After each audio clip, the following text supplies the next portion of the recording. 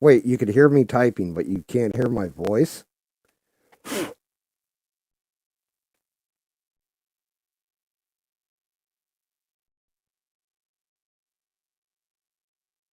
Okay, Sheree's giving me the okay symbol. That means that you guys can actually friggin' hear me now. Okay, so as I was saying when I started up the stream, sorry, I was a couple minutes late there, guys. Um, the microphone, there's something wrong. I'm guessing either in the soundboard, the microphone, something like this, and I have to get a new one. I don't know why, guys.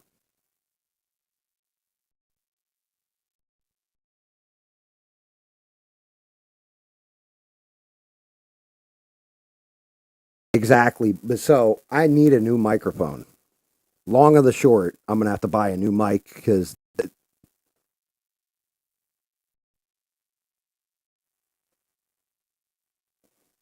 hold on a second. I'm gonna try hooking up the other soundboard.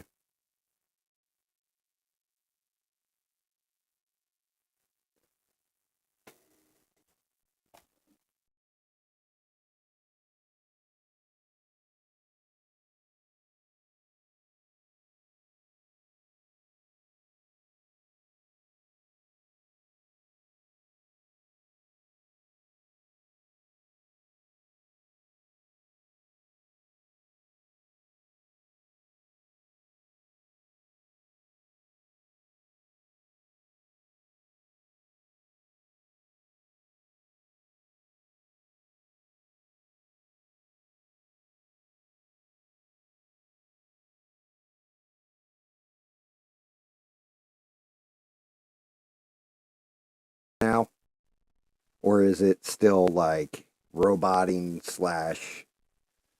Because it sounds robot in my headset.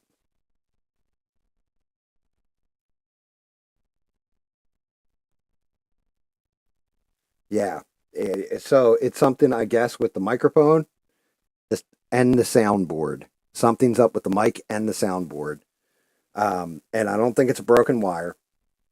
I think the microphone's just cheap and not working right.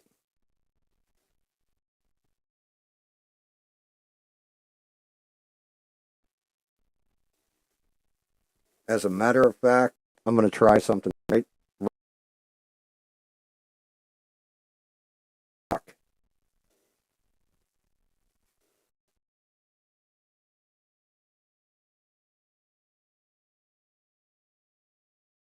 This other wire out. I want to see if that reduces it. If that fixes it. If not, nope, it's not.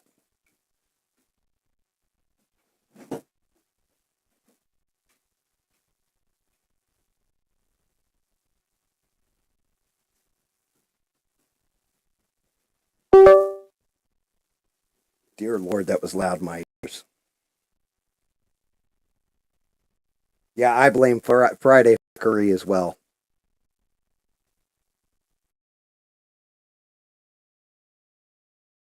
In and out.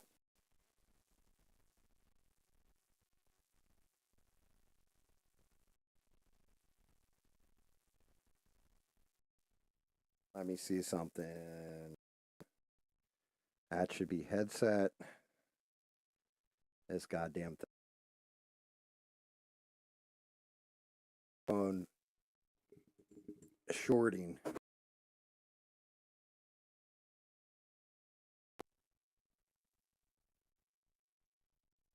The the camera's at least working, right?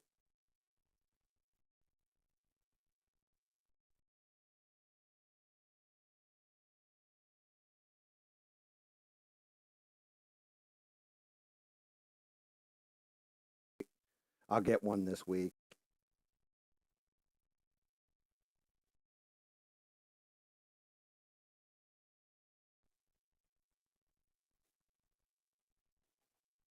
So we've eliminated soundboard connections. It's something with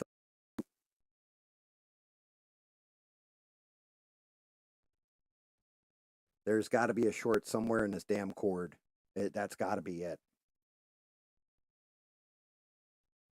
But finding it and replacing it, I don't have another one to do it.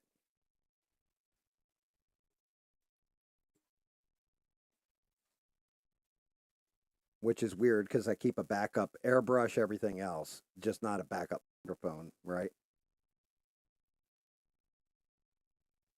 It's definitely starting to piss me off though, where I'm like about to spike my microphone. And yeah, I definitely blame Friday fuck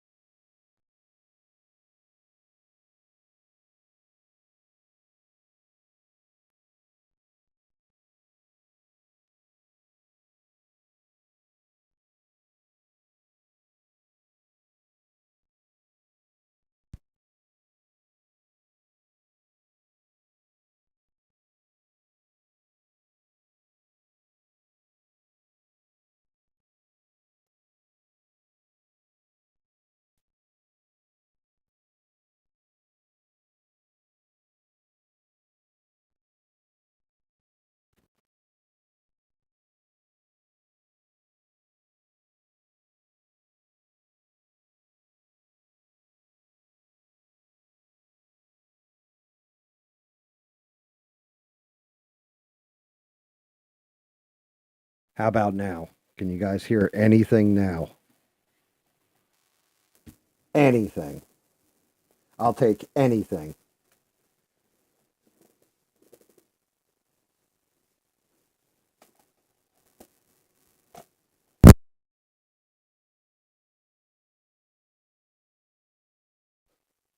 Anything at all. Oh, so this is back to the original messed up mic, which means this shit's going to cut out constantly. I found I have another mic that you like hook onto your shirt or what have you and all that. I tried using that. Didn't work. I went back to the original soundboard with the original mic and that shit fired right up.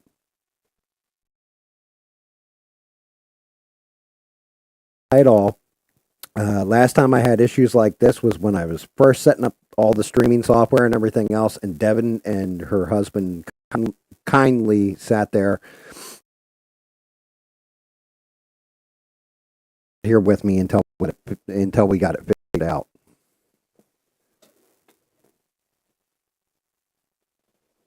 Yeah, monster on deck. I'm going to need it because I'm going to be pissed off every 5 seconds.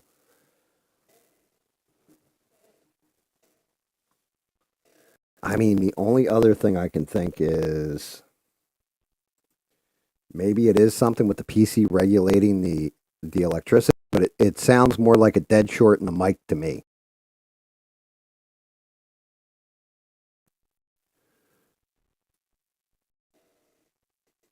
which makes me wonder if I grab my Rock Band microphone and plug it into the USB, if I can just directly override everything.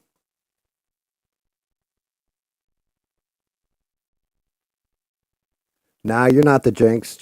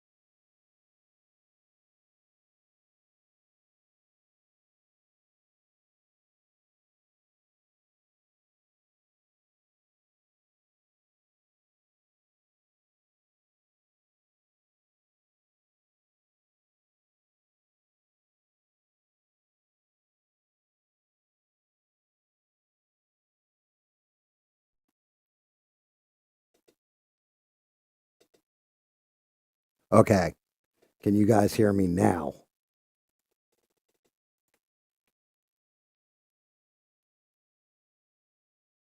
So, I think I have, from the mic dropping and picking back up and crapping out and everything else, I think I've like isolated the problem. The problem, like, even though I almost beat the shit out of the microphone, problem wasn't the mic. It isn't a wire, right? And the fact that this is working now, the mic is working clear and everything, tells me I have a much fucking bigger problem. The much bigger problem is the power strip that I had my laptop plugged into. So, anybody that was there for Friday night fuckery, where we tried to move it to Fridays to see how that would do as an experiment. And yeah, when I started the stream, I said it. I said, I'm guessing I'm going to have maybe half the viewership. Man, I had about a quarter, not even, of the normal viewers that I get. So fuck Friday nights. Alien can have them. Everybody, Alien sound effect or spaceship sound effects and vlog. Check out his channel. He's awesome. But I even told him, I'm like, dude, I don't know. He was like, yeah, you can do Fridays too, blah, blah, blah. I was, fuck that. I don't ever want to touch Fridays again.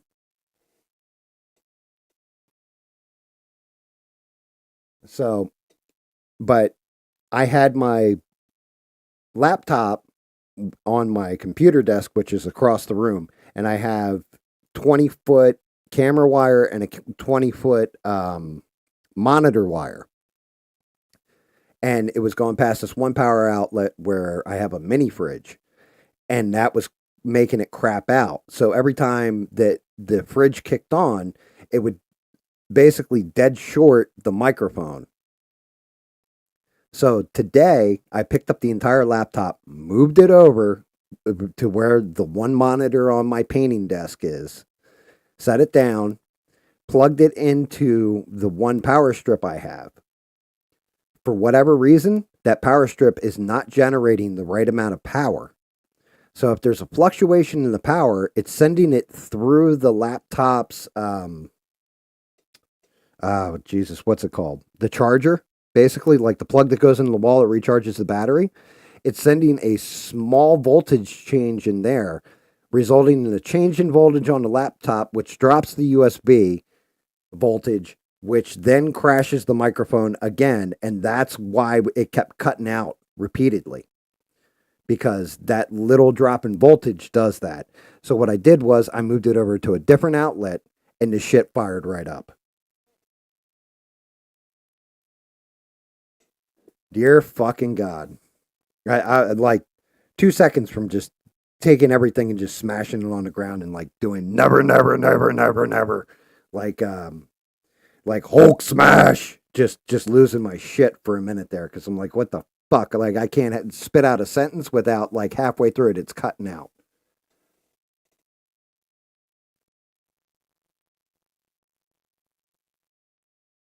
That's correct, Forever. You got it in one. The surge, when it was initially plugged in, kept looping itself. So it's crashing the microphone. So, like I said, I just got to replace that power strip. I should be good money after that, which is fine. Not a big deal. I think the only thing plugged into it is like my monitor and, oh, the popcorn machine. Thank you, thank you. And I said, hello, Donnie Balls. How are you? And don't worry, I haven't been watching ABL streams either. If he's more than 5 minutes late, I've been logging in. If he's 5 minutes late, I don't watch. I figure if he can't show up on time, then, you know, why should I? Like, why should I bother? All I did was move the plug from one outlet to the other. That's all I did, Sheree.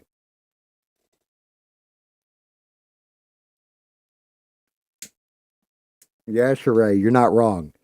Yeah, waiting for like all of a sudden like keyboard pieces to go flying, because the other day, true story, I have a wireless keyboard and mouse, right? And like they come as a pair on one little dongle that you put in a USB or what have you.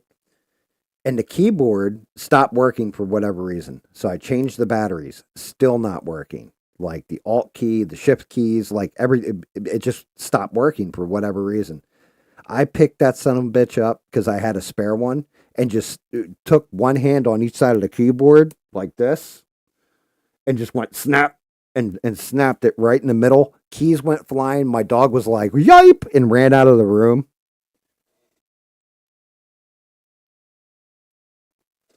I lost my shit. But yes, it is good to see all of you. Forever, it's good to see you. Danny, it's good to see you. Stranded, it's awesome to see you. Sheree, the greatest mod on these internets anywhere. Amazing to see you as well.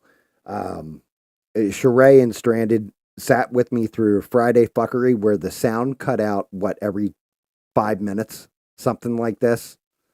Like, then I started painting a Donkey Kong, and like the paint job was already kind of shit because I was thrown off because we moved to Friday or whatever.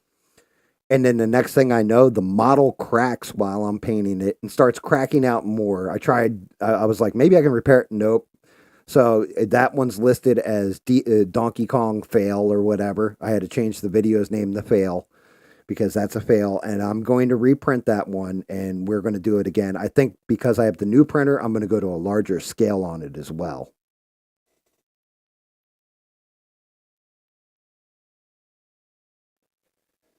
Yeah, Stranded. It has been that kind of week. So I think I've told all you guys this before, and I know I'm sitting here bullshitting when I should be painting, but I'll bullshit for a minute, smoke this cigarette. So I got to USA and calm down because I'm fucking pissed, right? But we have we have feral cat, like a feral cat colony outside. I feed them. We don't leave excess food out there, anything like that. I feed them just enough twice a day, what have you. But the thing is, I give them love, food, and they have places to shelter. So this way they can live out some kind of life. You know what I mean? They're ferals, they're outdoors. Well, there's three kittens that were born about 8 months ago, and I named them Itty Bitty and Clyde. Right? Clyde is very feral, won't come around humans. Biddy, when she was born, she was kind of sickly, and I took care of her, kind of hand fed her, everything else, and she came back and she's fine. But Clyde and Itty were very healthy, and then all of a sudden, Itty started getting sick. She stopped growing, all this kind of stuff, and then she got an upper respiratory infection. That's the best I can tell. And she was laying. We have a it's stone, right? And it probably weighs about 75 pounds, but it's a statue of Saint Francis that's out in front of my house because I guess he's the patron set or saint of animals. I don't know the whole story behind it. I just know it has something to do with fucking animals and like protecting them, watching over them, or what have you. And yeah, poor little Eddie, she was laying near that statue. I took her to food, like picked her up and carried her because she was frail. She fit in the palm of my hand, basically. And she was not looking healthy. And I was like, yeah, her time's almost up. But she was laying in front of that statue. I took her to food. She wouldn't eat food. Took her to the water. She wouldn't drink water. I set her down next to that statue of St. Francis and then came out for their nighttime feeding, and Itty was gone, and I haven't seen her in like 3 days. So yeah, it's definitely been that kind of week because I know that that cat went somewhere, passed away, and I've searched the entire yard, cannot find her.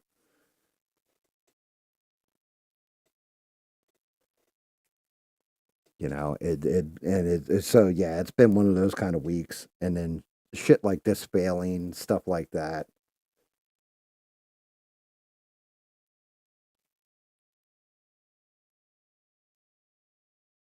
Yeah, I mean, most of my cats now are strays. I really want to get them fixed, stuff like that, but it's expensive as shit. It's like $140 a cat or something like that. So I just give them the best life they can have. A lot of them have, like either feline AIDS, leukemia.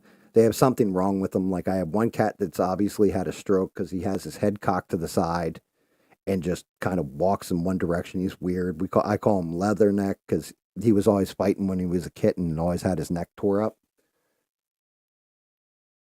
But yeah, they're he's living his best life, and he gets lovin's every day. And surprisingly enough, my dog plays with all the cats. Like the cats come out and like they come out whenever I take him out for a walk and walk up to him, and it's almost like they honor him, like they love on him and everything else. So for a dog that is, a pit bull, Labrador mutt mix with a little bit of wolf thrown in, something that's supposed to be like, oh, it shreds small animals and all this. He loves cats, but if he hears another dog bark, forget it. I have to restrain the leash as hard as I can and get him in the house and stuff like that because he wants to wreck all dogs. But when it comes to cats, he's a lovey boy. Stranded, we have checked. So if I was one county over, they do that shit for free, right? And because South Carolina is a no kill like shelter state, unless they're dogs, really. Like, but cats, because I'm near ports of like cargo ports and all that, and all that kind of bit. The cats, the feral cat population, people don't kill them or like put them down or anything. They let them be because they kill off all the poisonous snakes. They kill off all the rodents. Hell, some of these cats even take out black. I've seen them take out black widow spiders. I've seen them take out copperheads. I've seen all of it. Like they're amazing, including alligators. They'll go toe to toe with an alligator, believe it or not.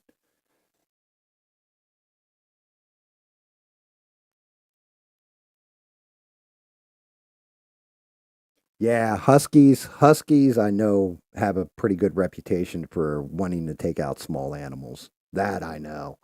One of my buddies, he actually breeds like purebred Huskies, all the paperwork, everything else. He doesn't run it like it's a puppy mill. He takes care of his animals. He loves them very much. Matter of fact, that's how we got to be such good friends.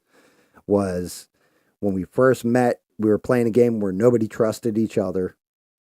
You can't afford to really on that game, which was Atlas. It was like a pirate game or what have you. But he and I became such good friends because he heard the way I would stop everything I was doing anytime my dog came into the back room and needed to go out. And I would just drop everything, take care of him, feed him, like give him treats, lovin's, all that stuff. He could hear it over the microphone. And he was like, any man that treats animals like that is all right in my book. And we just, and the way he treats his animals, same thing from my end. So we became pretty much like best friends.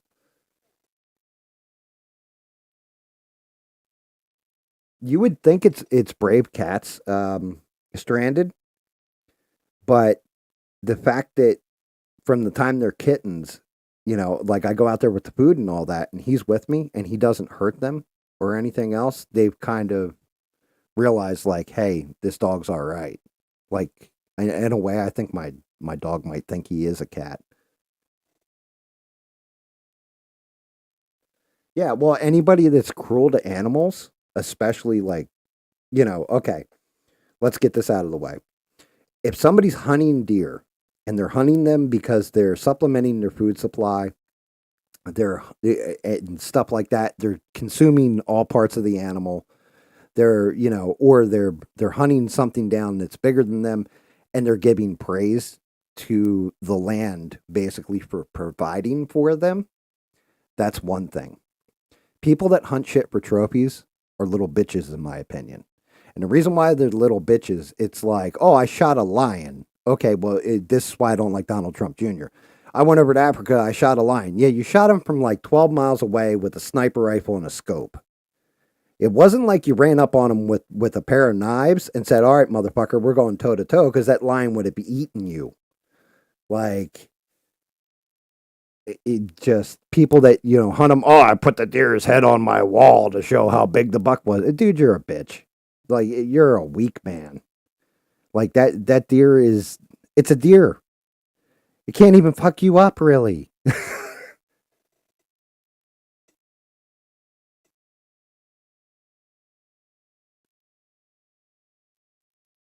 Oh well, no. I mean, So one guy up the road from me, right?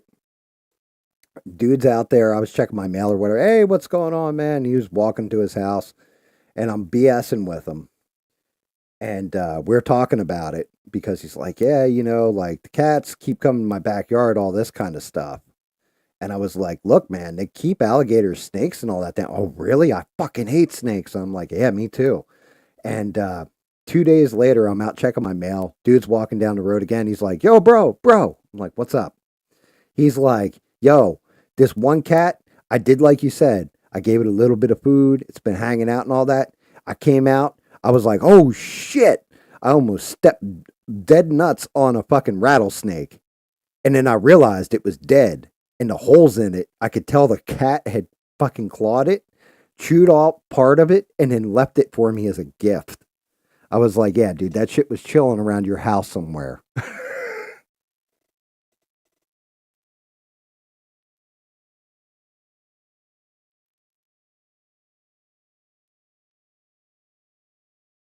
Well, that's awesome forever. Yeah. Like, I mean, I don't know. I'm one of those guys. I guess I'm like that dude in the old Twilight Zone episode. There's an old man who goes out hunting, and he's got his best hunting dog with him, and they drown in the river. Like the dog goes after, he falls into the river, the dog jumps in after him, and they both die basically. And then he goes home, he sees his wife, all that stuff. She's all crying and everything else. He realizes he's dead. So him and the dog start walking down the road. And they stop because they see this gate and a dude standing in front of it. And the guy's like, the dog won't go near him. Like it's growling and everything else. He won't go in. And the guy's like, you can come in, but you have to leave your animal here. We'll get it to you later. Blah, blah, blah, blah. And he's like, no, sir. No, sir. I won't. I won't leave my dog behind. Right.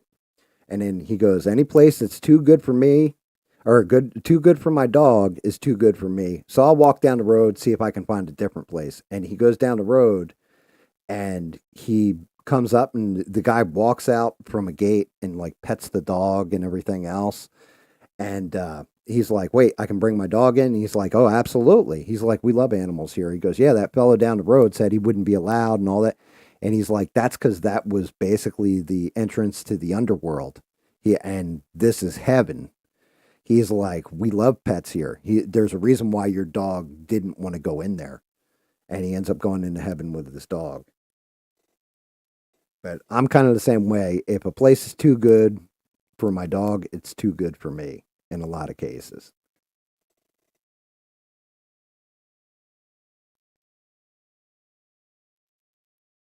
Okay, well, that's just it, Stranded. If they ate the meat and then kept the trophy from the meat because that was their prize buck, whatever, that's one thing. But the people that just hunt it and don't even bother with the meat and just take the head to display on a fucking wall, that's the people that sicken me.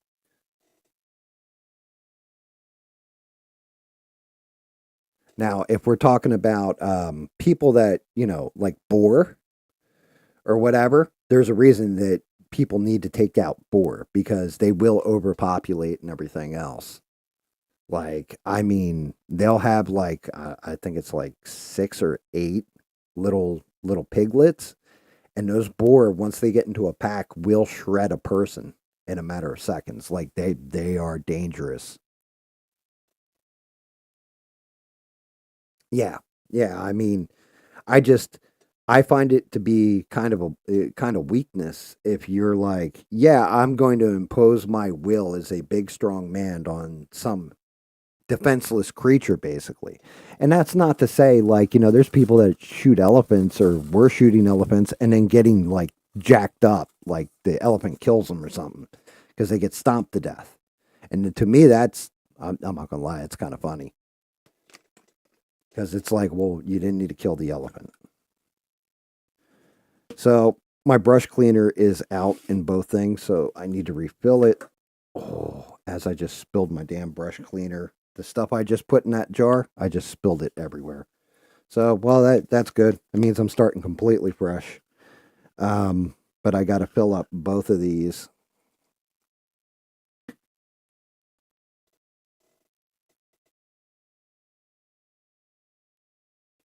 Yeah, well, the roadkill, there's actually like highway people that come by and will clean up the roadkill and stuff like that. Um, Roadkill's one thing, if you're gunning for the creature, like it runs across the road in front of you, you can't stop in time or you're going to cause an accident and you got to hit it. That's one thing. If you see an animal go across the road and you go out of your way to hit it, that's a different story.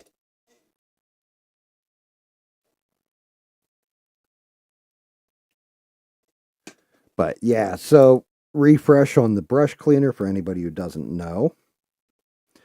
I marked it off on the bottles. The A, we're using 91% isopropyl alcohol, and that's going to fill up to the A.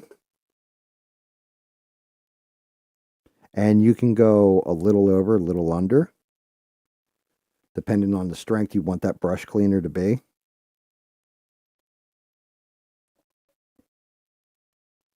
But yeah, we're going to just go to there with it.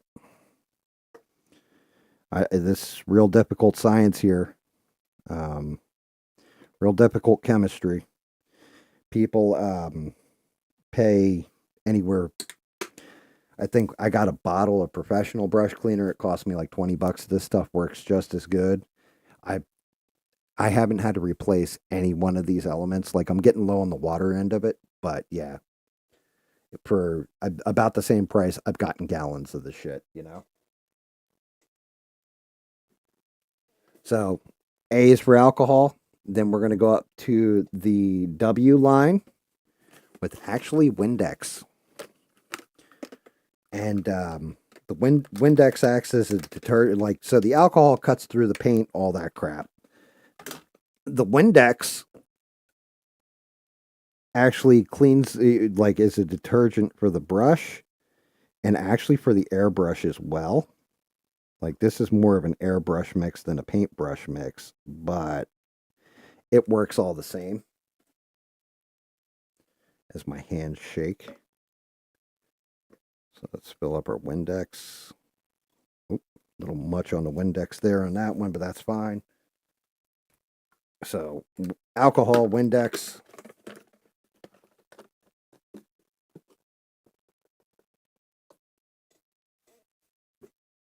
And then I don't know if I'm going to be able to get this in without knocking bottles over, but distilled water that you would use in baby bottles. You pick up a gallon of it for like $4. And then that's just going to top the thing off all the way up, or almost all the way up. So we'll fill that out with the water. You can already see like the Windex and the alcohol mix with the water, and you'll see the bubbles. Fill up this last one. And then the secret to the secret sauce. And this is for people that do airbrushing. If you're just going to use this mix for your regular paintbrushes, you don't have to do this next step. You can skip it. But glycerin. Straight up pure vegetable based glycerin. What this will do, you're going to add 1, 2, 3. I go 4 on a bottle this size. 1, 2, 3. Oop, 4. A little heavy on that pour. But the glycerin actually will lubricate your airbrush. And then we're just going to put the caps on, make sure they're sealed up tight. And then you shake it, shake it, shake it like a Polaroid picture. And same thing with this one. When I do this, I get excited for some reason.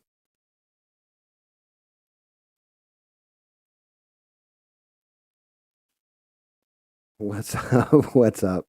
Fucking Devin. Don't let the days go by, glycerine. Gwen Stefani dumped me, glycerine.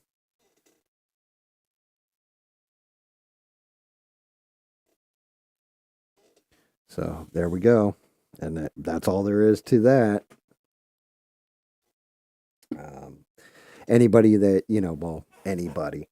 Realistically, oh, and I did shout you out on Friday, Devin, and it was a shit stream. It was terrible. Everything that could go wrong went wrong, right? I did shout you out, though. But on Friday's stream, I showed that wrestler, the pro wrestler, John Moxley, doing the whole stupidest thing I've ever seen in a wrestling ring, where he fell on a bat spiked with like 100 nails and all that stuff, right? Like a 2x4 with that. It looked like a hairbrush and was stuck in his back, and the wrestler and the referee, all that. Yeah, I got a copyright notice about that. Now, they didn't strike my channel, but they did send me a copyright notice. Like, yeah, that's our material. If I was monetized, they would have claimed the entire stream. So fuck AEW. That wrestling company can go kiss my rebel ass. And the reason why I say that is because I've done theme music from TNA on my channel, never got a copyright notice. I've done shit on WWE on my channel and never got a copyright notice. AEW is the only one that hit me with any kind of copyright. I mean, it didn't hurt the channel. It didn't affect me or anything like this. But yeah, I will never show AEW. Now, granted, after showing that clip and how stupid that shit was, I will never support AEW ever again either, because I don't want to see wrestlers get fucked up like that. Like, you're basically trying to paralyze yourself. But that's what the FAW is in the title. And then I'm going to start painting here in a second. Let me get a reference pickup. Well, I'll go with that. That looks like a happy little guy. Gives me an idea of what to paint. Well, yeah, what's beyond ridiculous is I did commentary through the whole thing. I paused it after I think every 30 seconds or whatever. And it's crazy because the copyright actually shows you the breakdown of every 30 seconds that I paused. It was fucking fuck AEW. Just all the way.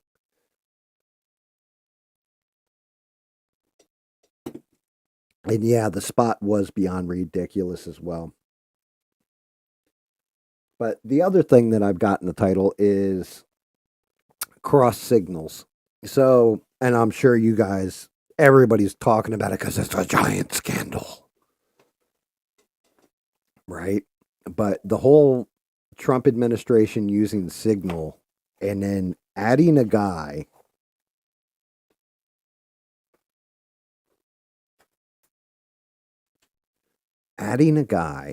that was the one that was behind the scandal for the suckers and losers hoax.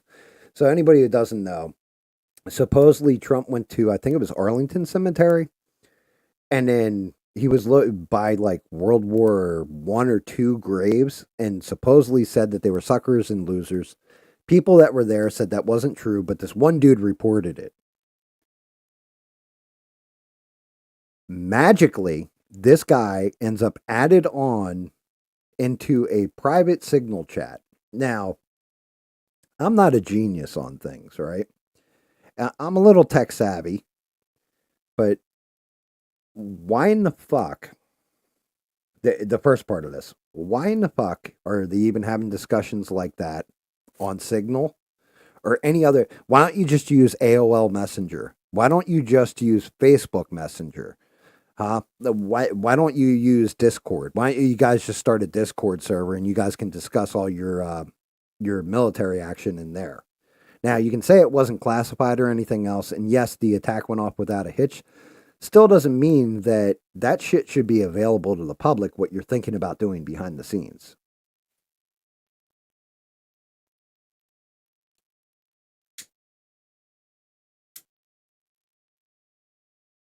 Tore up from the floor up, huh?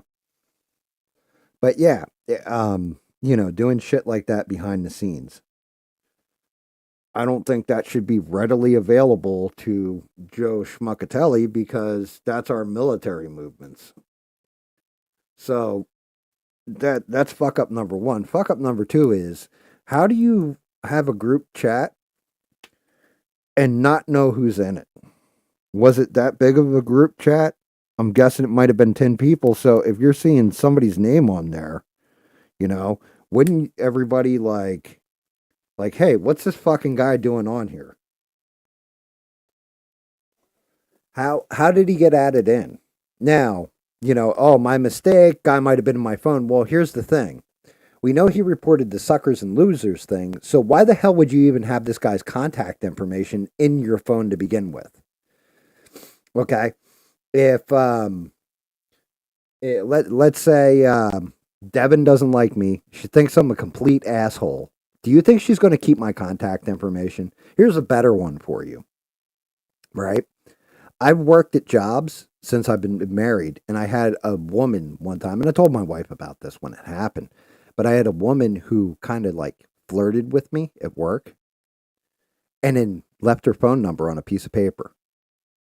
You know what I did with the piece of paper? I didn't enter her shit into my phone. I threw the piece of paper out because I wanted nothing to do with it. Like, why would you even have this guy's contact information? So something's rotten in the town of Denmark.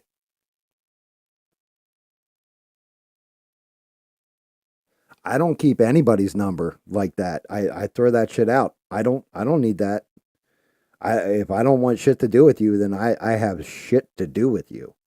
But this guy's like basically like one of Trump's harshest, nastiest critics. He likes to make shit up about Trump, but this time he actually had receipts and everything else. Now, there's I have my own theories, one of which isn't good for like Tulsi Gabbard of all people, that maybe she added him in because she was originally completely against the bombing of Yemen and then all of a sudden 180'd on that. So I wonder if she wanted that shit exposed. But I don't think that's the case. I think she can keep her mouth shut and follow orders. That's what good soldiers do.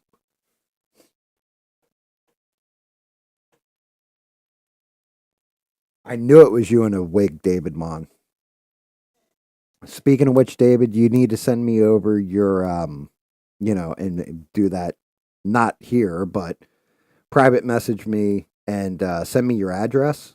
I've got your shit sitting here waiting to be sent off. See, but that's just it. An assistant of Mike Walls, right? What is so one, why are you letting your assistant fuck with your vital shit that has sensitive information about a bombing campaign, for one? For two, how do you not know that motherfucker is in your chat? Like, all you had to do is look at the chat, like, who's all in this group anyway? Oh shit, this dude's in here. Yo, he's a fucking asshole. Get him out. Now, what I do like is Mike Walls came out and said flat out, like, hey man, it was my bad. My fault. It came from my phone. Donald Trump said none of this shit was classified. The bombing campaign went through all this the way it was supposed to. We can have a whole nother discussion on if we should be bombing Yemen or not, but that's a different topic entirely.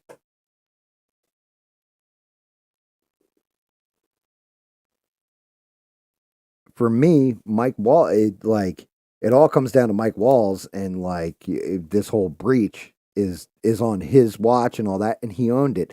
But at the same point in time, then he goes on. Oh God, what's the chick's name? Always escapes me. She looks like she's fucking Luke Wilson in drag, but she's like a Trump sycophant. What's her name?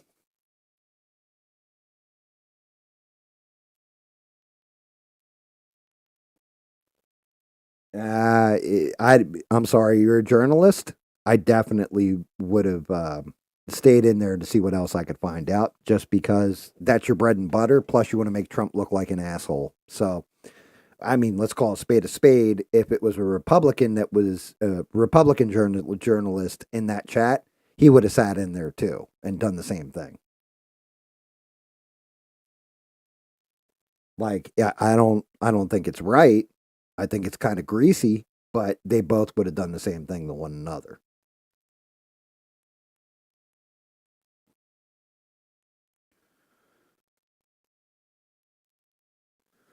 right, let's start with his outerwear. Um, but yeah, he was on that chick show, the chick who looks like Luke Wilson or Owen Wilson rather, and he was like, she's like, oh, well, I added him in by accident, this kind of thing, right? And she goes, oh, I've done stuff like that too. None of us ever make that kind of mistake. Well, I hate to tell you this, you're dealing with national security. You can't afford to make those fucking mistakes. This isn't like, hey, I added Sally to the chat and we talk shit on her. This is, hey, we were setting up to bomb a place. They could have shot down the fucking planes if they got the information before the bombing raid was complete. Now, Dana Bash is the one that looks like she's got those sad eyes. Like, I know what I'm saying is completely corrupt and bullshit, but I'm going to say it anyway because they pay me well.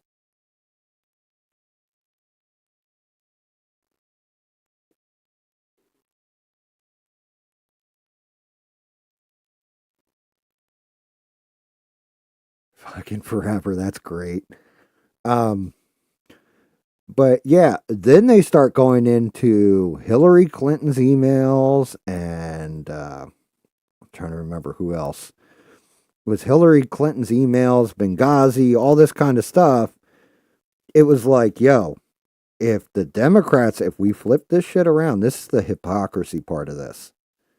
If we flip this shit around, you wouldn't have let the Democrats, you would have gone off on them about how incompetent they were and all this stuff. You got to say the same thing here.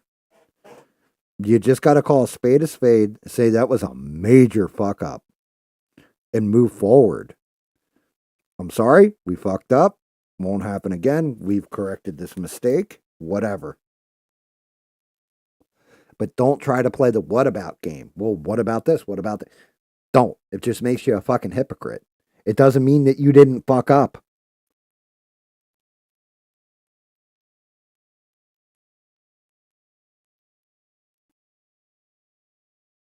Yeah, Sea Stranded, like, I could see where it could have been deliberate because, like I said, Tulsi Gabbard, when Biden bombed Yemen, because he did bomb Yemen, he did the same exact thing as Trump in this situation. He really did. Um, Tulsi Gabbard had put out something where she was like, we shouldn't be bombing them. They're weak people and all this kind of stuff. And then she was all on board when Trump did it. So, in a way, hypocrisy. I like, look, I'm an asshole, right? But you guys know this. You've watched enough of me to know I'm an asshole. But at the same point in time, I'm a pretty consistent asshole. Like, if I think somebody's a pedophile, they deserve to go into the wood chipper. I'm not going to defend them. Doesn't matter if they stop the nuclear war. I don't care. They're still a pedophile. Stuff like this. My shit doesn't change based on the way I feel politically or anything else. I agree. Well, what I think is that the Democrats, you're 100% right, Devin, right? But that's just it. If you're going to point that out, then as if you're a Republican, you consider yours. Remember, I see myself as politically neutral for the most part. I'll call out balls and strikes where I see them. I can say this person's bad and this person's bad, and this is why I feel they are, and I'll give you my reasoning behind it. But you got to call balls and strikes. So if that's the case, then the Republicans should be better than the Democrats. And this was not that case. Like, it's unfortunate. If the guy just owned it and said, look, I fucked up, that's the end of this story. Then maybe it would die down. Maybe it would go away a little bit, let the Democrats rail on it or whatever. But what can you say when a guy's like, yeah, I fucked up, I'm sorry?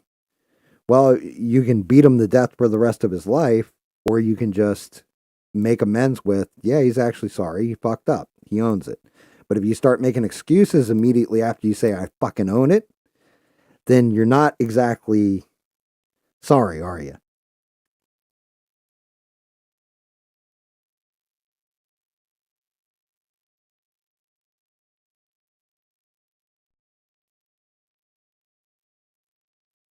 Shit. Stranded say something that didn't come up in chat? No.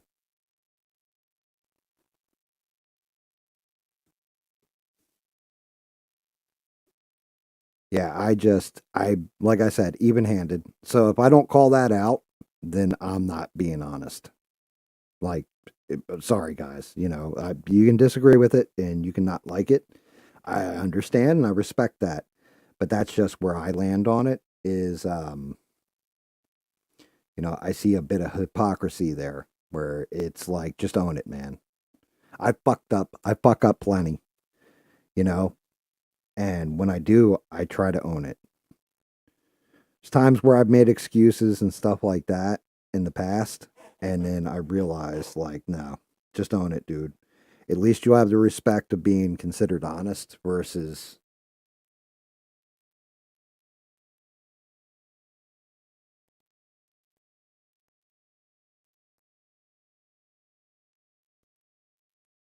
Wait, which guy's an asshole? What did I miss? God damn it. And yeah, like Mike Walls falling on his sword, he did. Like, I'm sure he did to Trump. And then Trump was like, okay, cool. You fell on your sword. You told me the fucking truth. This is the absolute truth, and I believe you. Like, and that's just it. Should be game over. But don't go on national television and tell, good old Owen Wilson's, drag queen doppelganger that, oh, well, yeah, but, what Hillary Clinton did was so much worse. Dude, just fucking, I fucked up. It happened. There's no fixing it, and I'm sorry. Yeah, D. Snyder. D. Snyder was D. Snyder's interesting. So when it came to censorship, fucking that dude did a great job. Like he really did. When he went before Congress, he fought against it. Everything else, censorship in music. But then a lot of his political takes after that, just he's an asshole. Um, One of the things though I gotta say, and this isn't even so much criticizing them as it is just throwing this out there. The Trump administration has done a shit ton in the first, I don't even know how many days we're in. Are we 2 months in, 3 months in, whatever? They've done a lot of things.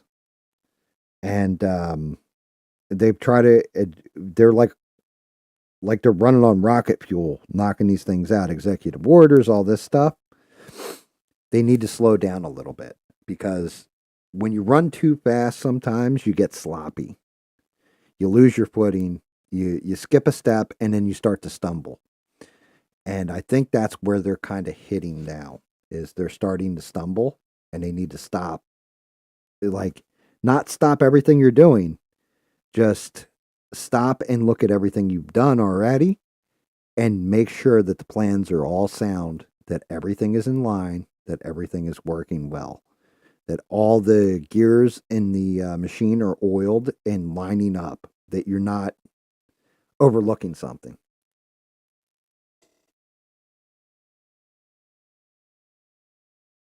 Oh no. And okay, so now let's call out the Democrats on something that I found that was abhorrent, disgusting, and fucking unreal. Right? And apologies to Devin because you know how I am about religion, right? And all that. And like people say they found I found Jesus and I'm all better now and stuff. Some people may actually go through that or what have you. Pete Hegseth has used that as a defense, right? Defense mechanism. In a lot of cases, like his hearing when he was being heard by the Senate and all that, he was like, oh, well, now my Lord and Savior Jesus Christ, all this stuff. And to me, that's like, okay, maybe you really feel that way. Maybe you don't. Don't use that as a defense. You can just say, I'm not that person anymore. That part of my life's over. I've moved on. I've learned from my mistakes. I'm a better person. Same difference, right? What disgusted me was the one congressman is sitting there and he's talking to Tulsi Gabbard, and I can't remember who the fuck else. I think John Ratcliffe. And he asked them both, do you think that Pete was drinking when this text chat thing went out? It was like, excuse me? Like, yo, what the fuck are we doing here? Was your wife fucking the neighbor while you were here in this congressional hearing? Let me ask you that question there, bud. Like, that would have been my fucking response. I'm not going to lie a little bit.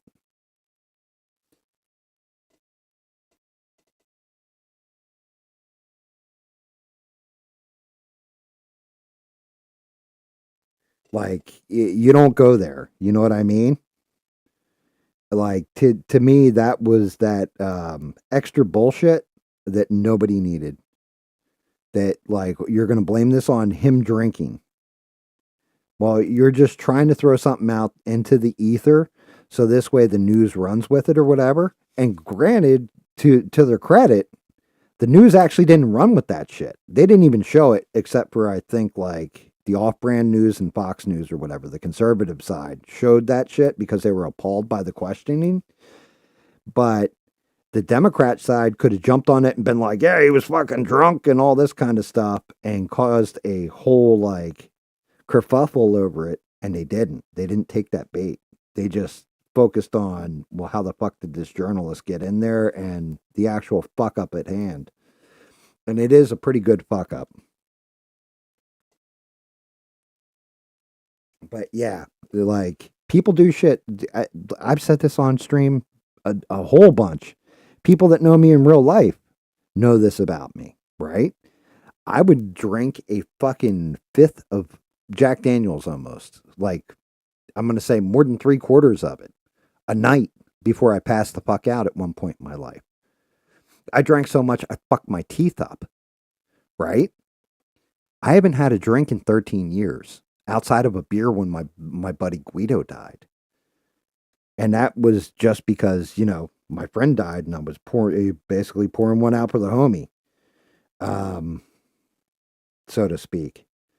But yeah, people can change and you can better yourself and you can be a better person. Like my kids made me a better person. My wife made me a better person. My animals, my pets made me a better person. And some people, it's God makes them a better person. So I can accept that. I think everybody's entitled to a second chance. But yeah, that part kind of disgusted me. I'm not going to lie. I've been a bad guy and I've been a good guy in my life. Now, granted, as I'm older, I'm mainly, like I stay away from society for the most part. Outside of you, find people that I talk to every week, except for when I do Friday night fuckery. But, um, it just, like I'm a different person now than I was when I was younger. I've left my past behind. I made peace with my past. I don't regret it. Even the bad shit I did, like maybe I shouldn't have done it, but I don't regret it because I learned from it. You can wish you were a better person or you can just be a better person. Just take those mistakes you've made and become a better person from them.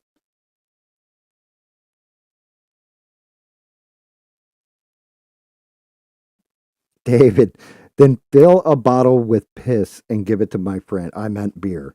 No, no, no. The P bomb stories are real. That was one of and I don't regret that one. That's still one of the funniest goddamn memories I have with my one buddy, Danny. Not Danny Boss, but guy in real life. I used to call him Pillow Lips, right? But good old Pillow Lips. That is still one of my fucking favorite stories. Because that dude, like the way he took that bottle and just started gulping it down with this smug fucking look on his face, like, oh yeah, I got the last beer.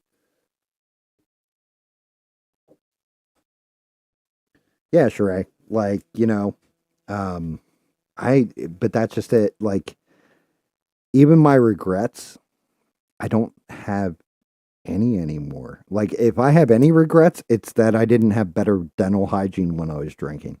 Like that's my big regret. My teeth are all fucked up. Cause and effect though. You know what I mean? Like that's my fault. That's on me. Um and I got to deal with that for the rest of my fucking life. And it sucks. It really sucks. But at the same point in time, it's like if I didn't go through all the rough shit and all the bad stuff, how the fuck could I recognize the really good times? What's up, Steve? How are you, man? Good to see you. Great to have you back. Um, but yeah, and I think that that's one of those things when you're young, you gotta experience life for all it is, for the good, the bad, and then you decide what kind of person you can be. You can wallow in your mistakes, and I've seen people that have done that. You can keep repeating said mistakes and be a shitty human being. Or you can take all those mistakes and the sum of your experience and turn it into something great where you are happy with life and enjoying everything around you. Just enjoying new life, so to speak. You're going to meet shitty people along the way, but you're going to meet some really terrific ones too.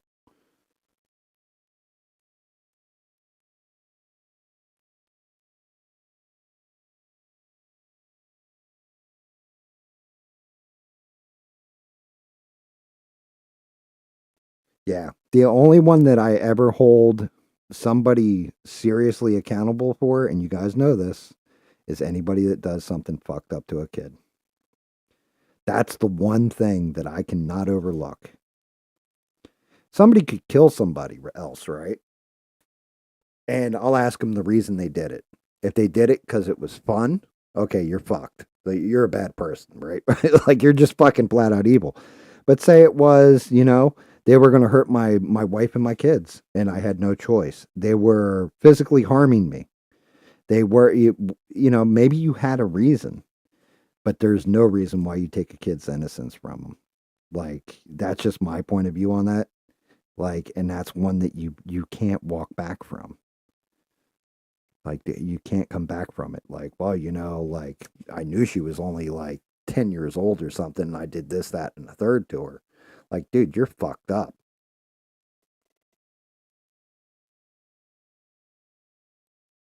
Yeah. And that's what you got to say too. Just like that, Steve. Why are you a killer, my dude?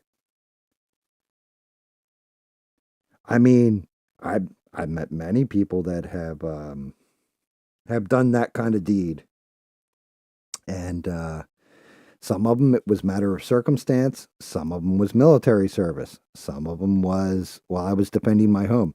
I had one buddy, and he told me about it because he was drinking real hard, and I'll never forget. I was like, "You barely drink. All of a sudden, you're drinking real hard. Why?" And he explained to me, and it was tragic, dude. This guy picked a fight with him, and he's a pretty big dude. Like he's not like tall big, but muscular big. And guy had picked a fight with him. The guy was just as big as he was, and he hit the guy. He punched him, right? Like guy swung on him. He swung back. He hit this guy right in the jaw, drops him on his ass. Guy starts to get back up. My buddy step back was like, "Look, don't get up. I'm going to put you right back down. You stay on the ground till I walk the fuck away." Guy starts getting back up. My buddy lays another one in him. Whack. Right? And he said, "Stay down. Don't move until I walk away," because he didn't want to get back attacked. Guy keeps getting up, trying to get up, get up. My buddy's hitting him. It hit him like two or three more times. And then finally the guy didn't get back up. The guy passed away. Here, what had happened was that first punch rattled the guy's brain in his head and concussed him so bad that his automatic reflex of standing back up kicked in, and he just kept trying to get back to his feet. Automatically, he was already out cold, and he accidentally killed the guy. He deleted him by accident. He didn't mean to, anything else, and involuntary manslaughter. And he did his time, all that kind of stuff. tragic story, but that's why he was drinking so hard. Was he's like, man, I should have realized he was out cold after I hit him the first time, and I have nightmares about it.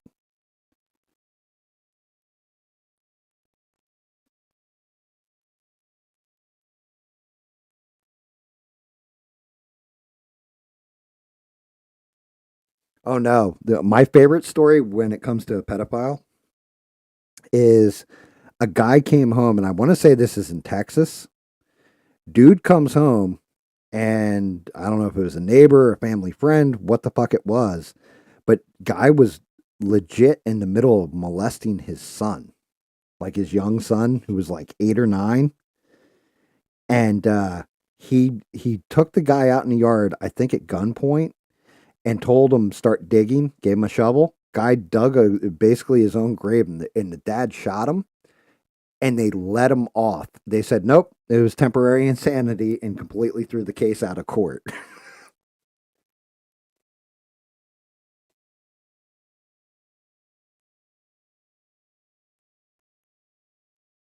Yeah, well, I mean, you see shit like that in the movies. Like, what was that one movie with Hilary Swank, $1 Million Baby or whatever, Steve, where she like gets hit from behind, falls, and hits her head and breaks her neck when she lands or hits the stool for the ring, like the boxing ring, and then she becomes a quadriplegic. She tries to off herself and all that.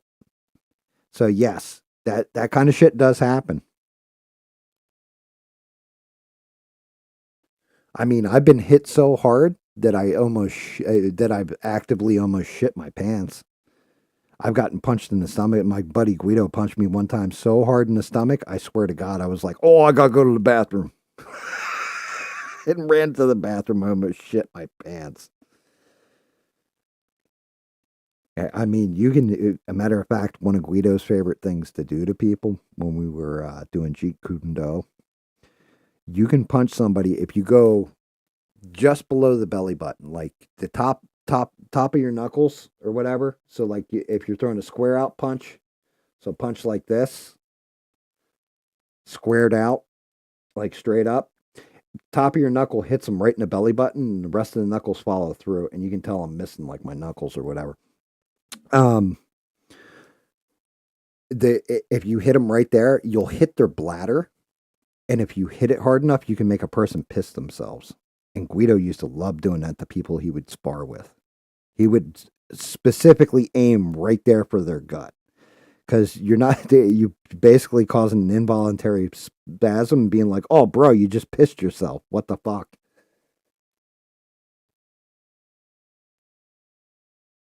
No, Guido did Jeet Kune Do. That was he was mainly Jeet Kune Do, but when we were studying together, we also did Wing Chun, which showed you that your punch, you have a normal boxing punch or what have you, but in Jeet Kune Do, you use Wing Chun punch too, and that's more of a square out on your hand.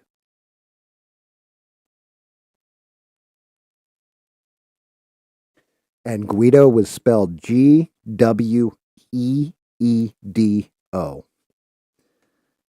not Guido, because he was actually a big Scottish dude, and he was called everybody like his nickname Guido was because he looked resembled Strong Guy from X Force. If you've ever seen I don't even, maybe I can find a picture of him. He's just a real big fucking guy. But his name was Strong Guy, and he was in X Force. I want to say it was either X Factor or X Force, one of the comics. But he completely resembled him, except for he had black hair. He was just like huge. No, he wasn't Italian. There was nothing Italian about Guido. He was a Scottish man, a big Scottish dude. Matter of fact, one of my favorite Halloween costumes was I because I've always rocked the long hair for a good chunk of my life at this point. I've cut it short for jobs, stuff like that, but I always had like longer hair when I was younger. And I fucking went as Braveheart, and we both wore kilts with no underwear, right? And we were handing out candy. But Guido went as Amish, I think his name is. I think it's Amish, but he borrowed one. My mom had a red hair wig, and he wore that and everything else. And he had big, but we were giving out Halloween candy, and we had these teenagers. True story. Had these teenagers come to the door, knock on the door or what have you, trick or treat. We're like, dude, you're like fucking 17. What the fuck? 16, 17. And I'm like, I ain't got candy for you. Oh, come on, man. It's booked up. Give us some candy. And I'm like, probably like 19, 20 at the time. And Guido's like, hold on a minute. And he goes running off and runs into my kitchen, my mom's kitchen.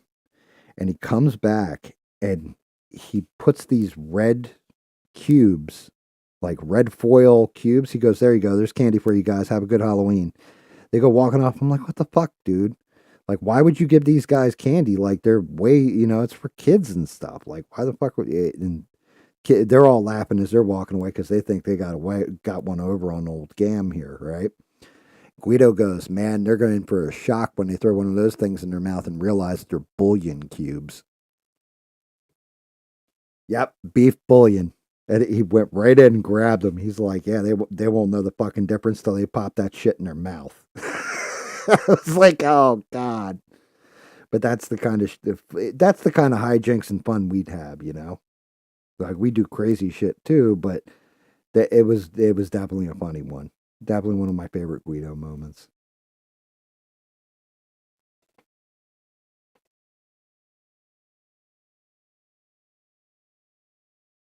Like that's just it. I mean, Scottish dudes you don't want to get in a fucking fight with. Like they hit really, really hard. Irish dudes are smaller and scrappy in most cases. Like I've seen a couple big ones. Considering I'm painting a leprechaun now, I guess we can talk about that. But Irish dudes are usually scrappy. They like to fight, that kind of thing. Scottish dudes, everyone I've met is like, you punch them, it's like punching a cinder block. And when they hit you, it's like getting hit with a cinder block. Like, just they hurt a lot to get in a fight with.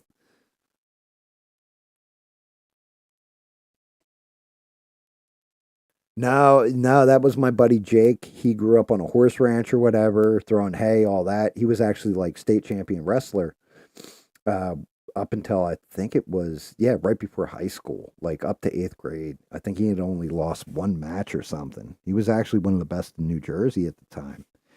And Jake, we used to call it hick strength because from throwing the hay, running the horses, doing all that hard labor when he was younger, like he'd been doing it since he was a little kid.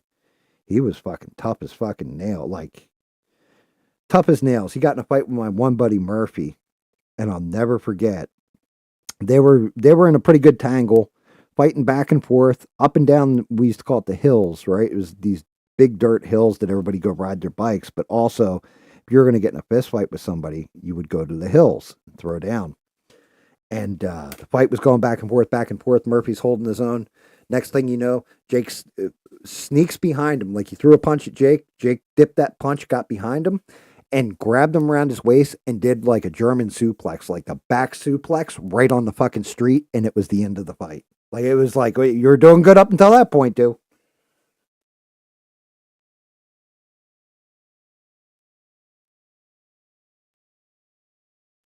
Oh, yeah. Big corn fed dudes. I'll never forget. There was a true story, and I won't ever say what I was doing on this Marine base. I was on a Marine base for a while there, and Havelock, North Carolina, actually. And there was a guy, and his name was Big Country, and he was exactly like you said. He was a big corn fed, like I want to say he was from Texas, dude that was like cattle rancher or whatever.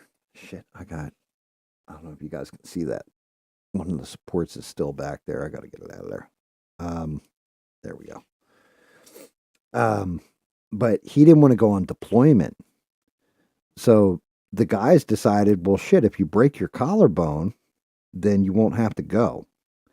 They had those big old wrenches that they would work on, like the armored vehicles with and shit like that. I mean, like this one of those, like, it looks like a cartoon wrench. It's so big, right?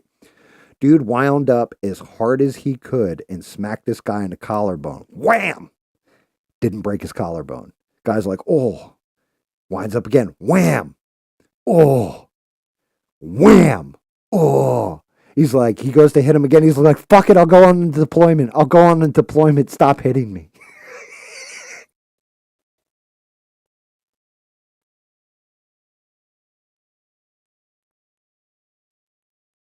Oh, I've got, and well, and here's the other thing, Steve, to your point there about, real toughness you can't fake and all that. I've gotten the shit beat out of me quite a bit. Like, I've gotten my ass kicked before, right? I'm going to say any fighter that was like, tells you that they're just the greatest fighter in the world, they've never gotten their ass kicked, nobody's ever beat them in the ring, all that. Either you're something special or you're full of shit. There was somebody at some point in time that kicked the ever loving Christ out of you. Now, maybe you're born tougher and all this stuff, and maybe you had more true grit, we'll say, than your average guy. But yeah, anybody who is an experienced fighter knows what it's like to lose.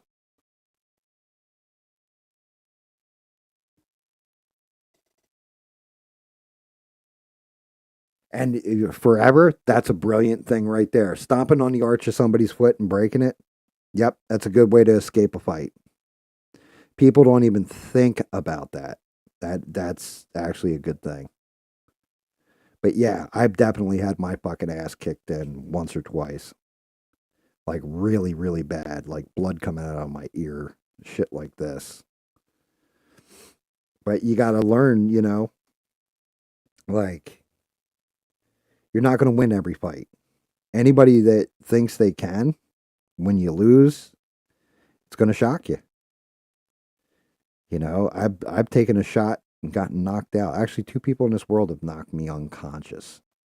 My mother and my buddy Jake. Jake hit me in the head with a 2x4. Snapped the damn thing. Knocked me the fuck out. My mom hit me with a cast iron frying pan one time. Threw it from across the room and caught me right in the fucking dome.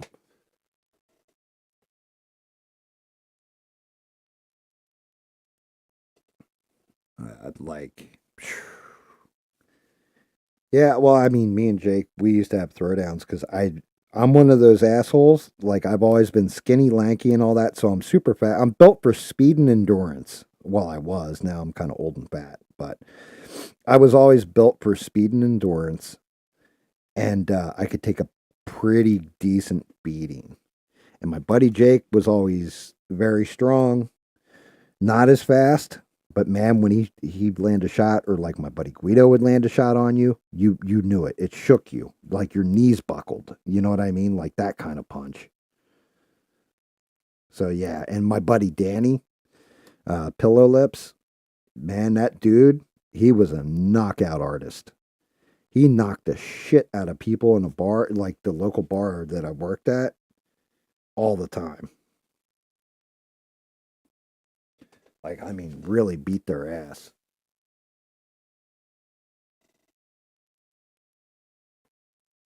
No, no, no, no. Oh shit. Am I frozen? Oh no, there we go. I looked up at my screen. It looked like I was frozen on stream for a second there. Um, no, what happened was the only time I ever got my ass kicked by my mom was when I hit my little sister. Like she broke every wooden spoon in the house and stuff like that. Well, my sister and I were fighting about something over a toy, so whatever. And I pushed my sister down. She started crying. She yelled for my mother. My mom was cooking at the time, had just started to cook, and had the fucking frying pan in her hand. And I knew she was coming around to whoop my ass, basically. So I went running for the upstairs. And I was like, if I make it upstairs, she can't catch me. Like one of those kind of mentalities, right? And I must have been about 11 years old. And I got to like there, it went up like 5 stairs, and then there was a landing, and it turned and then went up like, I don't know, 10 more stairs, we'll say. to the upstairs to the attic that was finished off. And I got to that landing and I wanted to see where my mom was because I knew she was coming around the corner. And I turned around. And the moment I turned around, that frying pan, cast iron frying pan, caught me right in the dome and dropped me because she had thrown it from across the room at me. And she thought I was going to keep running. So she just threw it at me. And I guess it was supposed to hit the wall, scare me or whatever. Man, that shit caught me right in the head and knocked me cold.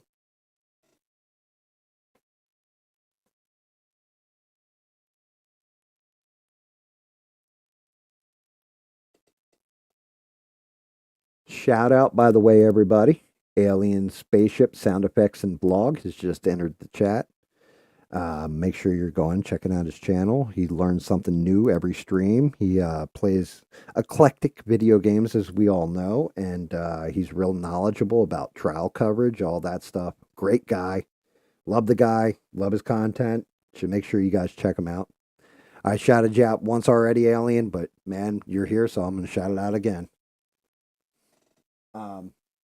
No, my mom's not Italian. She's basically an American mutt.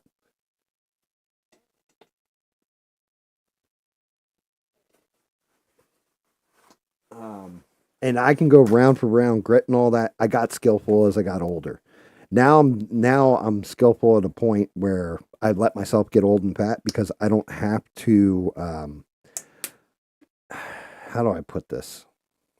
I'm not the strongest. I'm not the fastest. I'm not the best. None of those things as far as fighting goes anymore. But I am one of the fucking meanest. So if you grab a hold of me, for example, like say you grab my wrist, right? You grab a hold of my wrist. I'm going to grab a hold of your pinky and I'm going to keep pulling on that pinky till I feel it touch the back of your wrist. Like I'm going to do mean shit like that. If I can get a hold of your ear, I'm going to tear it off and hand it to you.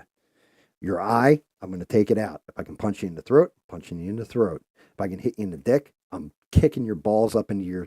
I'm going to make it look like you have 3 Adam's apples. Like, I'm just mean. Like, and that just came from time, you know what I mean? But I also got to a point where I was skillful. Now, am I skillful in my old age? Nowhere even close to when I was a young buck, you know?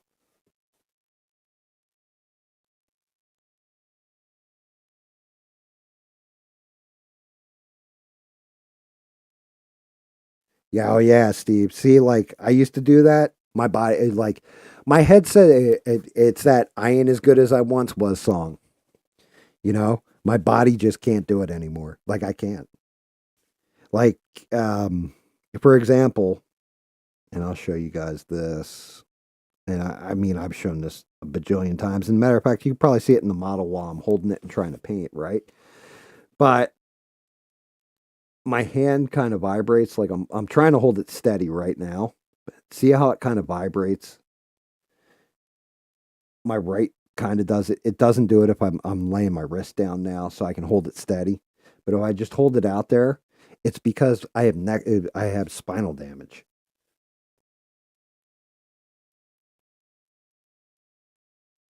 Yeah, I've gotten in healthier shape, so my eating habits have changed. I've definitely gotten healthier as time's gone, and that's basically my wife's cooking. My wife saved my life. Balance my nutrition, the whole 9 yards. But as far as like my physique and everything, I think max out. If you were to ask like CLB or anybody who knows me in real life, I think my max weight was always 165, 175. Now I'm right at either 195 to 205, depending on if it's wintertime or summertime. I get thinner in the summer and then stock on weight during the winter. But yeah, right around 205 is like my heavy weight.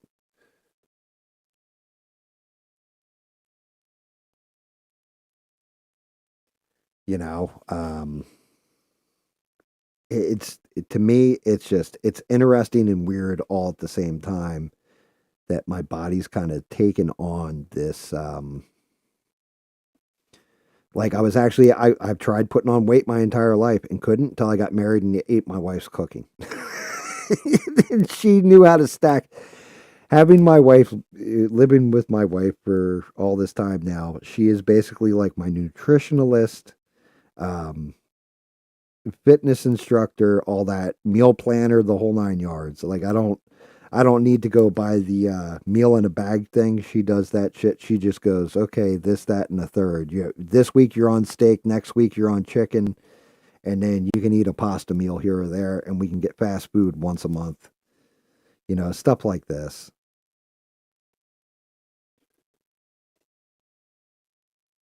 If I tell you, are you gonna tell me? Steve, you asked how tall I am. If I tell you how tall I am, are you gonna say I didn't know they stack shit that high?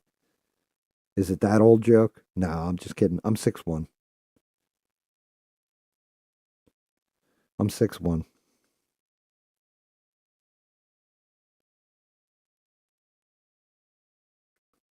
Yeah,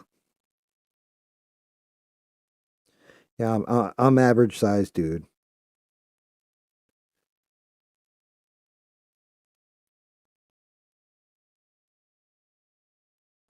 I'm waiting on an Uber. That's funny because I've never done ordered a DoorDash or an Uber Eats or any of that kind of shit. I think my wife's done it for pizza one time, but I never have. Like I don't have any of those apps, none of that stuff. Everything I get usually comes from the supermarket or we go out and, like if I want like takeout food, I go out and get it.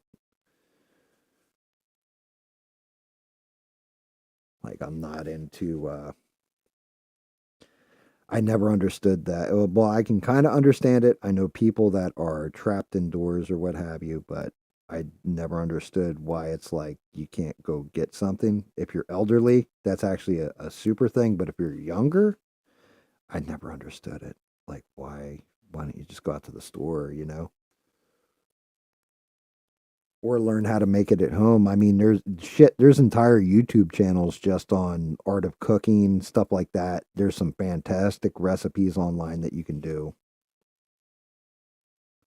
So, it's like why are you eating out all the time? It's in some cases it's more convenient, but you can eat healthier, all that kind of shit.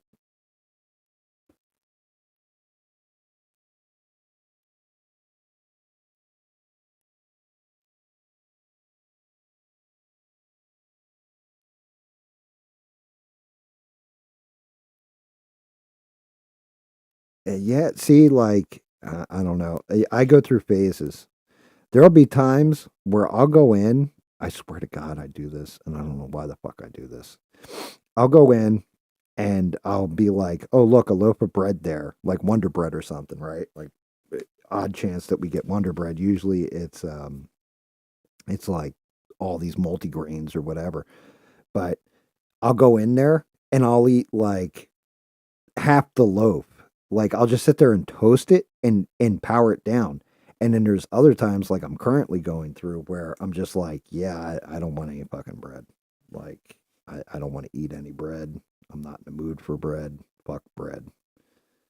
Like sometimes if the mood strikes me, I'll go nuts on it. But that's one of those things I learned from my wife. Um, so like if I start craving steak, it usually means my iron is low. Like my body either needs high amounts of protein. Actually, no, chicken really is more like the protein that my body will crave. But like if it's iron, like if I'm becoming iron deficient for whatever reason, my body craves like steak.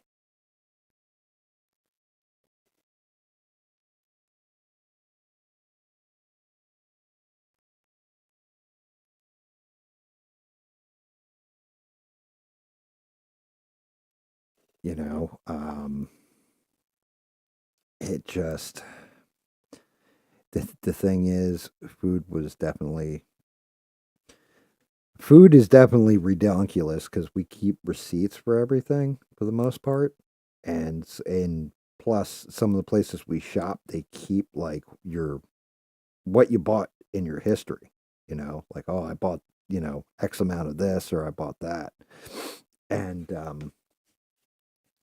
some of this shit that we were looking over, we're like, God damn, the price on this skyrocketed, the price on that skyrocketed. This is redonkulous now. What the fuck? Like it's definitely you can get away. cheaply with good food, but you're not getting away with much of it. And that hasn't changed, and that's unfortunate. That needs to change.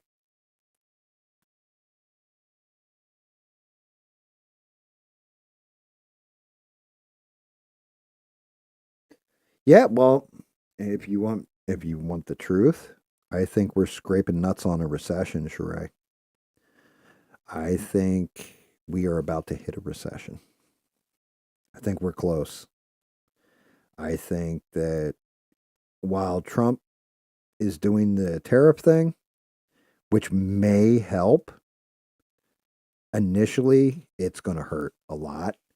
I know that the stock market has been fluctuating up, down, like it just went on a 4-day run, I want to say. But reality of it is people are nervous because everything's volatile right now.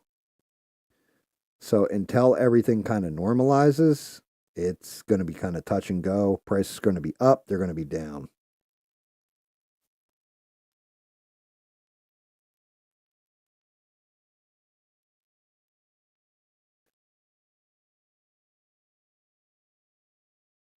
Biden was pretty much, he scraped nuts on a recession too. He had stagflation. He didn't put us in a full blown recession, but honestly, we were on the edge of it. Like it was fucking close, like real close. And like I said, I'm not even saying that, this is all Trump's fault and all this. No, no, it's ebb and flow. Like this happens. The only thing is, it's also not good. Like everybody's going to be kind of feeling the pain a little bit here or there. But I think in the long run, everything's going to be cheaper from cars down to food, down to everything. Everything's going to end up cheaper, but I think it's got to hurt first.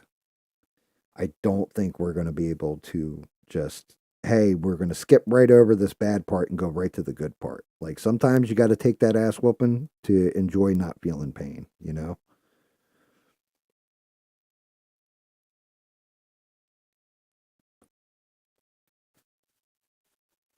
Biden was a regression. That's a good way of putting it. Biden didn't do anything. Okay. We got to stop. Everybody's got to stop picking on Joe Biden. Like, oh, Joe Biden, this, Joe. No, Joe Biden didn't even know who Joe Biden was. Okay. He wasn't running anything. He didn't even know. He didn't even sign. Like, the only pardon they say he signed, like, actually legitimately signed, was his son's. Right outside of that, Joe Biden didn't even know his own fucking name most of the time. It was all the people around him. Anything that was going on with foreign policy, you can thank Anthony Blinken for. If it was, this thing, then you can blame that secretary or whatever department. He just let people do whatever the fuck they wanted and rubber stamped everything.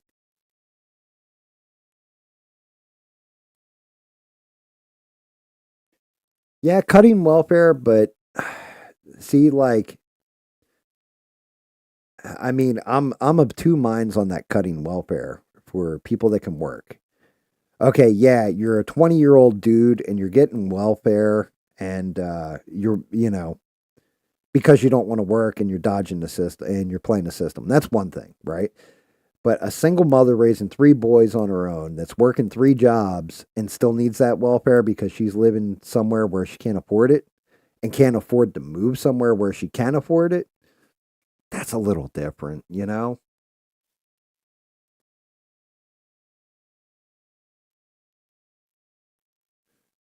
Like it's a rough one.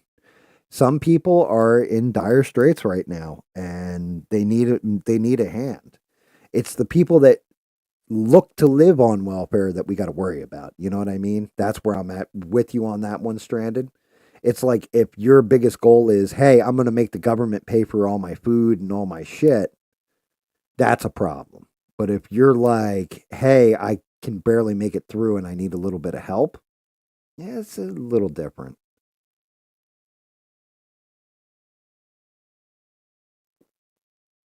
Yeah, elderly people, you know,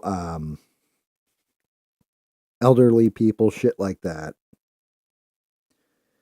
Like, I mean, hell, if money never changed, like, let's say inflation never really happened and money was always the same, the amount of money people put away, they probably could have lived for the rest of their lives when they were like in their 40s or whatever. Now they're 70 or what have you. But I'm gonna say in their 40s, they could have lived off of putting away maybe socking away maybe 500 grand, right? They could have made it through till the day they die. Now I think you need 4.5 million, and it's rising up to five slowly just to retire and live out your life, where you have all your needs met, your house paid for, the whole nine yards.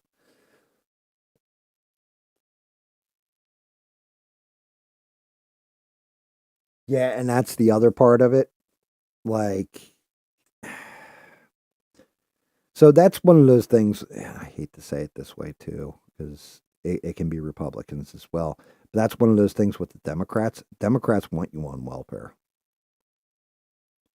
They do because they want bigger government. They want the government to control your life because that gives them power. That keeps them in power. That keeps the money flowing to their pockets. To whatever shit shady deals they're doing, that's kind of how they operate, right? And I mean, you got the Bernie Sanders type that they want to restructure everything where it's basically a giant ass pyramid scheme because they know they're going to, like, oh, well, I'm on top of the pyramid now, so let's rework this. But yeah, like it's a scam. It's just a big ass scam in my opinion. Like, I don't want people living off the government. I want people to be able to provide for themselves. I want everybody to have their own home, have their own family, have a vehicle or whatever, be able to work a job and enjoy life.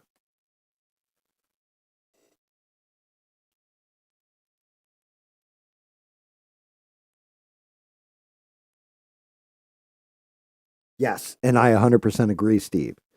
Safety nets, right? Say, like I said, people are going to fall down. I had a buddy that I was playing one of these games with way back in the day, and he had told me he was like, "Yeah, I had to go on welfare for like 6 months there because I was between jobs and all that." And he's like, and I felt ashamed the entire time I was on it. And as soon as I got my new job or whatever, I came right off of it. But I needed that helping hand for a little while, and I think that's good. I think our society, we're wealthy enough as a society where that can happen, but you also have to have that kind of mentality of I'm on welfare, but I don't want to live on welfare.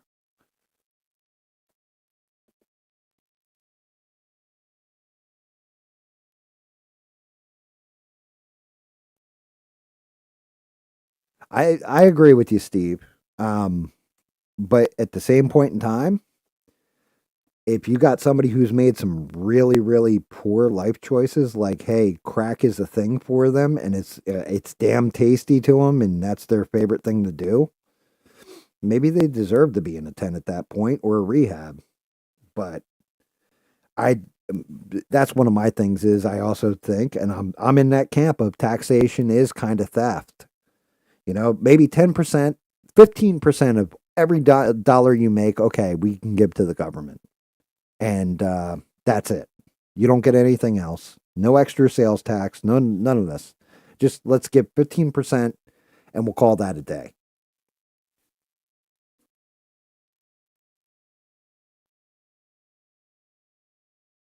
Yeah, well, I mean, then again, I know people that were never touched drug in their life, got arrested for something, spent a little time in jail for like petty theft, for example, in one guy's case, and ended up getting hooked on heroin. Like sometimes it's easier to get drugs in jail than it is on the streets. I'm not gonna lie. But yeah, and what are you saying about a caller with all Republicans want to repeal? Was that on like ABL or something? Like a caller said that we need to, all Republicans want to get rid of welfare. That's not true. Oh yeah, dude. Yeah, I've seen. I mean, I hate to say this. like because I've just become a happy-go-lucky house husband, kind of retiree, whatever you want to call me, right? In my later years, my younger years, I definitely lived them to the fullest. I made a lot of mistakes. I hung out with the real wrong crowd at different points. I've um,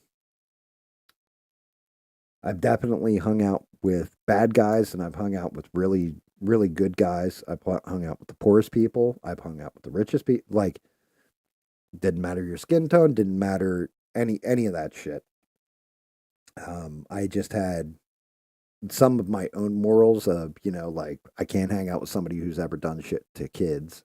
Can't hang out with somebody who tortures small animals, stuff like that. Like I just can't do it.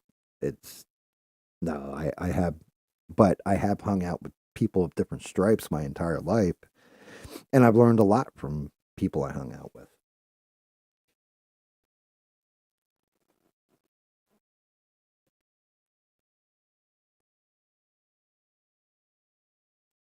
So, oh, wait a minute. So all the callers last night were fucking like nutcases? Was it full moon or something? Like, were people just going extra wacky? What's up, mister? How are you? Good to see you, brother.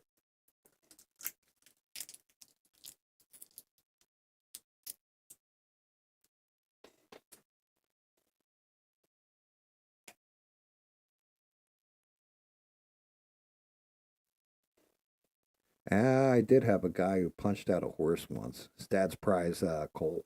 That was funny. It was fucked up, but it was funny. He knocked it cold. One shot. Um, but yeah, so the callers were actually like batshit crazy nuts.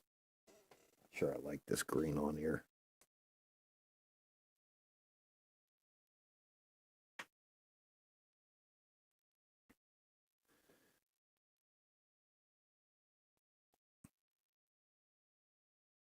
Cats, dogs, squirrels, that kind of small.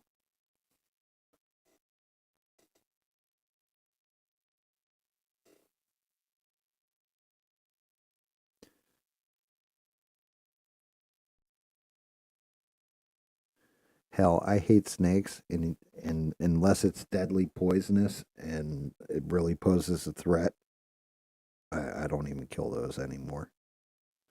I did when I was younger.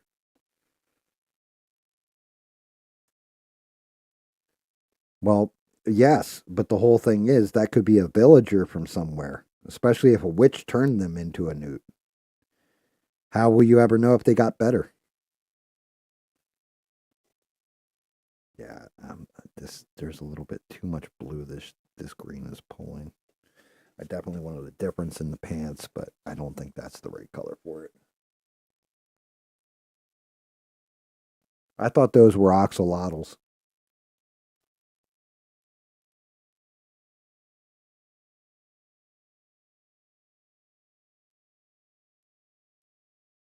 Wait, they were on about special needs kids? Well, like honestly, special needs kids need to go into a special needs school.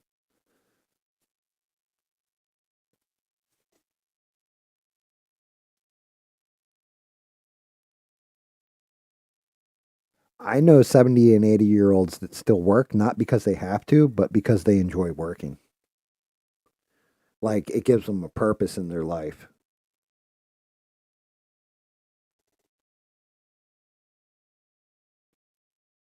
I'm going to knock you on your ass green.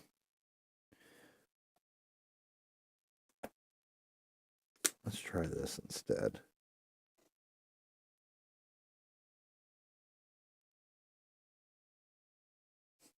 I was tardy to the party. That's fucking great.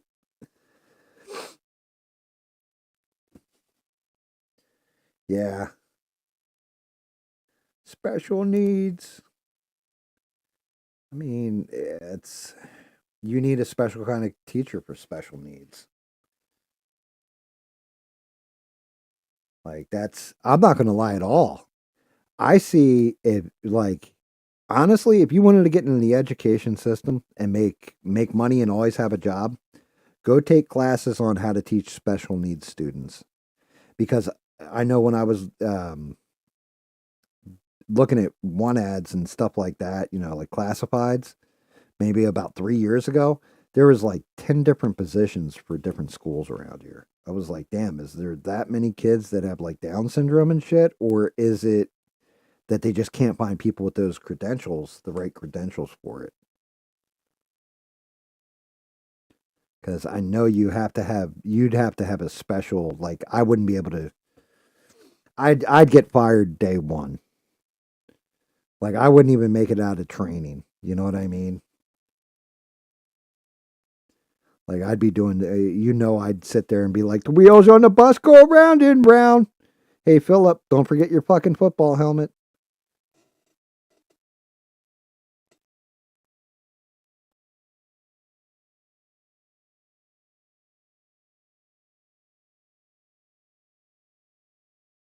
Wait, everyone got upset because they said they need their own schools? How's the caller wrong, though? Explain that one to me. How is the caller out of hand for that? So, what you're telling me is the kids that don't need that special attention. Okay, it's fine if you set aside a classroom and it's like special needs students go here, blah blah blah blah blah. But why would that be wrong? If you have a facility that is specialized towards that person's education and you can help them better than you could in a public school, why would that be wrong?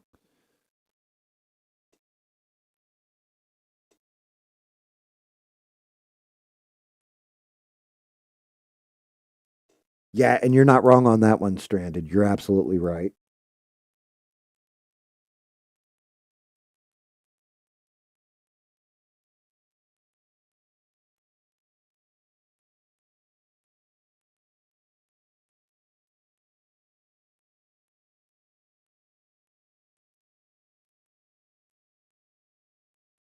No, they don't need to assimilate.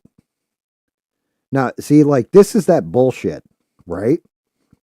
Here's the fucking problem, right? Here's the dirty little secret. If you're sending kids to school, it shouldn't just be to socialize them and have them join into a party. It should be to educate them. Like, reading, writing, arithmetic, like that fun shit, science. Like, actually get a fucking education. Yes, it socializes you in a way, but school should really be all about fucking like learning.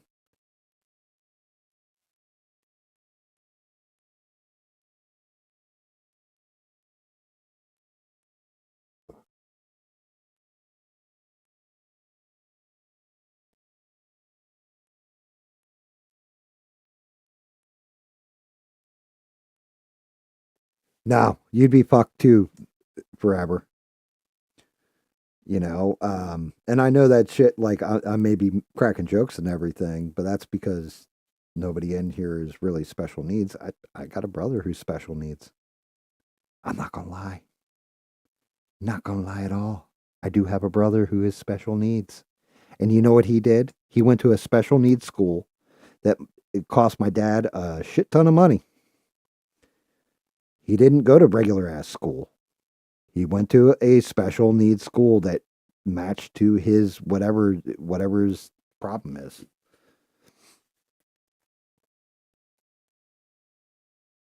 It wasn't Johnny either, David.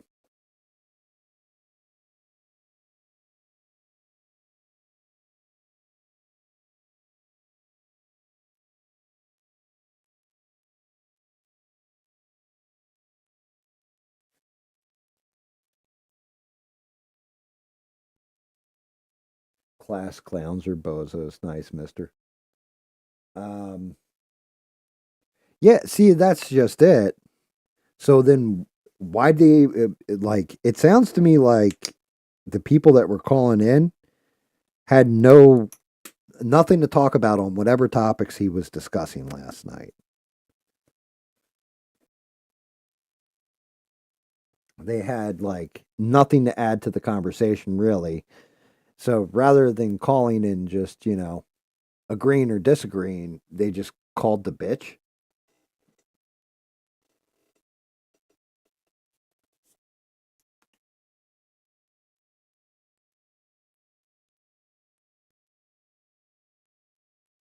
See, like, but even then, I mean, was it at least a productive argument? Like, were people like, here's the point, this is the way I see it, and then somebody would counter that point, so you're getting some kind of like different points of view, or was everybody in 100% agreement on it?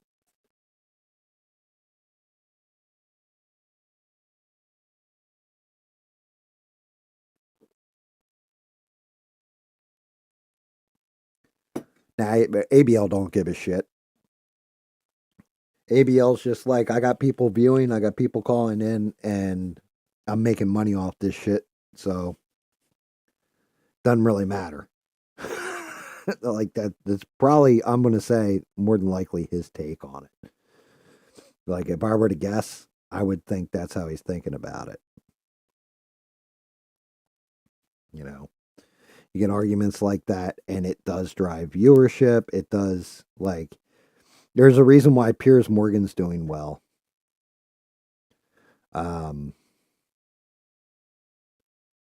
I'm still trying to figure out exactly what the fuck is going on with the Daily Wire myself, because they've lost their ever loving minds over there.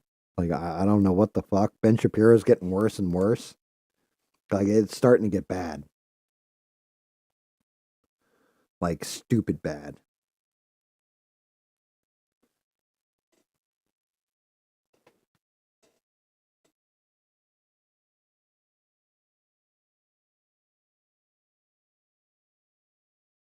What'd Sheree say? Class shouldn't be slowed.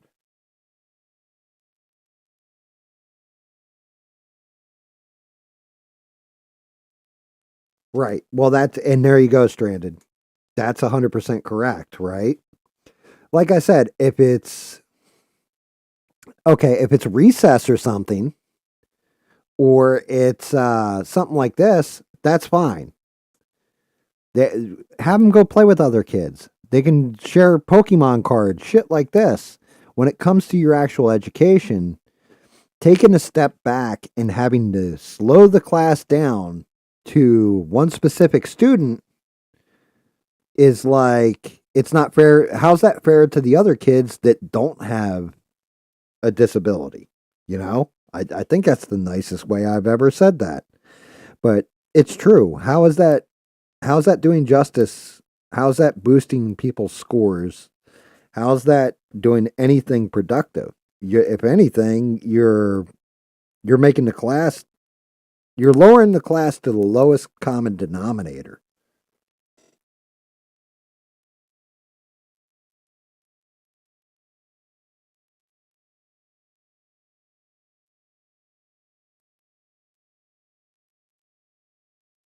Wait. Who's broke?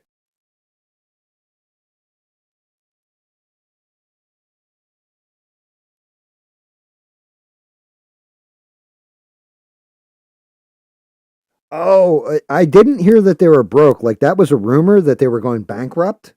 But I did hear that Jeremy Boring stepped down. But I thought that was because of his mishandling of Brett Cooper and what's the other? Candace Owens. I had heard that he stepped down or what have you. Matter of fact, I was talking about that on the Friday night fuckery show that I did. That he basically shit the bed one too many times. Like, his takes were getting crazier and crazier. Like, that's one of those things. Like I said, I'm going to tell you maybe not what you want to hear. I might not always agree with your points of view. I'm going to tell you my point of view. You can have your point of view. We can have a discussion about it. We can have an argument about it, whatever. I still respect your point of view. Right? If I'm wrong on something, I'm going to come out and tell you I'm wrong on it. If I see something a certain way, I'm going to say, this is why I feel this way, blah, blah, blah, blah, blah. I'm going to explain myself to you because I respect my audience, right? These guys over at the Daily Wire, and I said this on Friday, I think it was. Was it Friday, Sheree? I said this? When I say it, you'll know what I mean. That basically the Daily Wire became like the elitists of alternate media, right wing media. They became fucking elitists about it. Like, well, we're the college educated ones that know everything and blah, blah, blah, blah, blah. And we study this stuff for a living and all that. They became just like how The View is.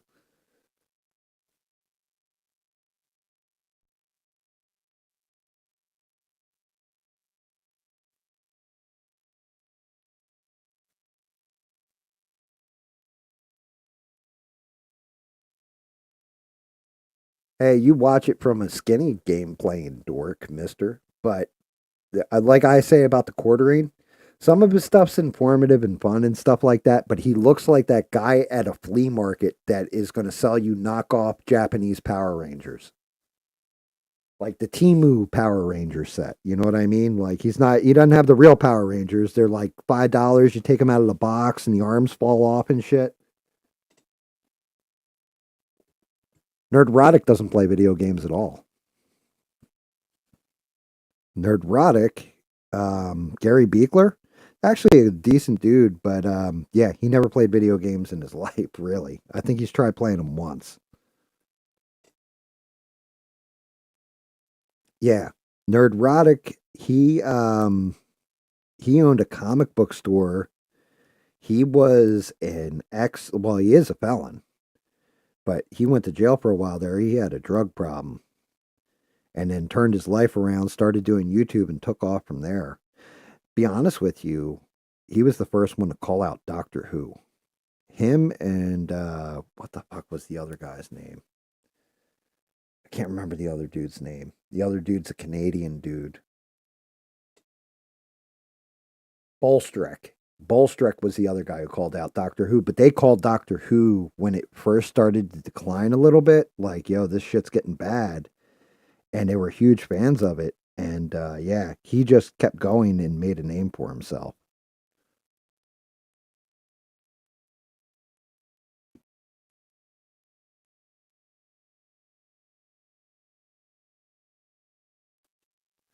Dude, everybody's on the spectrum in one way or another. You can be highly intelligent and emotionally retarded.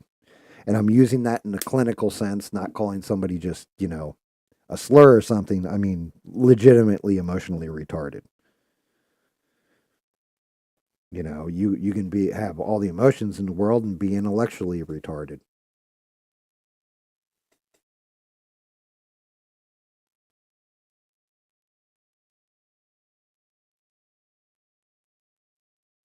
Yeah, well, I you didn't know Mister was LGBT.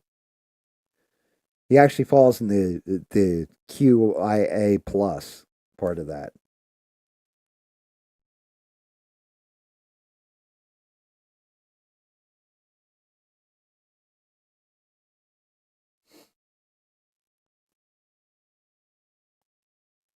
The plus plus plus plus. You know what? There is one guy that I really miss who used to call on the ABL all the time. And no, not the obvious. But there was one guy, and I'm gonna say he was Asian, and he was learning how to speak English. And like he would call up all the time, and at the end of everything, he would do the salt must flow, ree. That dude. I don't know whatever happened to him, but I would love to hear him on there again. He was fucking great with some of the points he would make if you could understand what he was saying. Yeah, he would call them Kanye West people or the little hat people.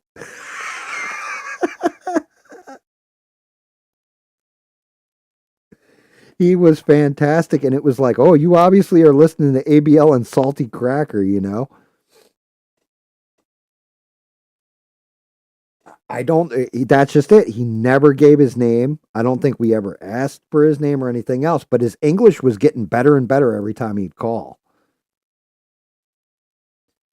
Like, I don't know. His accent, in my opinion, sounded a little bit Vietnamese. But he was definitely over here from somewhere else. I mean, it wasn't like he was born in Harlem. But yeah, that guy would crack me the hell up every time. And the salt must flow. Ree!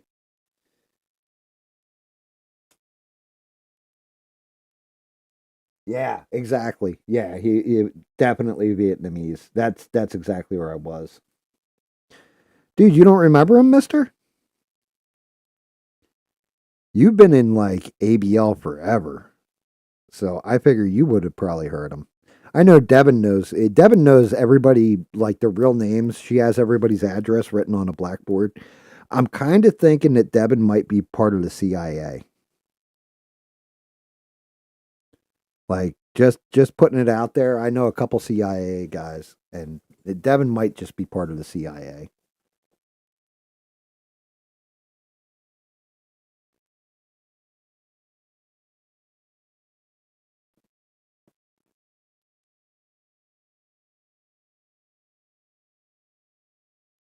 Oh my God, you're kidding me! Good old Craig called in. That he was he explaining how he was at his local bingo hall wearing his MAGA t-shirt, and like a woman came up and either complimented him or tried to tear it off him.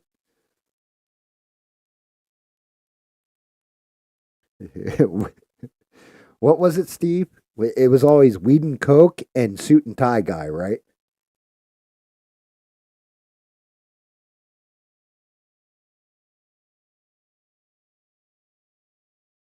Yeah. Every time he calls in, he always did the like he'd play like a Biden quote or whatever, and he had that shit like on a tape recorder or something, and would hold it up to the phone. Yep. And then you got Street Beats. And then there's JB Buttstick, I like to call him. Scotchman or whatever. I don't know if that dude's even alive anymore. He like drank himself to liver failure or some shit. Like he was saying that the one time and I was like, "Oh god." Like and then he would call up later on and be drunk again and I'm like, "God damn, dude, like you're just asking for it." Like I get they say alcoholism is a disease, but man, you must really be infected cuz they told you you're already fucked and you keep drinking. Either you're like, well, I'm fucked. I might as well keep drinking, or you just you can't control yourself. One of the two.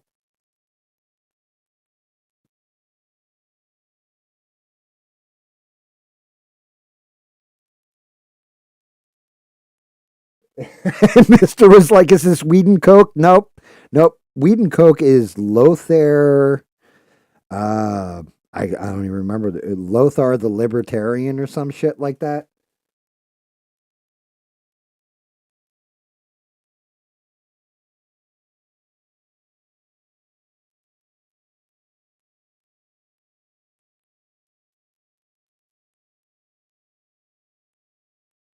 The guy was acting like he was fighting with somebody when dude, I don't remember that one. And then of course everybody's favorite, F and G, SEAL Team 6, Ninja Squad, Nintendo 64.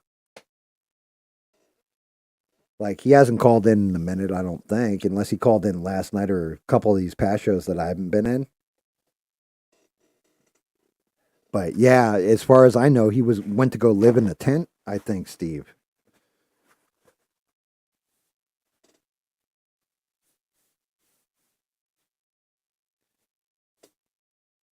Yep, Devin's got it in one. See what that's what I mean. Devin went into her CIA file, was like, he's talking about Lothar. Let's see. I have him listed as this.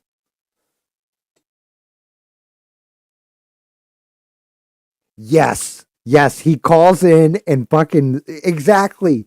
Dude, so here's a discussion for you, Steve, and I don't know if you heard me say this before or not. But when a white guy is talking to a black guy and says, "You know what I mean, my brother?" The way he says it, it's like, "Bro, you're like you are that closet racist motherfucker."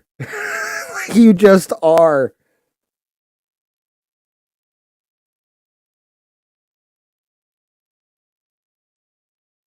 Oh, that's less stranded. She actually watches this show sometimes. She chimes in here and there. She can't watch it because when she doesn't have the little patriots, she can watch the show because of my language. But when she has them, she doesn't watch it.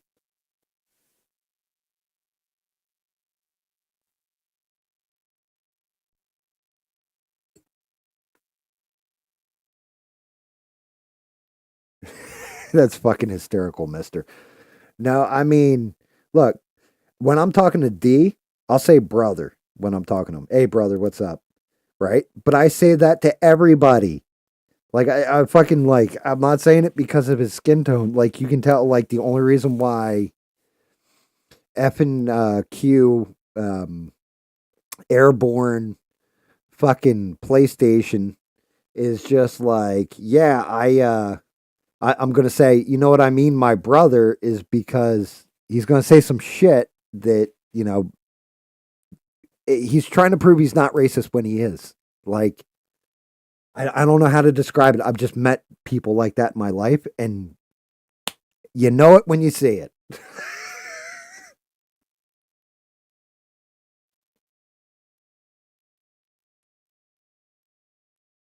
Yeah, Les is good people. She really is. She's very nice people.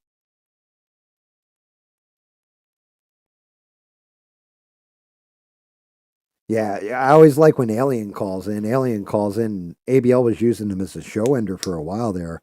And then I don't know what that one chick's name is, but she had like a whole hissy the one time because ABL put Alien on last or whatever. I know one time it was Alien was on the call or what have you, and Amanda, who watches Alien constantly, was in the chat, and some dude said some shit about Alien, and she went the fuck off, and it was hysterical.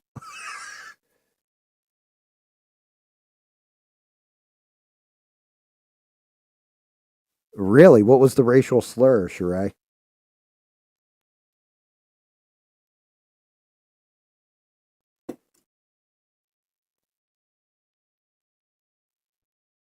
All right, them socks got to go back to black.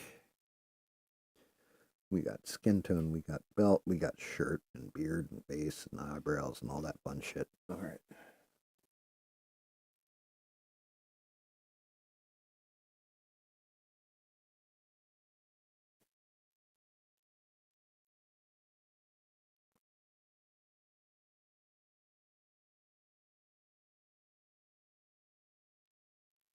Yeah, Alien's pretty good. And honestly, Alien, it's funny because you talk kind of slower during your lives, but when you're on that phone call, you're just rattling shit off like, damn.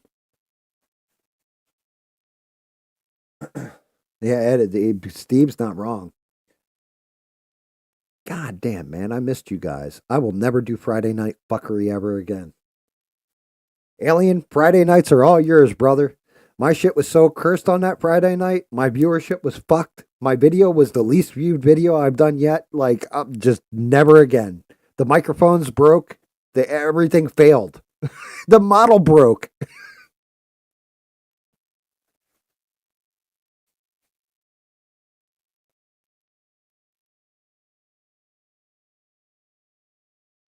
He said, Hollies?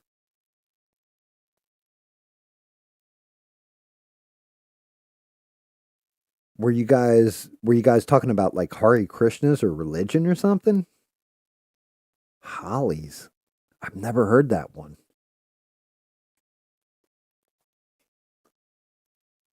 I've heard some fucked up ones. I've never heard Hollies.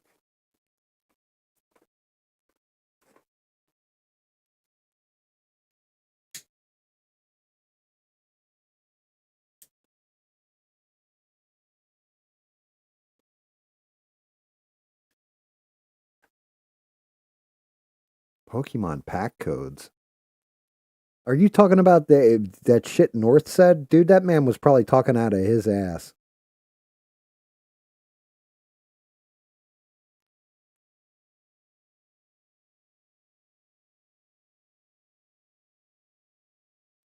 For white mainlanders. What the fuck? A holly. I like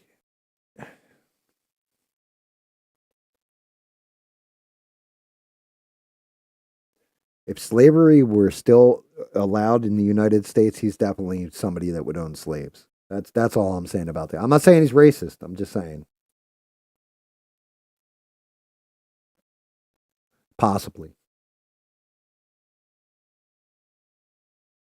Oh, there you go. Stranded's gonna fucking put the nail to it. The man can't spell either. It's Howleys. It's a Hawaiian thing.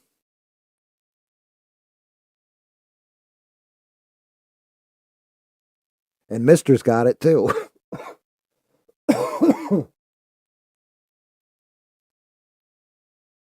Howleys.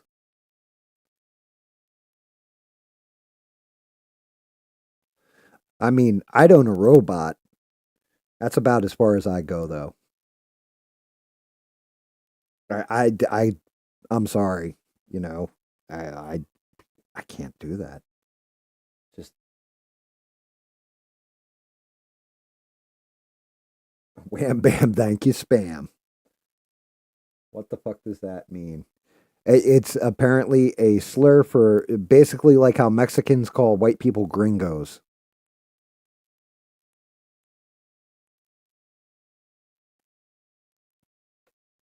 So who knows why? But yeah, yeah. At least we have answers.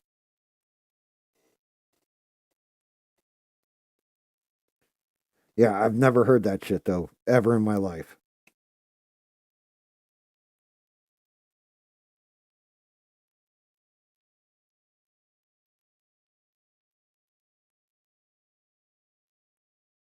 Yeah, exactly. Stranded. I want a robot like iRobot.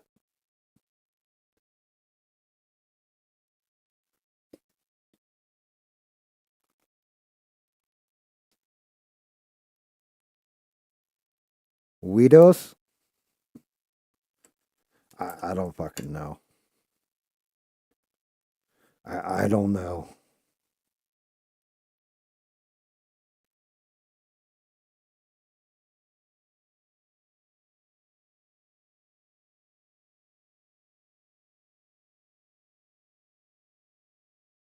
Wedo? I don't know. All the I when I was working at that bar, we had like Guatemalan chefs, and they used to call me Flaco because I was skinny. I've always been skinny. Flaco, you're crazy. You're crazy, my friend. Flaco, you gotta stop. You don't sleep with all the waitress. Flaco.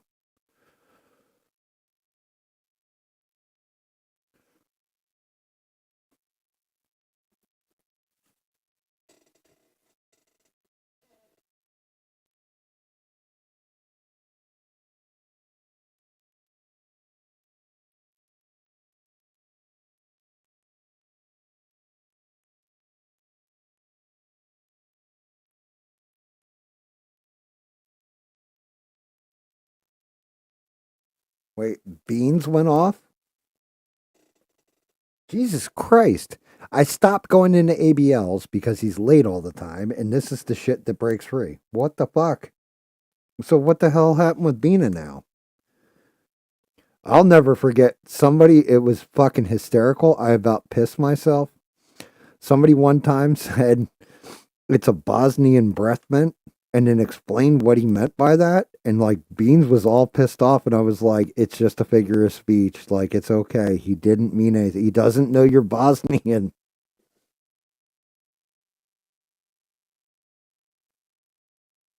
Luma, I don't even know who the hell that is. I've never seen that name in the chat ever.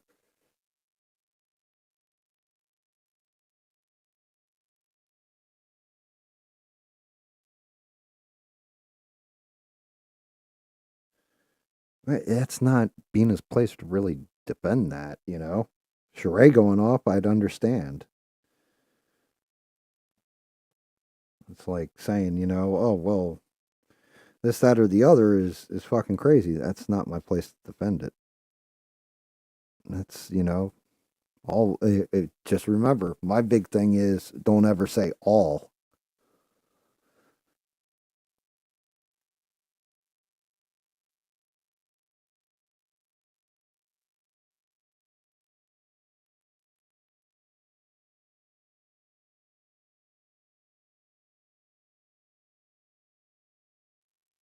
Sir Buggy? Who the fuck is Sir Buggy? Where the fuck are you guys finding these people?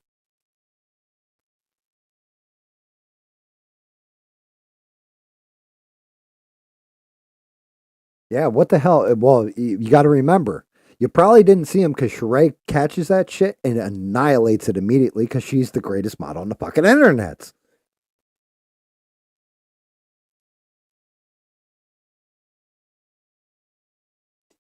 And Mister, you're 100% right with that statement right there.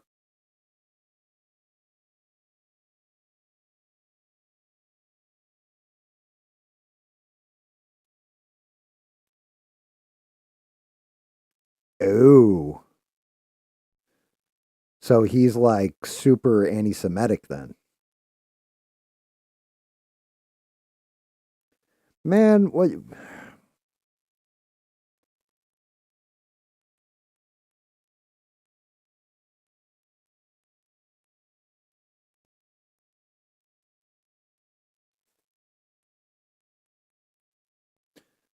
Sheree just like she catches shit that nobody else. There's times where I say, Sheree, did you catch this? And I'll send her a screenshot, and she'll be like, I was just, and she'll send me a screenshot that she took 5 seconds before. Like I'm like, God damn, you're faster.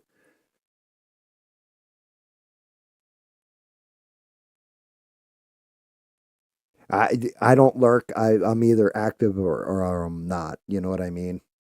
Um, like, but you're not wrong. Like, stranded, by all means, lurk away. You'll have good company. Just let Sheree know you're there. Make sure you shout her out as the greatest model on these internets.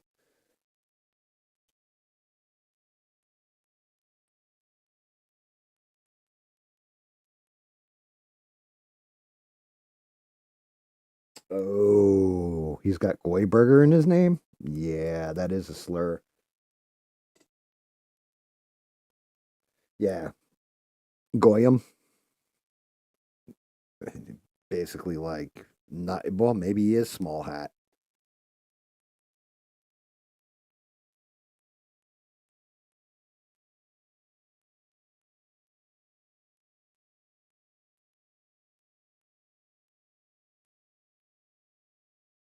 You're not wrong. She is an Israel first AG. What did you say that's wrong? That's not anti-Semitic. That's just fucking a fact.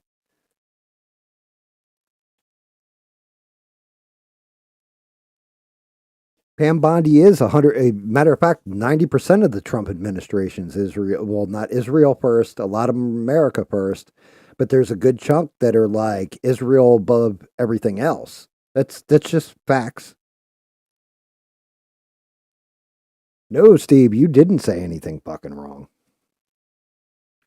Like, well, that's like me a couple weeks back. I said, like, granted, I put in a whole bunch of shit after the stuff, but I was talking about Andrew Tate or whatever. And like, yes, people disagree with me. Some people agreed with my take. But then Sheree corrected me on my stream and explained to me, well, Sheree and Devin both explained to me, like, no, he made a video earlier and he went into this, that, and the other thing. I thought he was praising Andrew Tate. And I was like, dude, that's fucking pedo. Fuck that guy.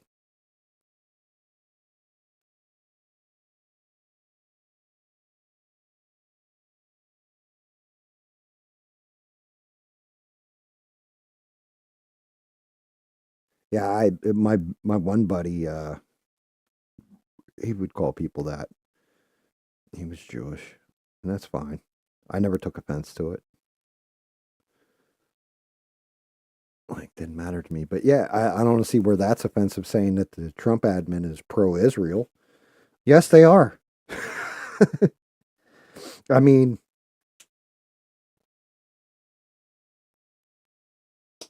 now it's mainly US stuff and stuff that, like, you wouldn't even care about. I always love it when I hear from you, David, and Danny, because you guys both tell me what's going on in the UK. Like you've been telling me for years about shit that's happening over in the UK, and then Danny actually calls in the ABL and will tell him what's going on in the UK, and you guys both have told me the same shit. So when he's saying it, I'm like, I've already heard this. Like, like good old David Mon's already told me all about this for months now.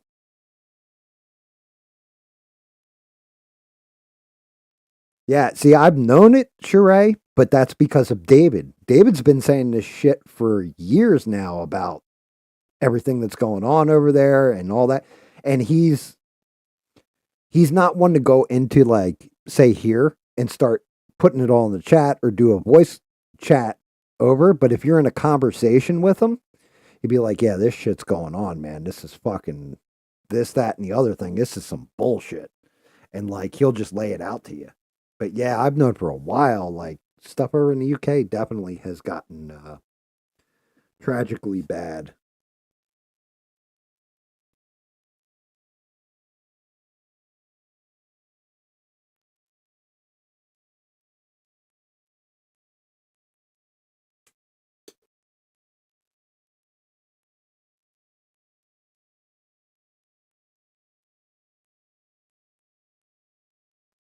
Yeah, see, like I said, when I go on ABL, I'm active. Sheree always knows I'm there every time.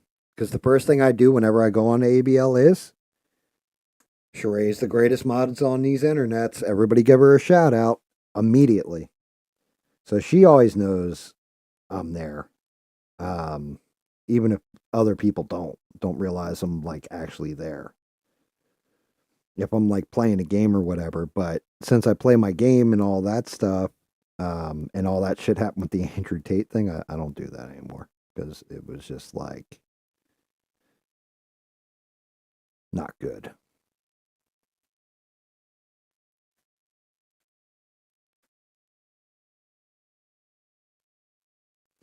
Yeah, and that's just it. I mean, legitimately, thank you again to Sheree and Stranded because Friday Night Fuckery, both of them stuck with me through the whole fucking broken show.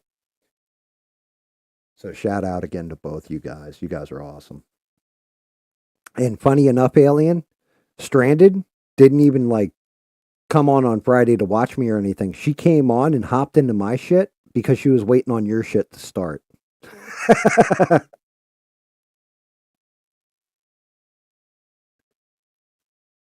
She was like, "Yeah, I'm not gonna lie. I didn't come on here to come find you, Gam. I came on here because I'm waiting on Alien to start his show." I was like, "Oh, okay, that's fine." Yeah, we did. Yeah, she was dead honest about. I would have had just me and Sheree sitting there if you had started earlier. But you started a little later, so she hung out, and she knew I was having difficulties and like nobody else was viewing, so she felt pity for me and she took mercy on my soul, on my failing Friday night fuckeries.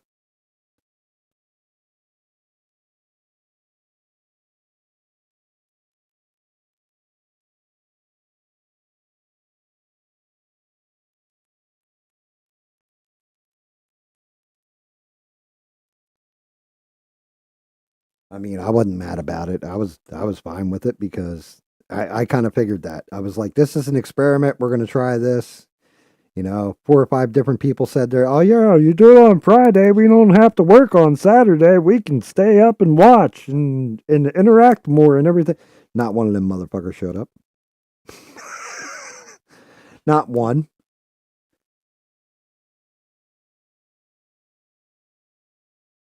It was legitimately just, a three person show. And a lot of but wait, what do you mean there's no sound? What do you mean it's just static? I think Paul jumped in and I was like about to log off and he was like there for like a minute and I'm like, yeah, dude, I'm about to hop off this. And he's like, boop, and just gone. I was like, well, it was good seeing you, Paul.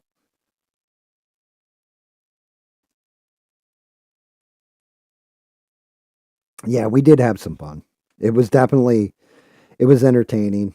Um, we did have fun or what have you. I mean, like I said, I said it that I think I said it that night too. Even if there's just one person that's watching this shit, I'll keep doing it. Nobody wants to hear my fucking mouth run anymore or doesn't give a shit about the painting, any of this stuff, let me know and we'll call that a day on the streaming for GAM. But it's really you guys call because I could always just turn the stream off and paint models. But I have fun doing it. I have fun interacting with you guys. And luckily I have smart and good people, watching me. And but yeah, Alien, one of the funny parts is I went into a whole dissertation about why I support Alien. Alien shouts me out anytime I go into his chat. He's always shouting me out. I was like, I will always shout that man's channel out. And I went off about it, right? And then sure as shit, later on, I log into your stream, jump in, and Stranded's in there too. And next thing you know, you were just like, shout out to GAM. He's got a channel. He paints stuff. And legitimately, you got, I can't remember who it was, but somebody came over and subscribed to me. Why, when you were saying that and everything else.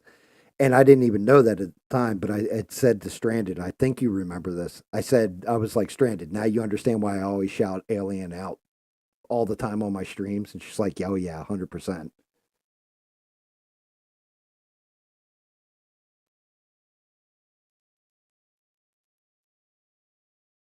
Yeah, I know, Steve. Yeah, you were in there, dude. Yeah. But Alien always does, dude. And that's what I was saying in my stream was that I was like, the whole thing is when we go by percentages of people who watch shows and stuff like that, if you actually break it down, somebody with 1 million followers that only has like even 20,000 views on one of their live streams, break that down. What's the percentage on that? You know, that's a small percentage of people. But when you have somebody that's got like my channel, I think I got what 62,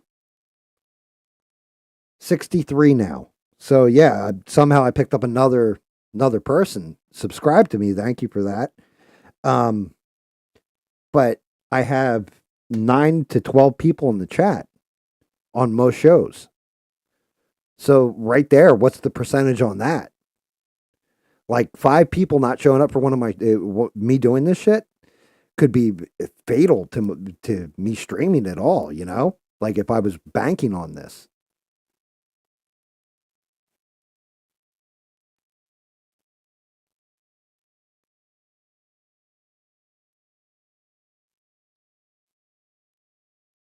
That's awesome, Forever. Congratulations. That's great, man. Keep making content.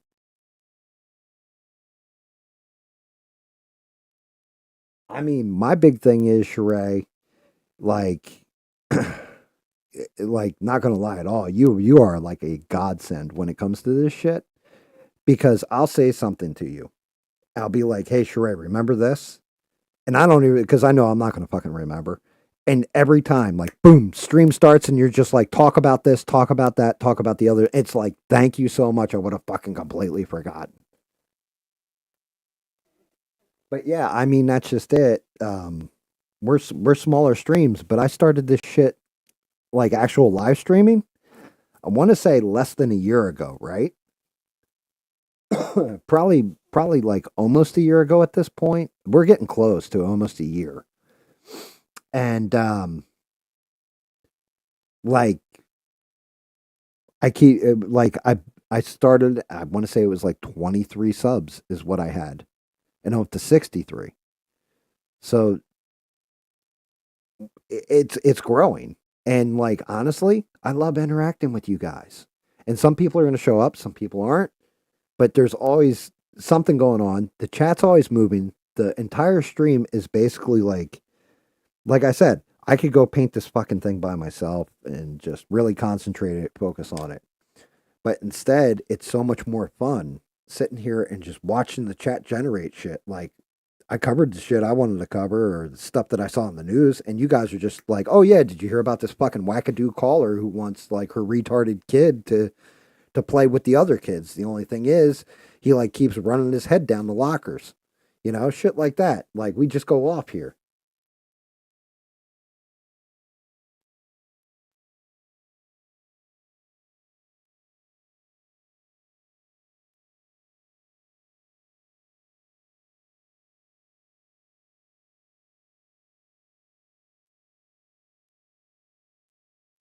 Dude, Alien, like that's just it, man. I say the same thing. People don't have to tune in. I'm not holding your feet to a fire. You know, if you're streaming at the same time I am, Alien, and they want to watch your stream over mine, go watch Alien stream. You're enjoying it more. You're having more fun. You want to watch my stream? You're having more fun here. Okay, cool. Bet. You know, I always say this. One day, me and Alien, we will fucking pull the Ghostbusters and cross the fucking streams, and like both of us will stream on the same show and be bullshitting back and forth, and that's going to be a fun day.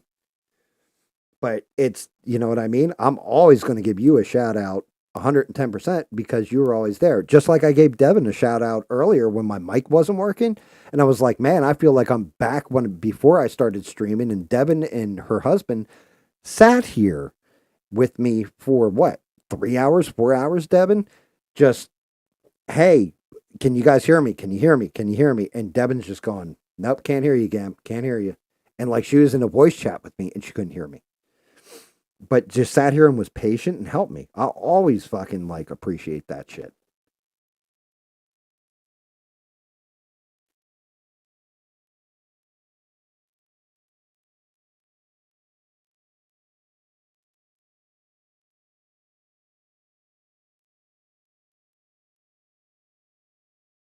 I mean, honestly, Steve, with that one, not wrong though.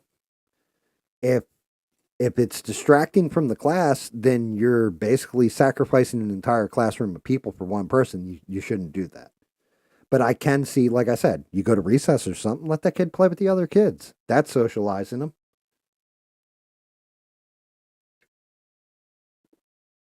And Stranded, you got it. You got it 100% right. Everybody just come chill, you know. Mister tells jokes in the chat, and everybody just kind of enjoys themselves and has fun doing whatever everybody enjoys doing.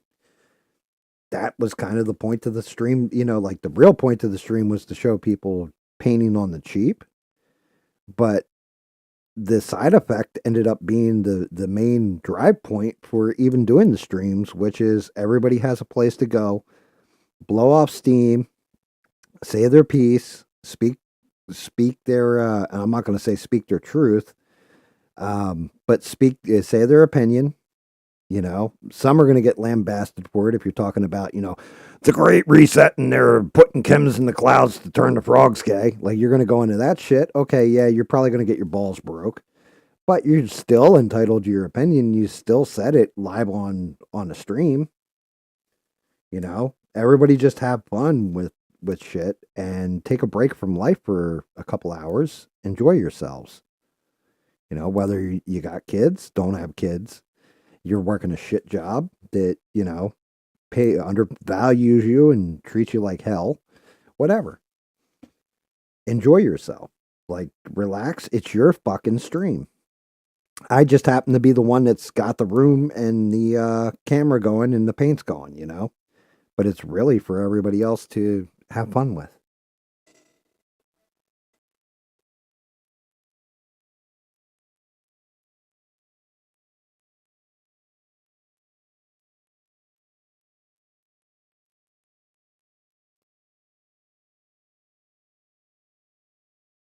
They were always kicking our asses.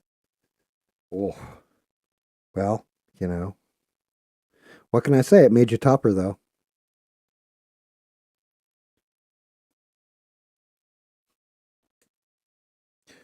You stole my Stretch Armstrong. Yeah. Yeah, like I don't know. I definitely am happy that we all doesn't matter. Doesn't matter even your political takes. You can come here and express them and it's all good. I like it. I dig it. It's something different. You know, you go to, you know, I hate to say this, but you go to certain places, you're only going to get like a right lean. You're going to get other places only a left lean. There's rarely a place where everything's kind of fucking balanced.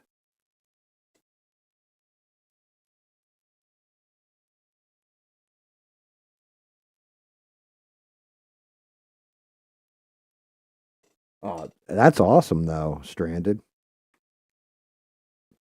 You know, like I think that's personally, I think that's kind of bullshit. That well, you must refer to me as a tack chopper or Chad, you know, or whatever. Well, your name's really Melody. Like, what the fuck are we doing here?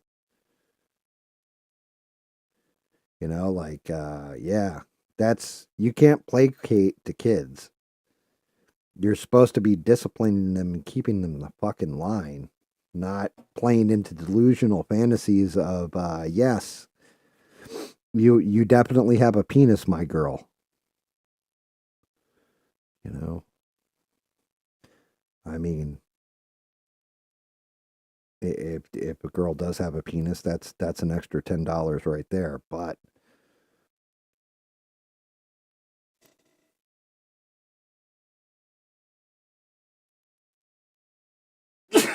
God damn it. Um, yeah, I do, and I really do appreciate every last goddamn one of you guys. Always have, always will. And if there ever comes a point in time where I don't appreciate you guys tuning in, or I don't thank you, or I don't treat you a certain kind of way, let me know up front. Just be like, Gam, you're being an asshole. Gam, you know, like you're kind of wrong on this. You see what happened, like the whole shit that happened with ABL and the Andrew Tate thing and all that.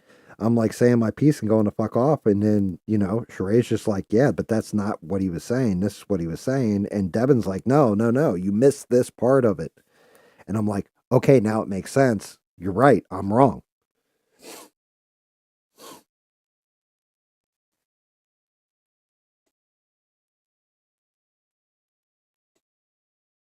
And you guys, keep me honest. Keep me fucking honest because there's going to be times where I'm wrong. And I'm honestly like comfortable enough in my own skin to admit it.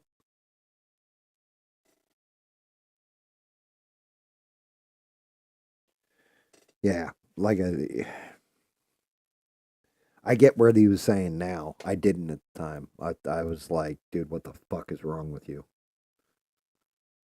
I was legit hot over it. I was like, what the fuck, man? God damn it. I need since I oh yeah, I forgot. Because you guys have seen the back end of the desk. I actually changed shit around. So now all my paints and stuff are all in back of everything. Forgot. I moved my whole desk around. Yeah, I mean, and that's just it. I went back and watched it again too, and then I watched that video, Sheree, and then I was like, "Oh, okay." I was like, I was out of line, but I was out of line because I thought this is what he was saying, and that was what I was going to fuck off about. Was what I thought he was saying, and I was like, "There's no goddamn way." Like, I'm sorry, like that shit will make me unsubscribe from you.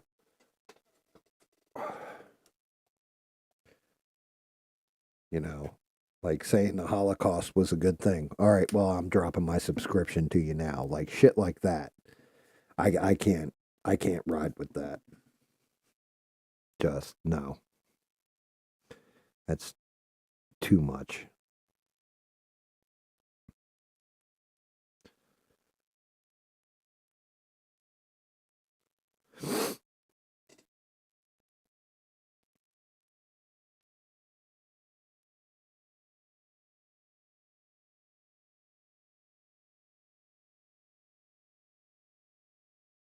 He he pulled what lady's card?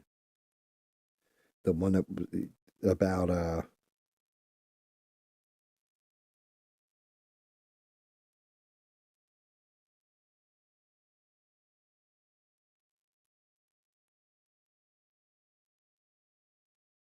it's not white, it's actually like a I got to do this shit with the fucking video.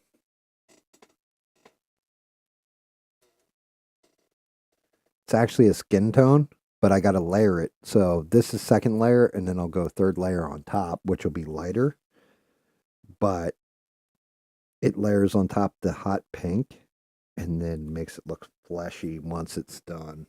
Like I had to do the same damn thing with Hikomo Toga. Like I have to do it with everything. It has a skin tone to it. So it's not actually white, it's like a peach.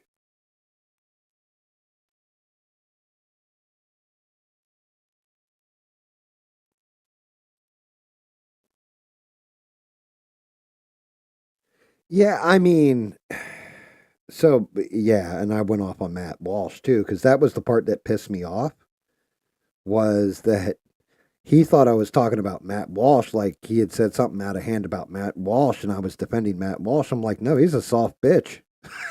like, let's not get that mistaken at all. Like, you're not wrong on that part, but saying that, like what? All right. So the whole breakdown, really, Steve, is this. I thought what he was saying is that young men should look up to Andrew Tate because he's basically like a good person. I didn't give a shit about the whole Matt Walsh part of the argument. I'm like, Andrew Tate is, like, dude's a fucking misogynistic prick. Like, what are we talking about there? He sodomized like a 16-year-old girl over in Romania, and they couldn't tell she was 16 or 15 at the time, which is why they locked them up. Like, sorry, can't, like, you're not going to get me to say nice things about this dude, like, at all. And then, every Sheree and Devin pointed out to me that's not what he was saying. What he was saying, or what ABL was saying, is he's got the message of conservative values and stuff like that, and young men that don't have father figures look up to him because of it. So I got it completely fucked up, when he was saying it, and I was like, dude, what the fuck are we talking about here? But then when you watch the one video, he says, I don't agree with anything he does and all this, but this is and I was like, oh, okay, that makes sense now. I didn't hear all this before. Like, you didn't really, stress that part in your stream, and I hadn't watched the video, so you know what I mean? I was going off of what I had in front of me, and I was also playing Marvel Rivals at the time, so I had it on in the background, and like, like when he said I was like, yo, is this motherfucker really praising this guy? Is like, this is what a real man should be? Like, what the fuck is wrong with you?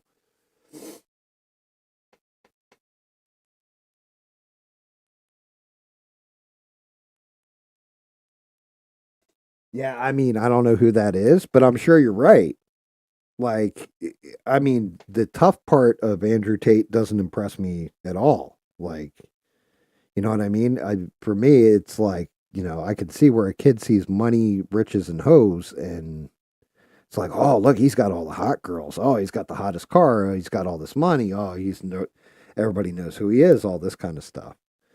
But at the same point in time, as much as I hate the motherfucker and don't really like him, I also sat here on stream and defended him and said, like, it's not right that when you go to Florida, just because you're Andrew Tate, they're going to go investigate your ass. Like, that's not right. You shouldn't be doing that.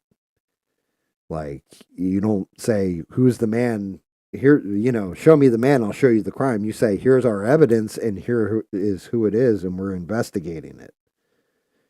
So like I was defending him at the same point in time as far as lawfare against him, because I was like, that's the same shit they did to Donald Trump.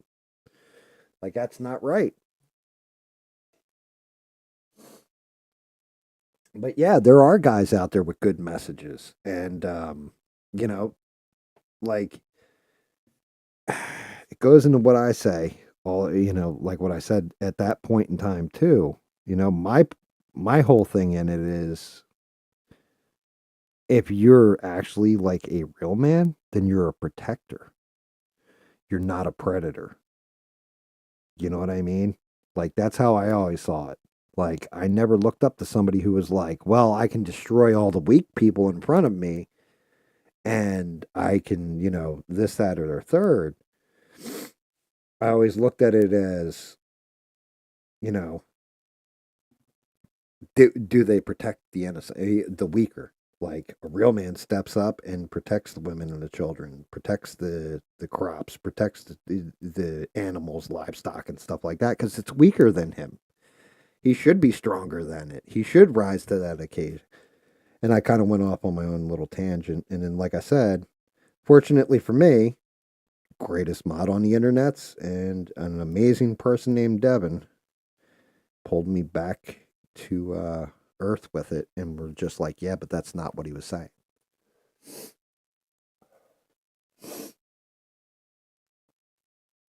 Yeah, Steve. Exactly. Like I know that. I know the cut of that man's jib, and that's it right there. He's one of those. He is. He's a predator and like not a good person at all. And it's like, it's to me, it's just unfortunate.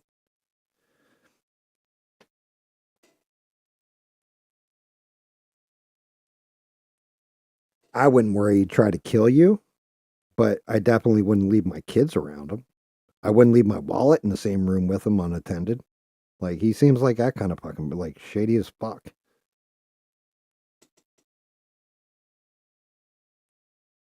But yeah, I mean that was kind of my point is like, look at it.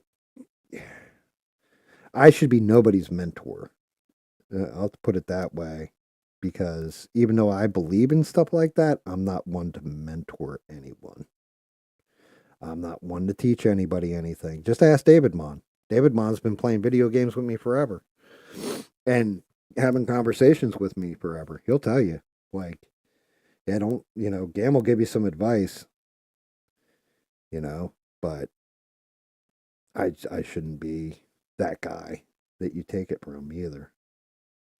I'll just tell you how I see it, and then you come up with your own advice.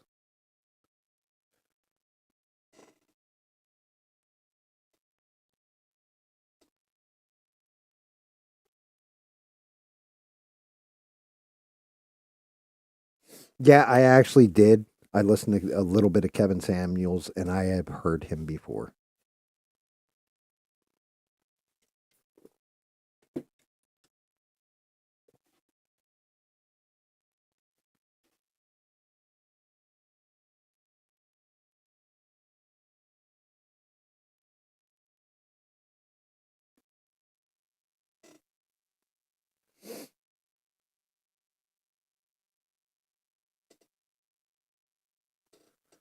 But yeah, I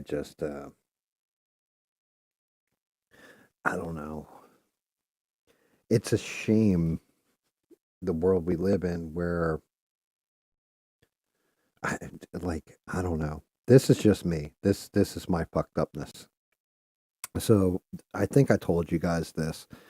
Starting retail, I didn't go into retail. I worked in the in the bar for from the time I was 14 till 29. I always kept it as a side gig. I would quit for 6 months if I was in between jobs, needed a job. I'd go back there, what have you. But retail, I didn't start till I was in my like mid 20s, and like right around 24. But the first time I was an assistant manager and I was competing against an existing store manager for a brand new store. And it was one of the two of us were going to get put in this store, which was in Hamilton, New Jersey. And every day I would go to work because it was Blockbuster to get myself motivated for how I was going to handle everything throughout the day and all that. I would put on the movie Patton, the speech he gives in the beginning of the movie, and I would watch it. And that was always my inspiration. So shit like that was always how I inspired myself.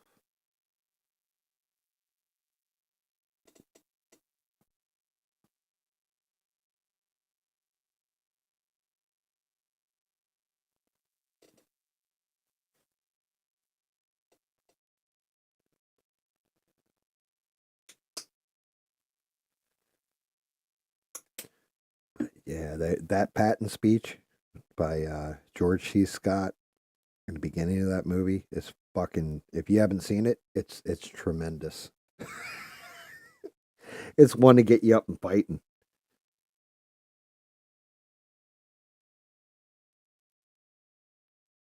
When you take your hand and put it into a puddle of goo that used to be your best friend's face, you'll know where to put the bullets.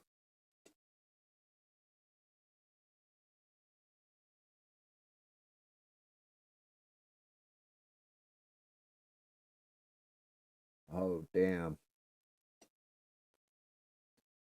I see what Devin did there. Devin made it funny.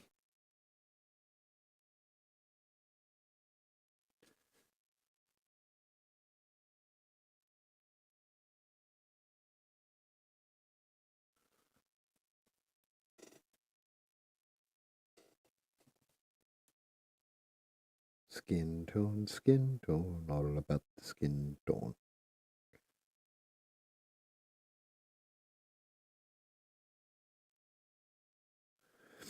God damn it, where's Paul at? I'm sitting there painting a leprechaun, and I got to make him a ginger, and I need him to send me over a picture so I know exactly how to paint the hair white, the right colors.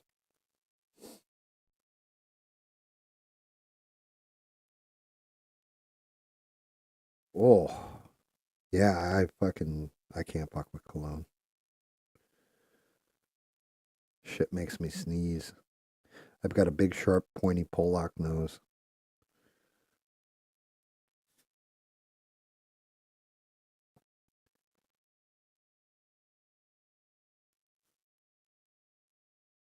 Which is funny because you figured I'd be able to find that kitten wherever it fell down its last at.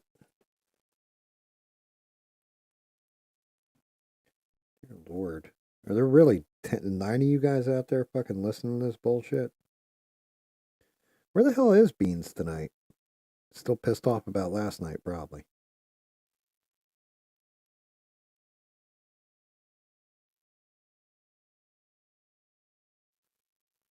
Oh, goodness.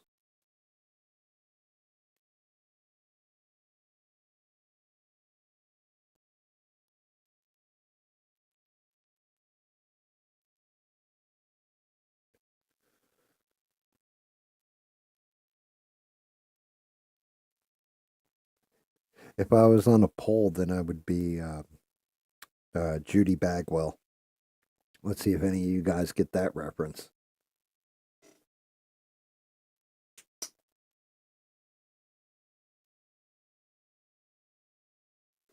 666, he doesn't come in till late. Like, we're only at 11. 6 doesn't get here till like 12:30 at night. 12:31 in the morning.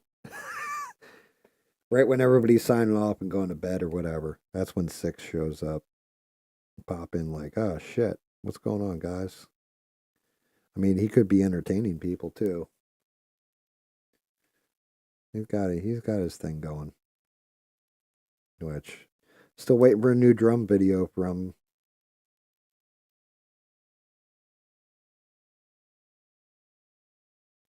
Trying to figure out where this fucker's little beard goes down to.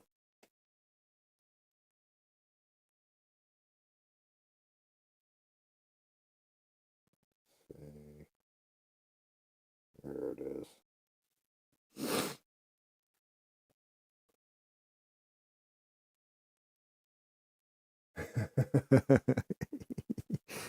is. No, he plays fucking drums. He's definitely not a guitarist. He's a drummer. He's a pretty good drummer too. Like, if you ever look up his channel, he's actually a pretty decent drummer. It's like that one dude, Weed and Coke guy. He's got a YouTube channel too. He was doing like mystery. He likes to work out all the time, trying to get himself healthier and all that kind of shit.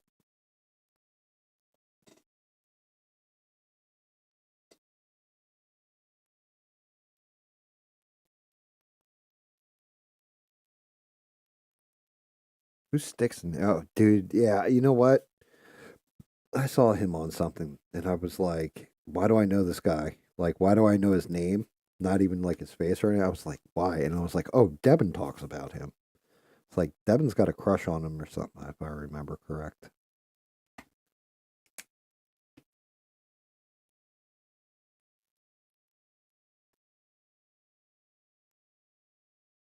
Good night, Stranded. Thank you for dropping in.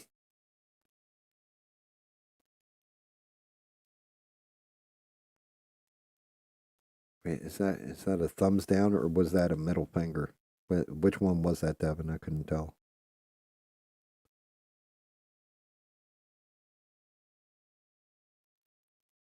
I mean, either would be acceptable in this case because I'm teasing.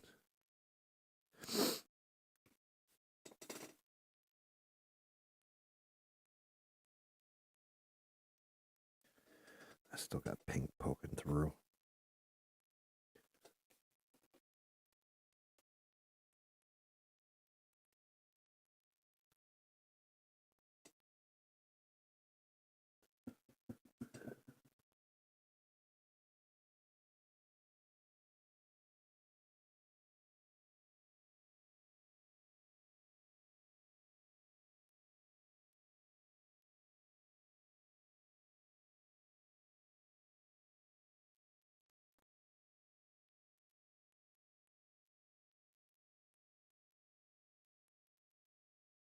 No, no, no. I was making fun of Bina. I don't think he was shirtless in his videos. No, but Bina kept going, I can't get six out of my head watching him drum or whatever. I'm like, what? You got to cry? And then Bina got like angry about it. I was like, damn, like the fuck. I'm teasing you a little bit here. She got mad as fuck about that one. But no, he doesn't. He's actually a really good drummer.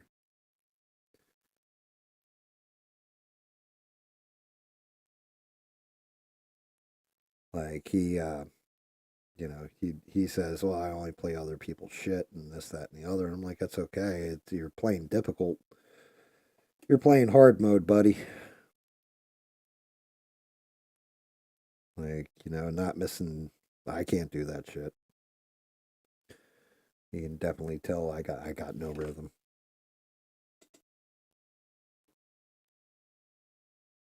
Yeah, it's always funny. Beans gets pissed at me all the time. I always get a kick out of it. I apologize to her if I had line stepped too hard or what have you, because there has been times where I've like said something and didn't mean it the way it sounded, or I said something I was just like, damn, yeah, like I'm sorry about that one. Like I said, if I fuck up, I'm all right with saying I'm sorry. I just rarely say it. Not because I'm right most times, but because I feel I'm right most times.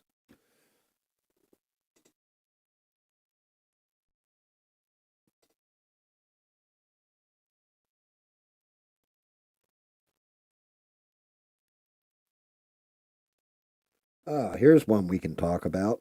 Alien, you still in this chat?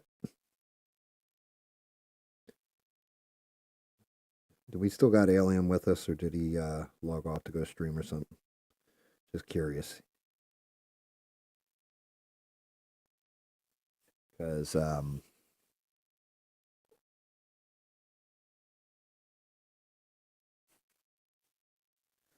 yeah, I got one, and Alien, I'm not sure if he even heard about it or not. So I figure he'll go into a whole deep dive on his channel if I tell him about this shit. Because I just saw like parts of it and paid attention to parts of it. But they used ground penetrating LIDAR over one of, it's not the Great Pyramid in Giza, but it's one of the side pyramids. And they found a whole like set of structures underneath of it. It's like, it looks like a box with like four pillars with, it looked like spirals going down them, almost like spiral staircases. It was crazy looking. But they're supposedly legit. Dude's starting to look like Ian McKellen. The fuck? Speaking of Ian McKellen, I don't know if you guys saw this, but they released the cast list for Avengers Doomsday. And I don't even know if you guys give a fuck about this, but it looks like they're pretty much going to do Avengers versus X-Men because Ian McKellen's coming back as Magneto. They've got Kelsey Grammer coming back as Beast. Uh, what's his name? Channing Tatum is coming back as Gambit.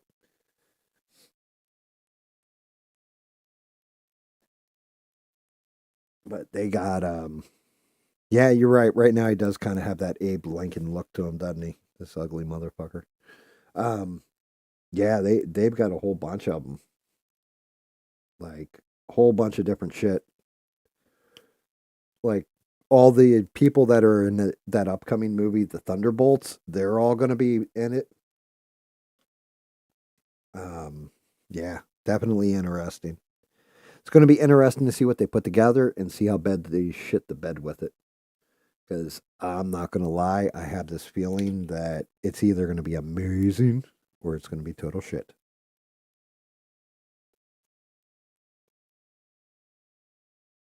Yes, and this is official announcement. What they did was it was I can't remember if it was 2 or 4 hours, but they were going to announce the cast list on this live stream, and then what they did, they showed the back of like a Hollywood actor. You know how they have those chairs or whatever with their names on them, and they showed the first name, and it was like Chris Evans, right? And the next one was like Robert Downey Jr.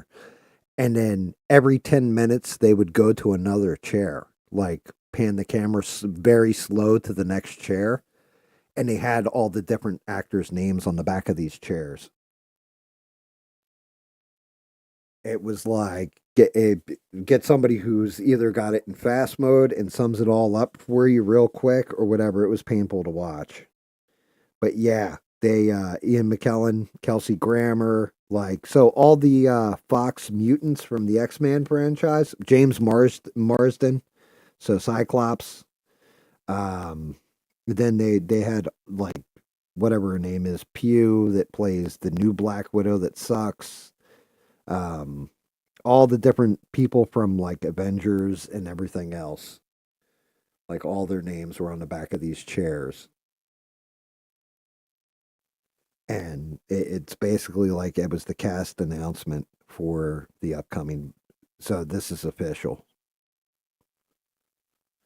But yeah, it was crazy when they were showing off like Ian McKellen's name came up. It was like, oh, they're actually going to fucking bring Magneto in. No shit.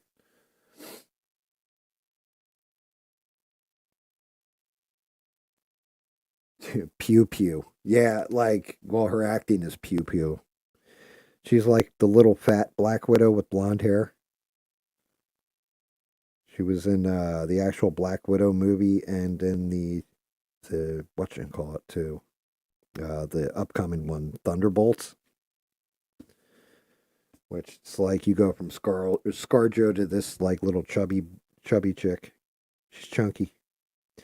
Chick who plays Kamala Khan. She was listed in it. No Brie Larson. Yeah, they did not have a chair for Brie Larson, so no Captain Marvel crap. I guess they've done away with that. Shang-Chi, he was in there. Nobody from the Eternals.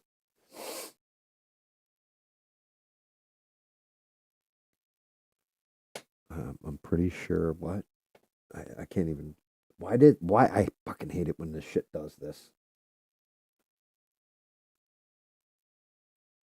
I'm pretty sure Lizzo will eventually be a fat Black Widow. Think about it. I don't know. I mean, she's always in them strip clubs, so I don't know if she'll ever be a Black Widow. Whoever marries her will probably be a Black Widower.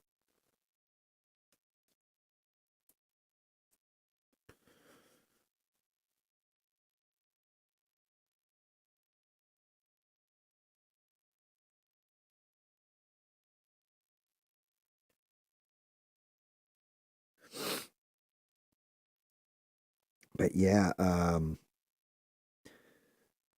it's looking like I don't know. I kind of have hopes for it, and I'm hoping what they're bringing all those people in for, like the people from the Thunderbolts and all that, is because they killed them off. I guarantee you they're going to kill off all like Magneto and all that stuff, and either recast them with new actors Oh, the entire Fantastic Four was listed in it as well, so which made sense to me. But yeah, yeah, definitely interesting. Going to be interesting to see because if they're doing the whole incursion story arc where there's two Earths, one Earth's got to wipe out the other, guaranteed they're probably going to wipe out the Fox universe first, and then probably whatever universe they're doing Fantastic Four in, that'll probably be next, and then Fantastic Four will somehow get off onto the new Earth and or normal Earth, MCU Earth or whatever the hell you want to call it, but I think it's all a giant reset, and they definitely need to.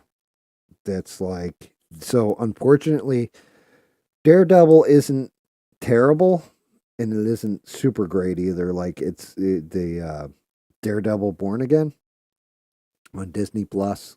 It's right in the middle. Like so, it's gritty, and they didn't make the characters comedy acts anymore. They actually have like a one of Daredevil's nastier foes because he's actually like a serial killer, or they think he's well, yeah, I guess he is a serial killer, but his name's Muse, and he basically paints with people's blood.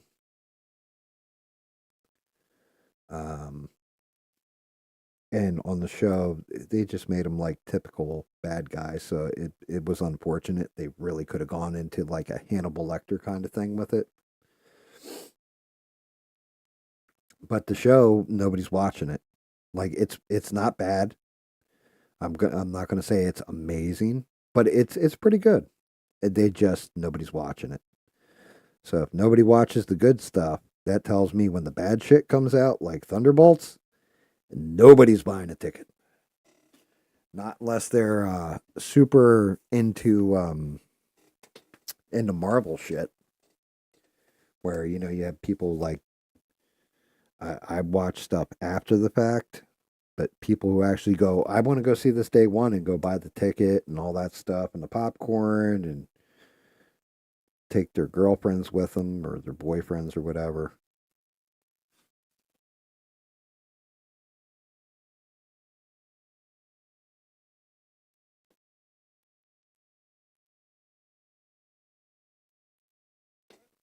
Because it's not on Netflix. It's on Disney Plus.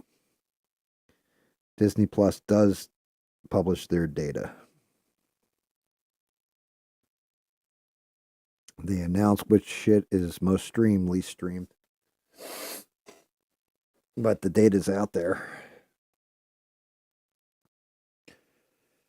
Like HBO Max doesn't publish their shit either, but you can kind of find it. And like I said, it's a shame. Like it's got low viewership or whatever, and I think it's greenlit for a season two, which is cool. But I do think it's a show worth watching. Yes, the original Daredevil was on Netflix, and it was fucking fantastic. One of my favorite scenes in anything Marvel was on that Daredevil show on Netflix. And that's where Daredevil and the Punisher are up on the rooftop. And the Punisher basically he's caught Daredevil. He has him chained up on the rooftop, and he's explaining to him. He's like, "Look, you take somebody down, they go to jail, they get back out, they kill more people. I take them down, and they stay down."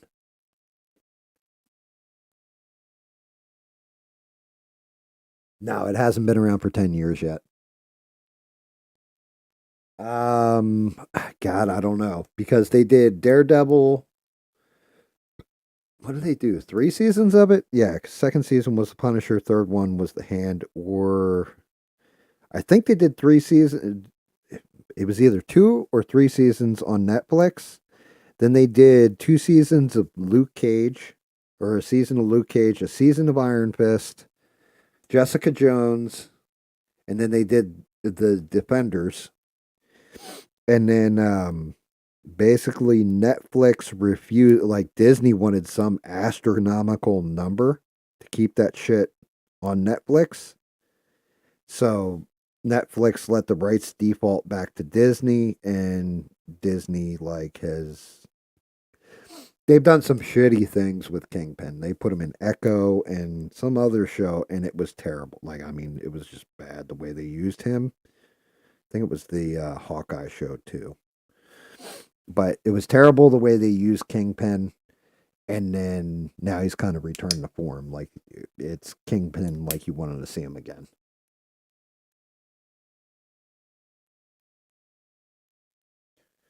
But yeah, the first two seasons of Daredevil, the between the Catholic undertones to the show, um, basically watching Matt Murdock struggle with Daredevil, being Daredevil, all that, watching Kingpin become Kingpin, the whole nine yards.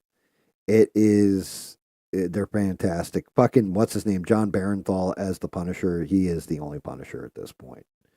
I used to say Thomas Jane was a great Punisher. Dolph Lundgren was terrible as the Punisher. I can't remember the other dude. Something wasn't it Stevenson? Was another one person who played the Punisher, but I thought it was Thomas Jane. It 110% belongs to John Barenthal. Like he encapsulated the Punisher in Daredevil season 2. Then they did the Punisher spinoff, and that was not very good. Like they kind of lost a bit of the character in there.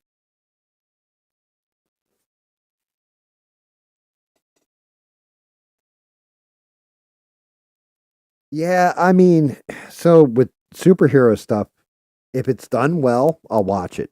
If it's there's stuff that they do, you're right. And it's the same thing for like Star Wars or Star Trek or any pop culture thing. If you start popping it out like crazy, it kind of loses the specialness because you're seeing like, oh, okay, well, the superhero is going to do this and it's going to be an ass beating and, you know, blah, blah, blah. And he's going to have to overcome it and everything else. Um, so you're not wrong. You know, I kind of agree with that sentiment to an extent. But at the same point in time, if somebody lands like well, like does the characters well, does the storyline justice, and really nails it, like um Avengers Infinity War, like the way they did that one, my God, what a great movie. Like, I'll never forget going and seeing it. And like at the end of every movie, everybody always claps and shit, like, oh yeah, you know. Dude, people were walking out of that theater with their like, what the fuck did we just see? And that's what I mean. Like that kind of storytelling, acting, and everything else. It was a great story. They did a great job with the shit. Didn't really follow the comics, but it still was fantastic.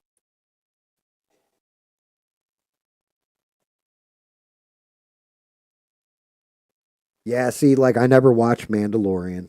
I haven't watched Star Wars in I don't know, whenever the last what was that one? The Last Jedi, and then they did the Rise of Skywalker.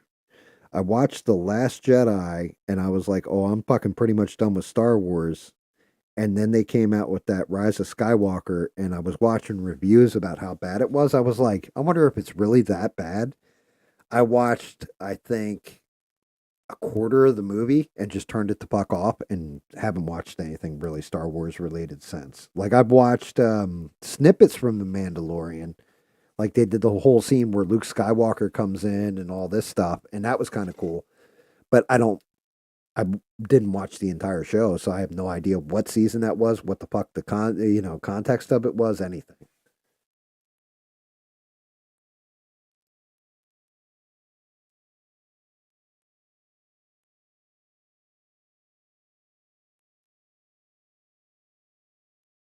Yeah, you know what, Mister? I don't think you're wrong on that either. The pandemic definitely hurt, but honestly, if something's good, people still go to the movies. Like if something's good, it still makes money at the movies. But for the okay, so my wife and I will go see God damn it, I can't remember. Deadpool and Wolverine. We went to go see that in the movies. I think that was the last movie I saw in the movies. That shit cost $35 for the two of us just for the fucking tickets because of the seats being like heated and massaged and all this kind of shit. And like they upgraded the shit out of movie theaters. $35 for the ticket. We got there. We got popcorn. That was like $20. Then we got sodas. It's another $20. Dude, it was like $105 going out to see one fucking movie.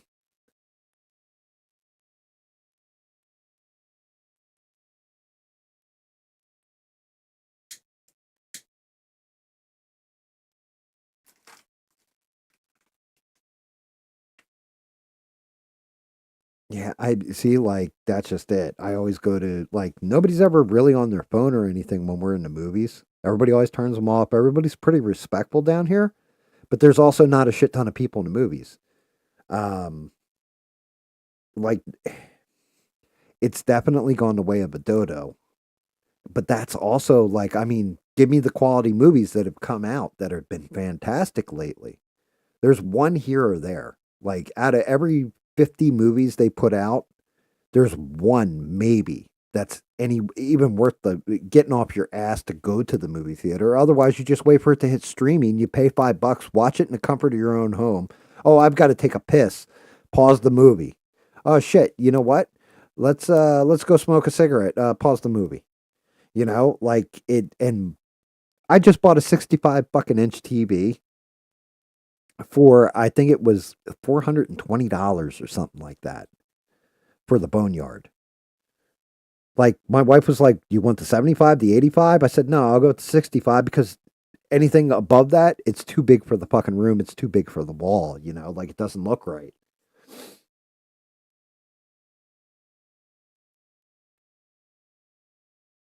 Right, mister. And that's what I'm saying is like movie theaters go getting off your ass and going to the movies.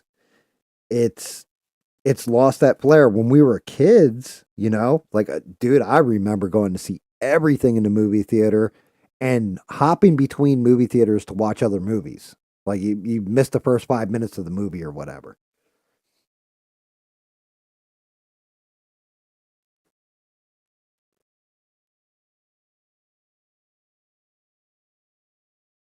Yeah.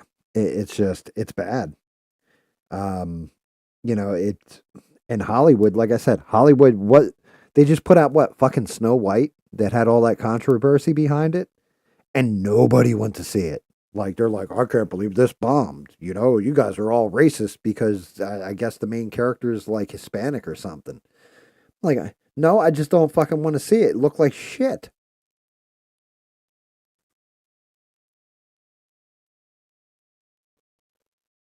I mean, shit down here, you can still there's still like drive-ins you can go to, and it's like $10 for the carload, and you go chill in the drive-in. That's kind of fun.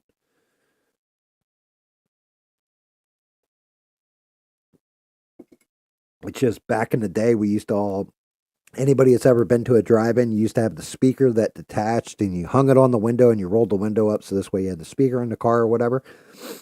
Now you just tune your radio into whatever channel the fucking shit's on. But that's a whole experience in and of itself, you know? Shit, what else do I need round on this thing? Oh, sorry, I got off on a fucking tangent there, guys.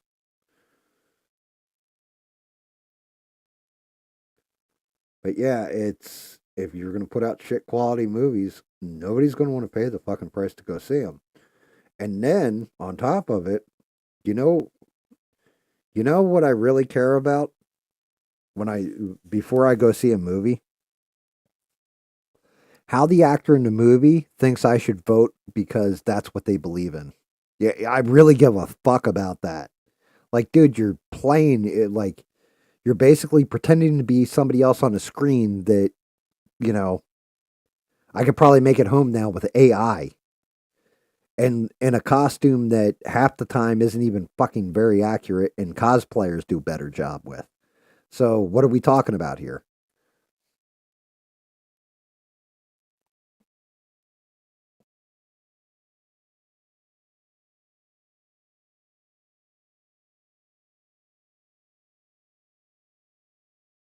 Yeah, I can believe that with fucking Jar Jar.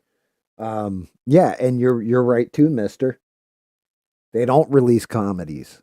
Like where the fuck are the good like shit. How about the kids adventure movies, right? That don't have any kind of social message to them. They're just fun to watch, like The Goonies or E.T. or, Ghostbusters. Where are all the like inventive, out of the box, cool ass movies? No, they're just going to remake it and maybe gender swap a character here or there, or race swap somebody. Where the fuck is the original ideas? And the ones that they come out with and put up on the screen 90% of the time are dog shit.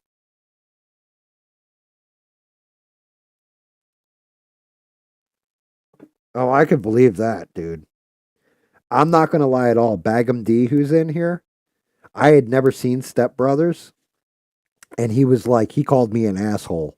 He's like, how have you never seen Step Brothers? And I was like, what do you mean? He's like, dude, it's the greatest shit. He's like, it's like 40-year-old men acting like 8-year olds with profanity. I said, what? He's like, yeah. I was like, I thought that movie looked stupid. He's like, dude, it's funny as fuck. And D lent me his copy of it. And I took it home and watched it. And man, I must have worn that fucking DVD out because it was fucking great.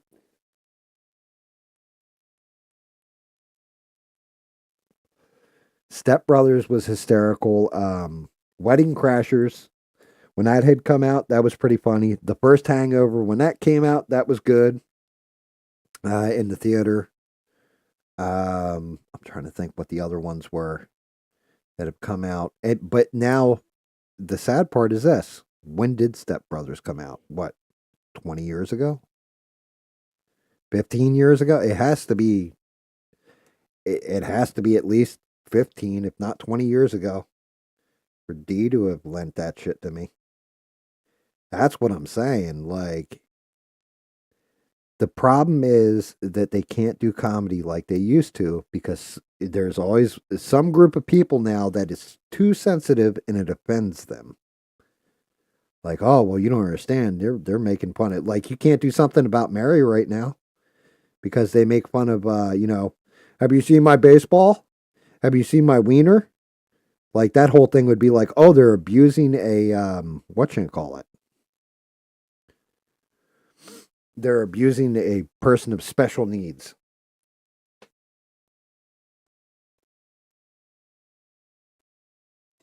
You determined it was fucking Obama's fault? How do you figure?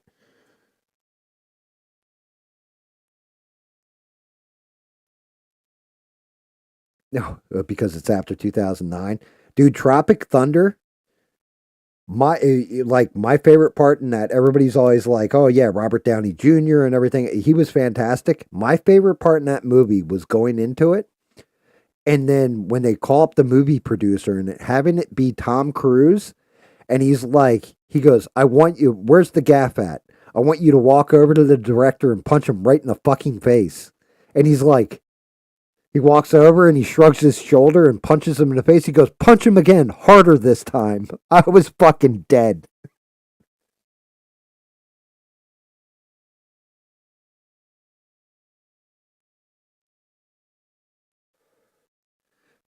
I've said that too. I actually had this crazy idea for a movie and all that and wanted to write a script and all. I don't think anybody'd ever produce it though.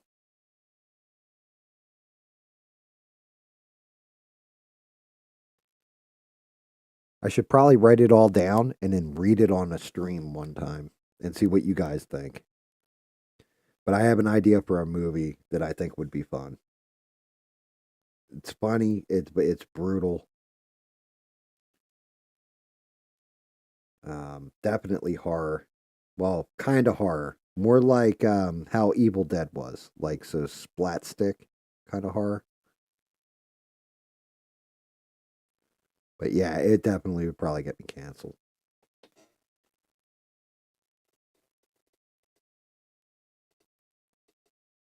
But yeah, it's a fucking shame. Like it really is. That actor strike didn't help anything either. Now it's like half the shit we get is Chat GPT movies. I swear to God. I don't think anybody's actually writing them. I think it's a computer program doing it because they're pretty terrible.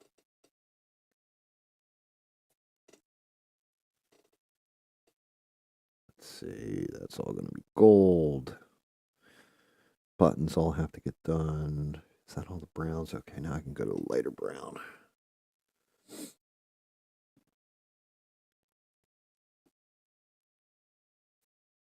Actually, I only need a half step. I don't need to go crazy.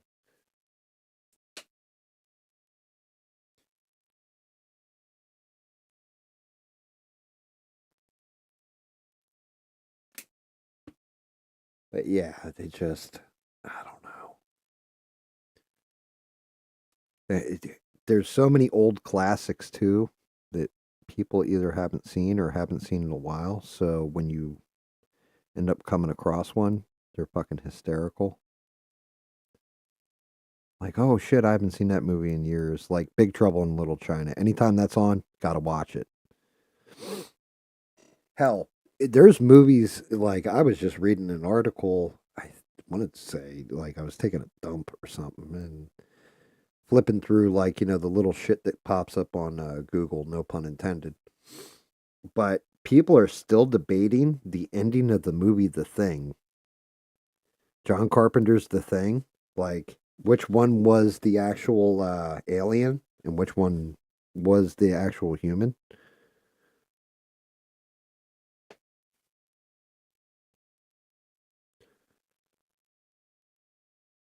To me, that's interesting. To this day, everybody's still discussing The Thing. Like what?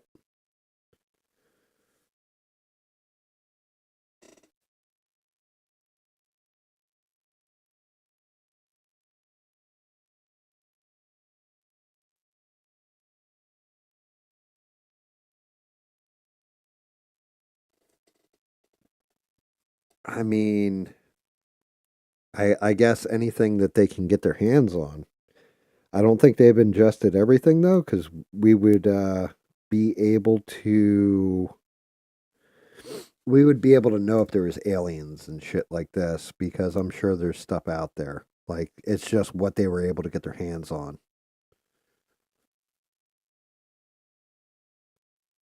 But if that's the case, then you should be able to ask Chat GPT to tell you what write me an original film that's never been done before and it would.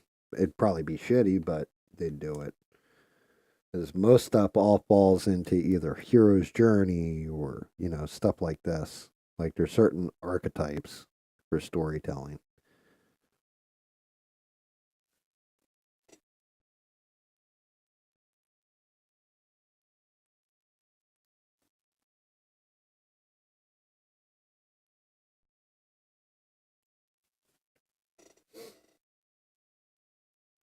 I mean, I don't know.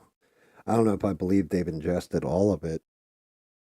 That's a lot of computation. Well, then again, what is it? The Smithsonian? I can't remember what it is. Um, I know I can't remember. It's like every piece of human history could fit on so many terabytes.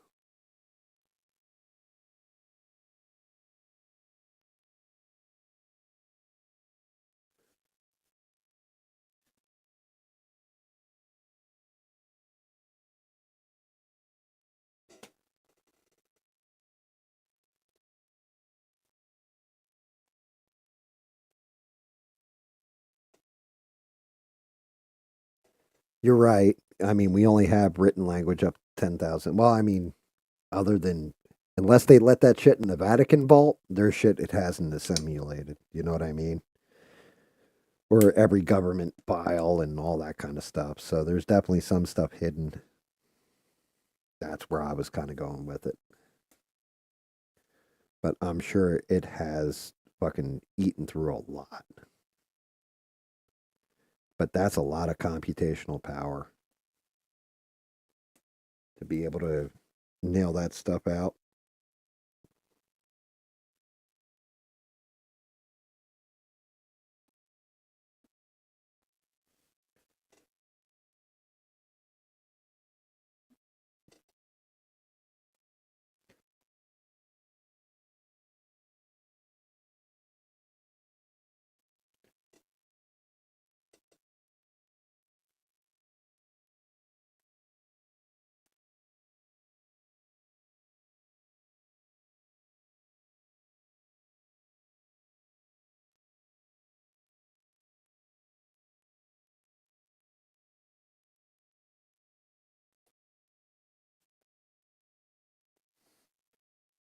Yeah, I mean, well, that's just it. They should be using it to decipher mysteries at this point, if that's the case, and it's read that much and understands that much stuff, science and everything else.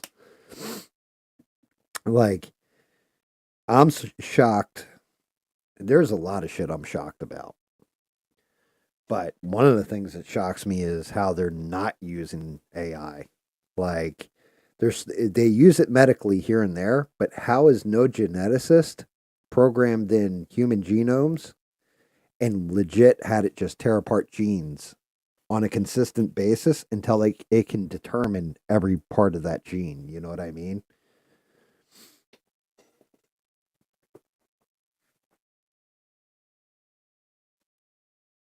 Like, I would think that would be one of the first things you would do is learn how to do genetic coding and change that stuff.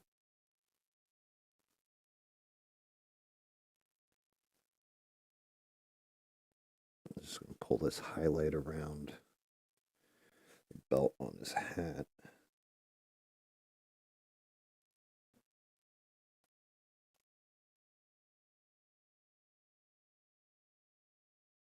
Like, maybe there's a way that we can edit the genetic code and prevent childhood illness.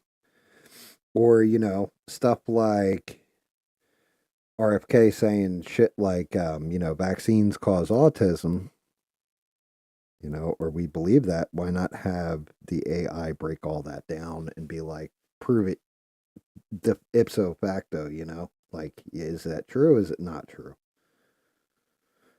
So many different medical applications.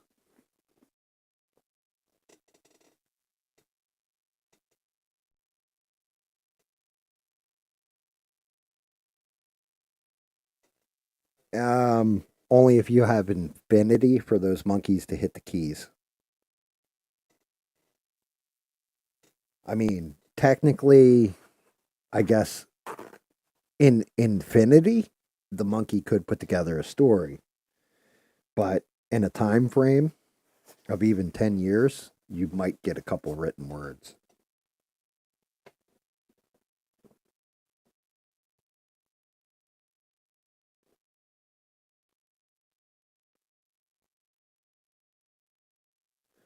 Like, it's not like the monkeys are magically going to learn written language, unless, of course, the monkeys are us.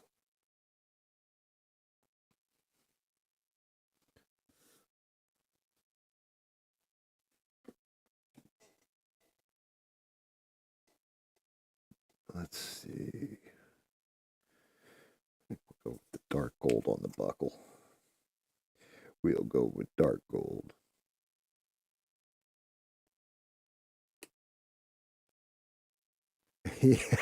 All right, I hate this room. Monkey hate type.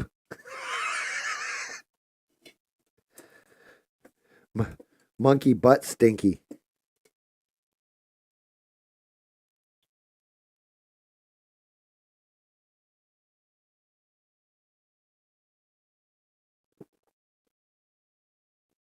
Yeah, you're not wrong. I mean, I think genetic coding as it sits now, what do we have as humans? 120 years or something? Or genetic code unravels, unless they can repair that somehow. But that means repairing every cell in your body.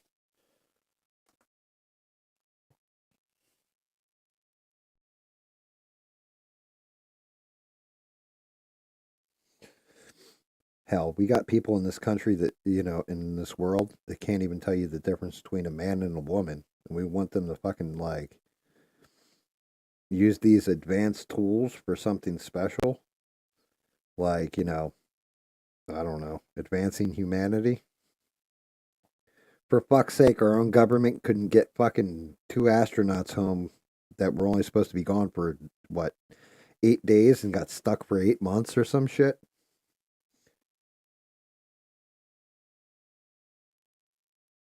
Like, just awfulness.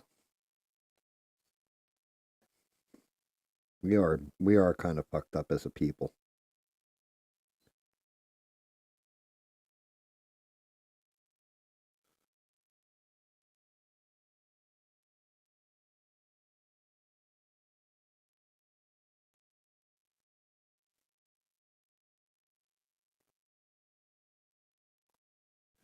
Yeah, you might be right there, uh, Mister. If they were both hot, they might have gotten back quicker. I'll tell you, one of the funniest fucking things. I was watching Trump was signing executive orders or something, and somebody asked him a question. He goes, yeah, you. Oh, you're wearing a mask. Wow, I haven't seen one of those in a while. You feel comfortable? Does it make you feel better and everything else? And the reporter's like, yeah. And he's like, okay, good, good. Go ahead and ask your question. But it was fucking hysterical. He's like, oh, you're wearing a mask. It's like, who are you with?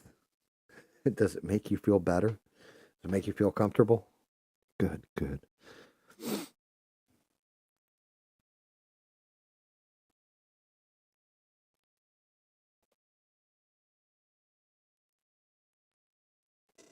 Yeah, like, yeah, I probably should have clipped that shit when I saw it because it was fucking great.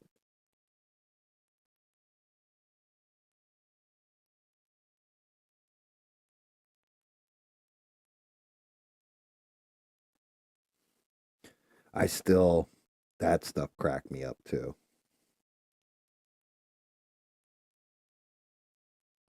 There is still a faction of people that don't believe COVID came from a lab. They still think it came from a wet market, even though apparently Europe knew that it came from a lab months and months before that shit even, like the CIA even came out with it. Like everybody kind of knew it came from a lab.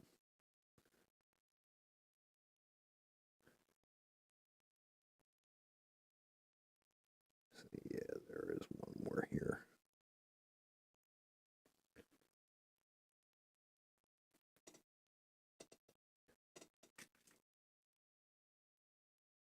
Gotta cover up that, man. I'll tell you what, those are the people that made out during the fucking pandemic were ugly people. I saw some women that looked very attractive when they were wearing their masks. All you saw was like their eyes and like their hair or what have you. And then, those same people, you see them without the mask on, you're like, oh, Jesus. Can we just put the mask back on and pretend like, we've never met before, please? What do I want to do in there? I got to clean all that up. Let's go. As soon as I find it, French vanilla, there it is. Yeah, fucking Melina from Mortal Kombat. That's Katana's clone. Yeah, pulls it down and she's got the Baraka teeth. Just what happened? I mean, all my teeth are all shiny, nice, and straight, but that's because I also take them out at night and soak them.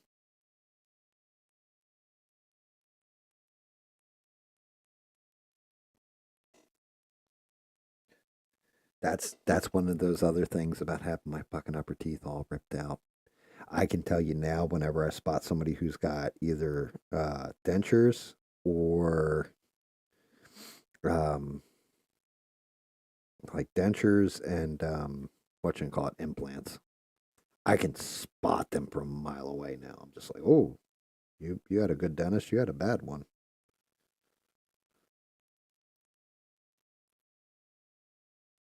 Barack Obama. Barack Obama wins. Recession.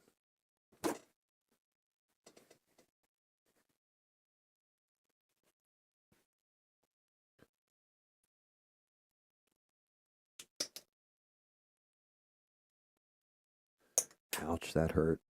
Talking about Mortal Kombat, shit dropped to five. What the fuck? I guess we're getting there. It's like midnight, isn't it? Damn it.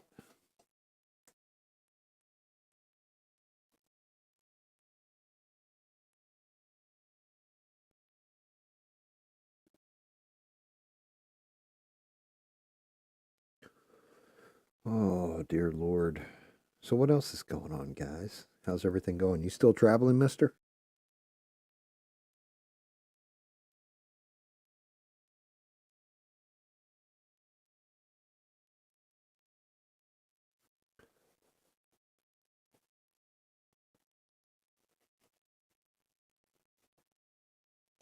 Let's get in. Debating on what color I want to do these buttons.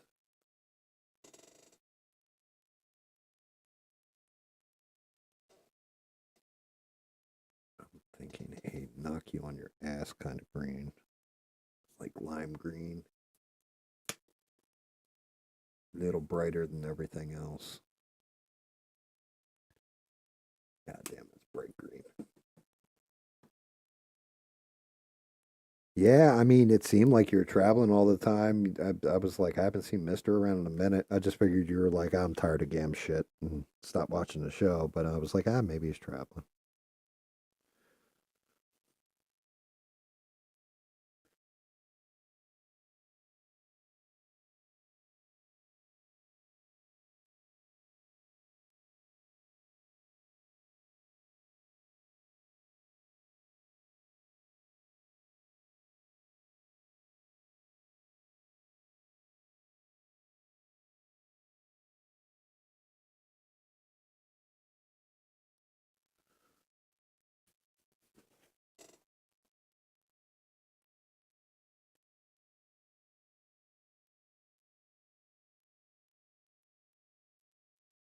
Yeah, you're not wrong, dude. You're never in the same place like for more than a little bit. Pretty soon we won't see Mister anymore. He's just gonna be logging in. It'll be Tyler Durden, and we'll be like, what the fuck? It's like Mister's altered personality, like his alter ego.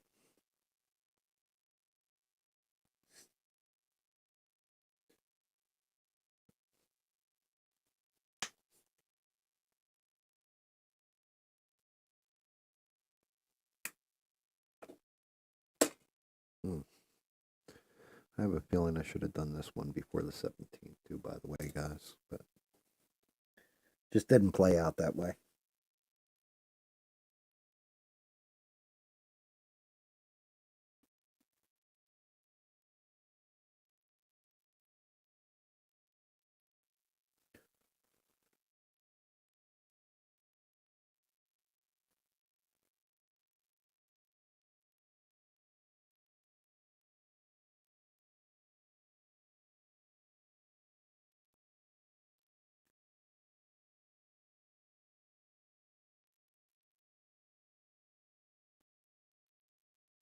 I am I am Jack's failing kidney.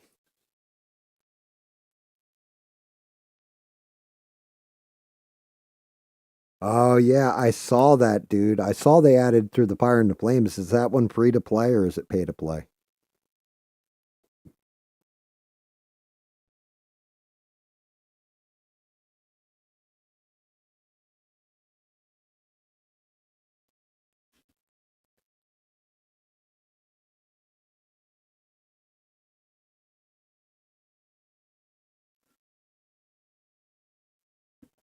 More importantly, is it fun to play?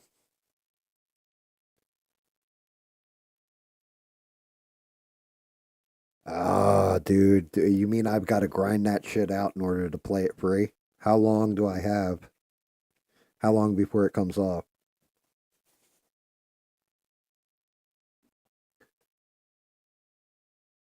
See if I can change this up a little.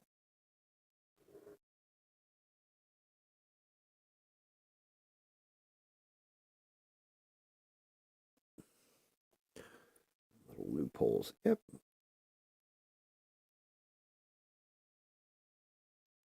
Oh no shit. Yeah, Dragon Force. Dragon Force is like my opinion very underrated, even though they're more like comedy band.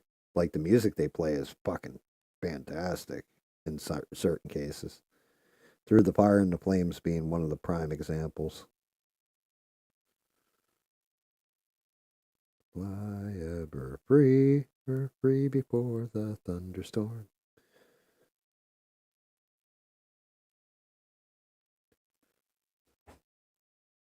Get stuck in your fucking head.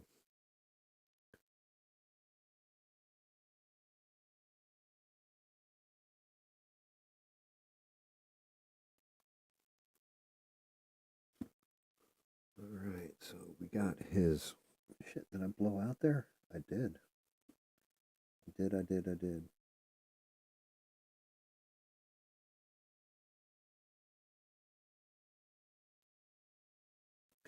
Have to fix that real quick.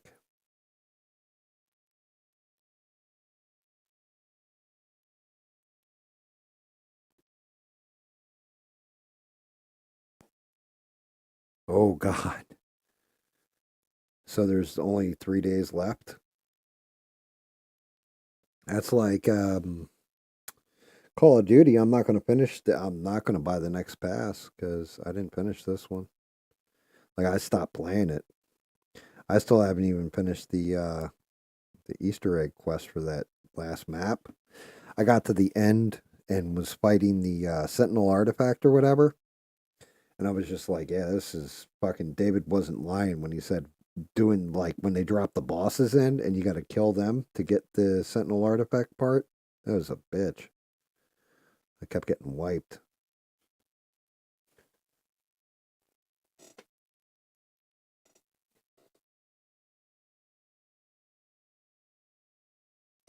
Yeah, maybe.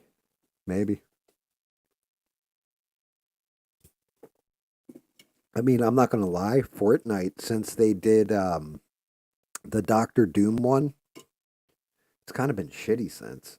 Like their battle passes. All right, we got to go to dark orange and then light orange. Then we're down to the beer.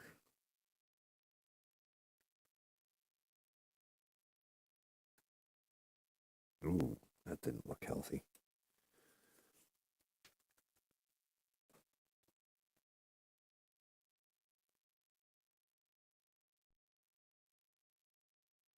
Good night, mister. Thanks for dropping in, brother. It's good, always good to see you. You know, try and take it easy at work. I know you're hitting that grind kind of hard, but try and have a good one. Thanks for dropping in, man.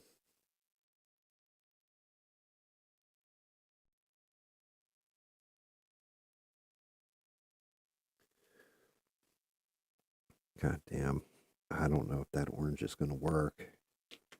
Feels kind of separated. Give me a fan brush. No, you are fucked up. I think the dog chewed on that one for some reason. Let's see if this one will work. Oh, fuck. Damn, this brush got fucked up.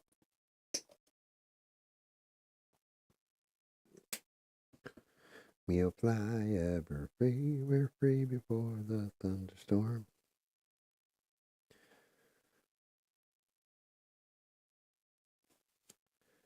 Jesus. So shit was that bad in that stream, huh? Sure, last night's stream was fucking bad. I'm not saying the man who makes the content. I'm saying the stream itself, like just the people in stream were being assholes.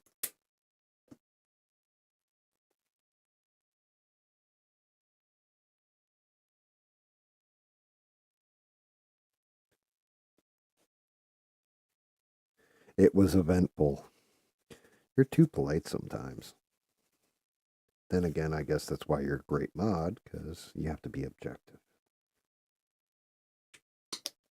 Yeah. Now, do you think they were trolls, or do you think it was actual people that really feel some kind of way? As you know, sometimes you get those people who are just trolling and pissing people off, and then other times you get.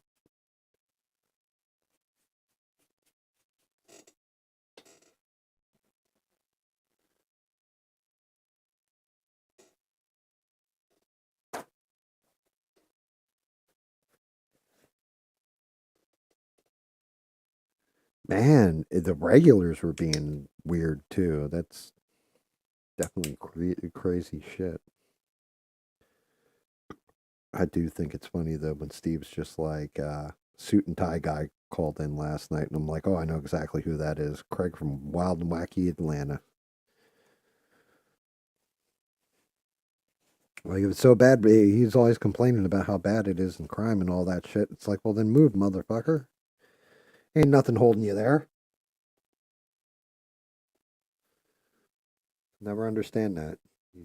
You get what you sign up for.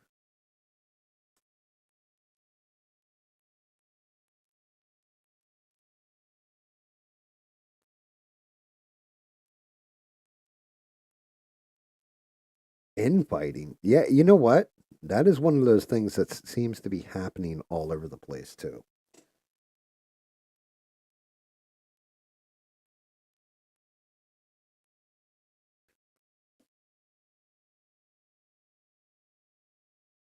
Oh yeah, that ain't gonna work. I need to quick get this shit off this brush. Get in there with a different brush.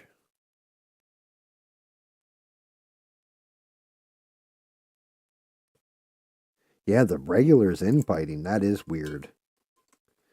Like the base is kind of like consuming itself.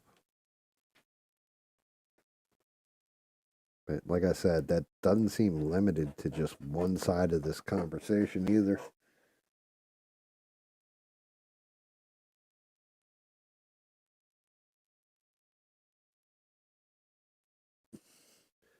Then you get guys like me and Alien where we're like, yeah, go watch his stream. Go watch his stream. You like his stream? Better watch his stream while I'm streaming.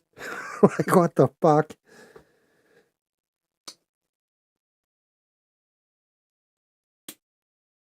Yeah, I mean, well, yeah, because I'm sure there's people in there that have special needs kids that feel some kind of way about it. And then there's people in there that have normal kids that are like, well, your kid's slowing my kid down. My wife has this thing that she taught our children. And I'm not going to lie, I've adapted that mantra. And that is don't make me ever apologize for being faster, smarter, stronger, better than you in one way or another. You apologize to me for slowing me down, not being as fast and all that. Come up to my standard. Don't try and drag me down to yours if yours is lesser than mine. If yours is higher than mine, I should come up to yours. Like I don't know. It really hits home when you think about it that way.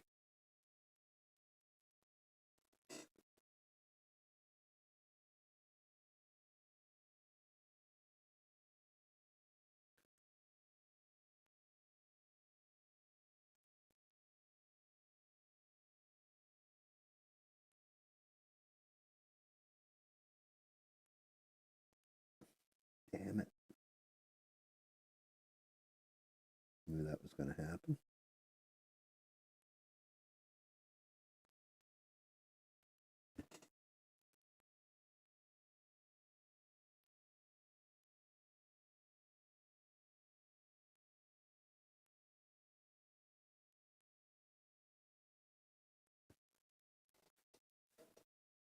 I mean, legitimately though, she's not wrong. Like we should all be trying to raise the bar and be better or get better or you know, at whatever the hell you're doing. You shouldn't want mediocrity.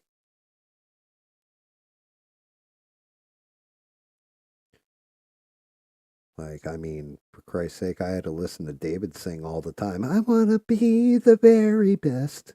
No one ever was. David would sing that song like constantly when we were playing video games. Like, I don't understand what the hell the song was about, but he used to sing it.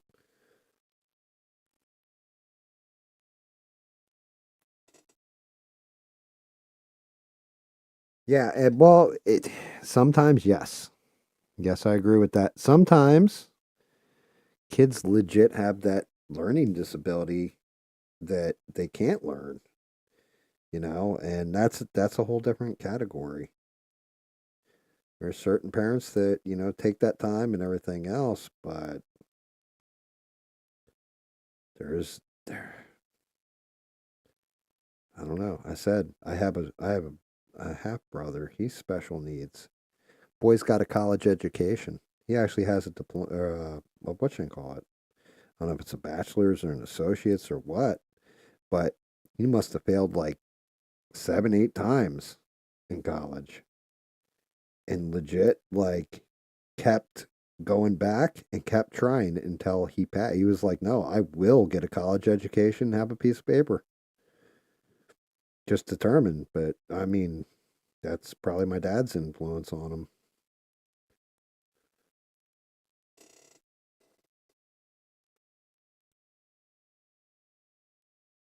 Oh yeah, dude, that song does get stuck in your head, especially when it goes, David Mon. He knows it's his destiny, David Mon. He likes to be on his knees. You teach him and he'll teach thee, David Mon.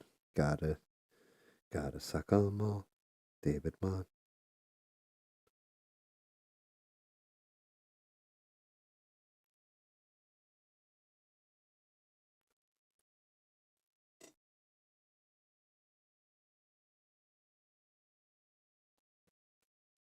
Yeah, see, like my inspiration for doing anything well in my life was I don't feel like dying in the street or being thrown out on my ass from my house or, I would like to eat today. That was always my motivation. It's good motivation to have sometimes. Really tragic motivation when you break it down. Like, you shouldn't, as a kid, you shouldn't have to worry about stuff like that. But hey, dims the brakes. Like I said, now things are good and all that stuff. So comparing it to back then, like I wake up every day fortunate. I wake up every day, even if I'm in a bad mood, and I'm happy that I have what I have, and I have the people in my life I do.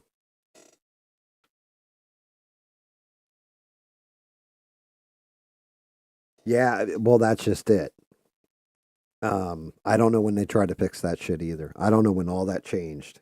But you're right. We did. We had helmet classes. Yeah, it's a good way of putting it. We had helmet classes, we had regular classes, we had honor classes.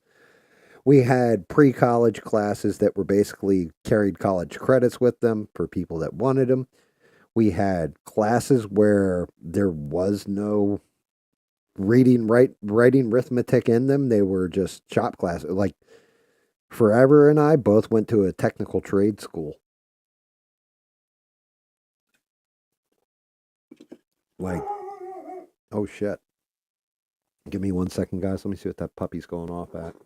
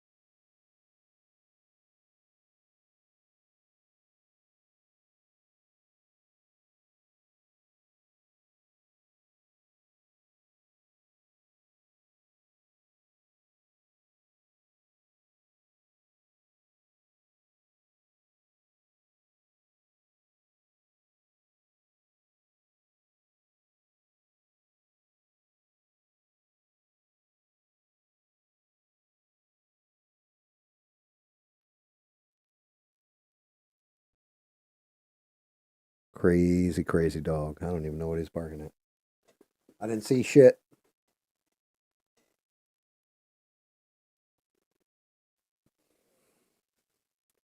Yeah, I don't know. Public schools have been getting weirder and weirder from everything I've seen.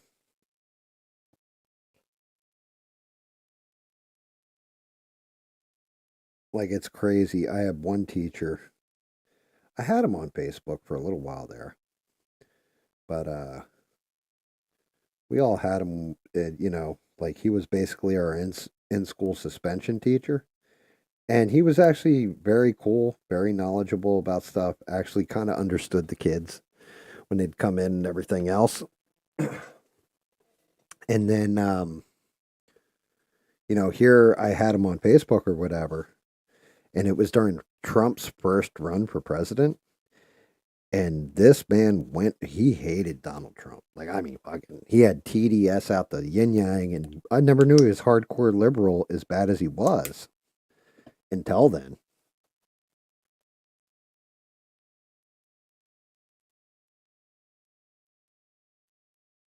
Wait, she wanted to be called what? MX? What the fuck is MX? What is she, a missile? What the fuck is that? Yeah, I don't blame them for having none of that. That's fucking just wacky ass shit right there.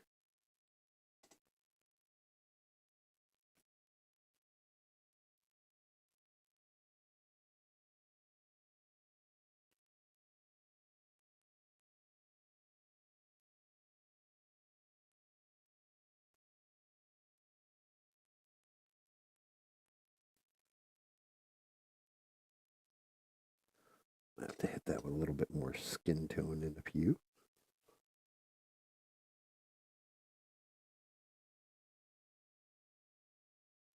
Yeah, I mean, well, what was cool was knowing him from school or what have you, dude never talked about that stuff.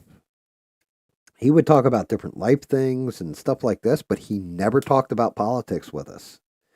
And like even arguing with him back and forth politics, he like we're me and a couple other guys that all remember him. We're all on his Facebook stuff because he was kind of cool. And like we're all like, well, Trump's not a bad option. Oh, and he'd fight with us and everything else. And I even said to him one time, I was like, "Yo, you weren't like this when you were a teacher." He goes, "Yeah, because as a teacher, politics does not belong in a classroom. Learning does." That tells you what kind of guy he is. You know what I mean? He was able to separate politics with his actual fucking career, and he was a good teacher.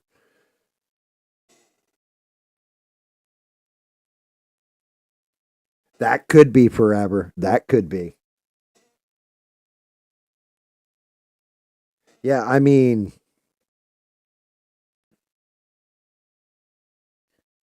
teaching somehow went from, like I said, educating kids and giving them discipline to, hey, here's what I believe politically. Well, yeah, but what if I don't give a shit what you believe politically?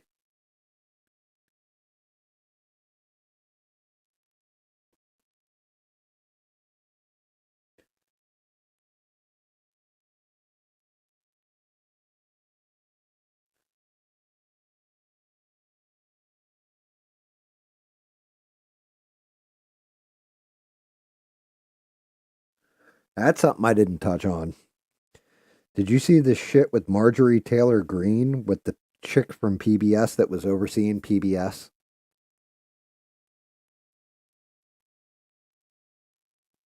I don't know if you fucking. I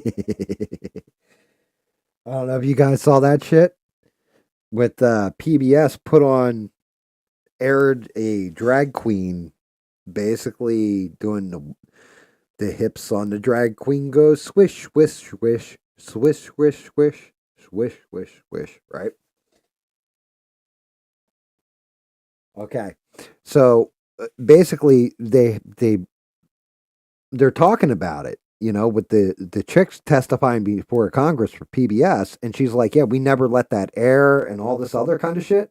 And Marjorie Taylor Greene fucking pulls it, goes play the video, and she goes, "Oh, by the way, our audio system or something isn't working, so we have this TV," and she's got two interns behind her holding up the TV. And it actually played like the drag queen doing this whole song and all this kind of stuff, and like when it aired on PBS and the date and all that stuff, like she basically nailed the chick out for lying to Congress. It was fucking crazy.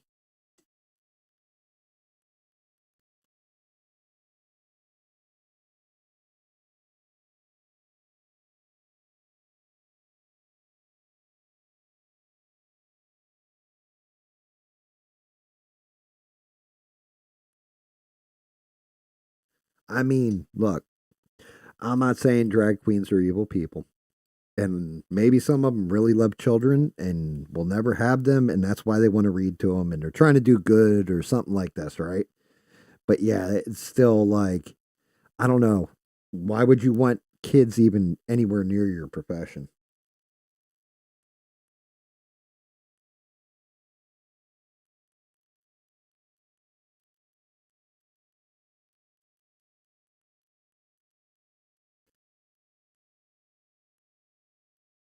Like, wouldn't you look at a bunch of kids and say, yeah, like, nah, they don't need to know what I do for a living? But yeah, dude, like, if you get a chance, Sheree, I'm sure ABL will cover it because that shit happened today, I want to say, or yesterday, which, I've said this before. If something happens on a Wednesday, he doesn't cover it on a Wednesday night unless somebody brings it up during the show. But that shit was hysterical. She like flat out lies and she's like, okay, play the video.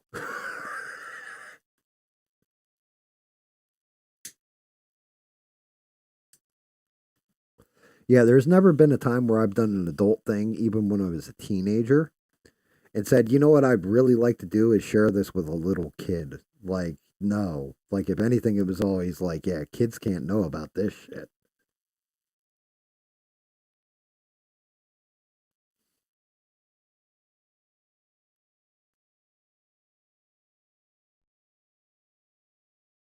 Yep. Yeah, dude. See, Demona forever fucking saw that shit. It was fucking hysterical. I mean, she eviscerated her. Like, I'm not a huge Marjorie Taylor Greene fan, but she did. She killed it.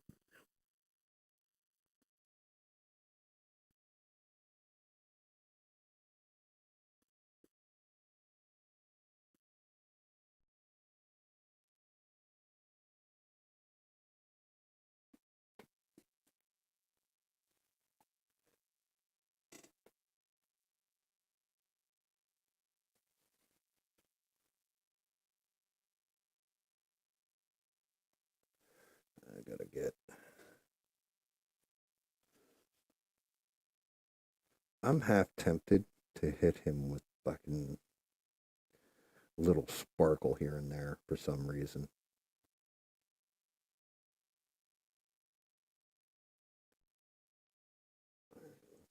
Let's go to his eyeballs. I think I can still pull this white out.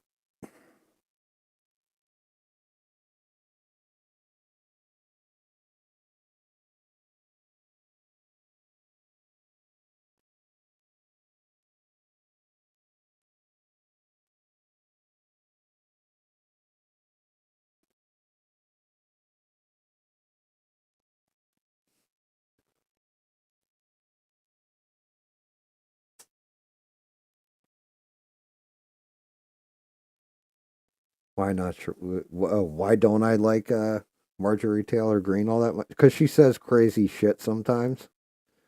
Some stuff she says is spot, but when she says crazy shit, she says crazy shit. For example, she said it was Jewish space lasers that started the fire in Maui. Like she said that shit. Like I thought it was made up and like they took her out of context. No, I watched her fucking say it.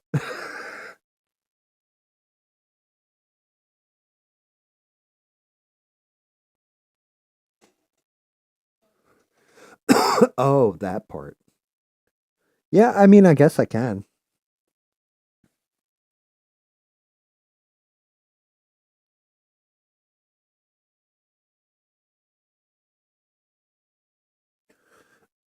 Yeah, I think this white is a little too dry. That's what she said.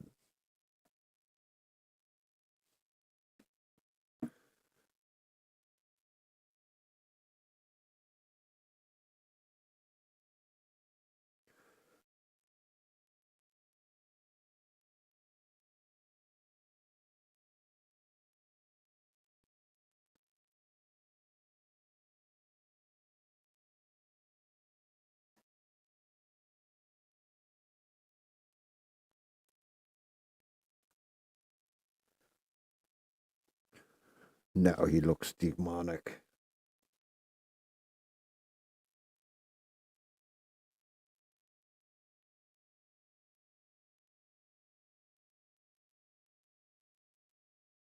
Yep. Yeah, Forever's not lying either. That's kind of how that shit went. Like she really did lambast the lady from PBS. Like I mean, she just embarrassed her.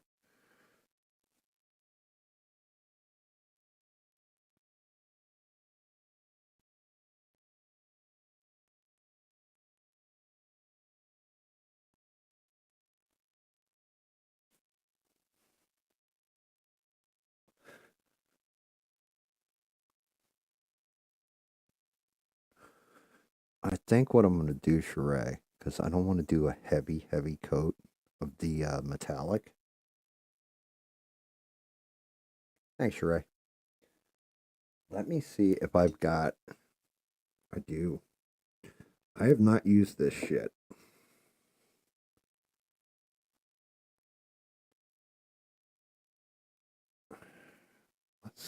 We'll just do a little test. What do you say? See how this stuff comes out. And actually, does this screw off? Because it doesn't flip. Like all the other folk art flip. Oh yeah, Jesus Christ. I don't know if I can use this shit. Look at that fucking shit.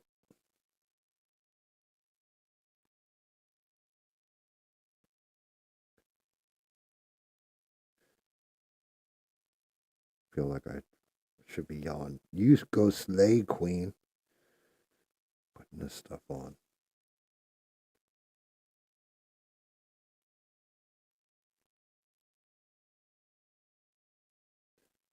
A little mythical glitter on his head.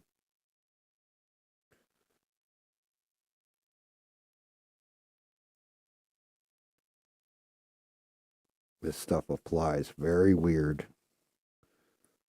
Can you guys see it like the glitter?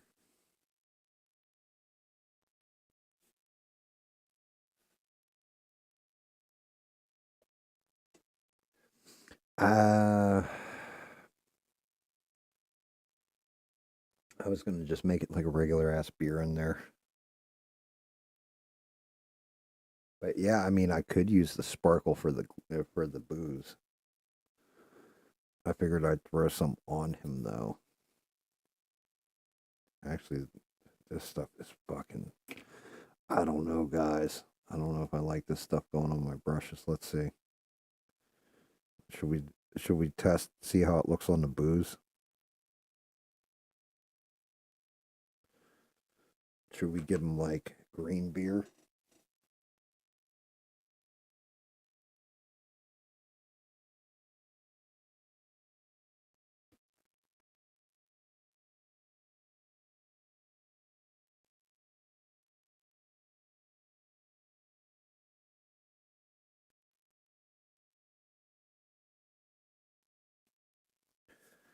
I think I'm gonna have to paint the booze completely like one color, like a white, and then layer this on top.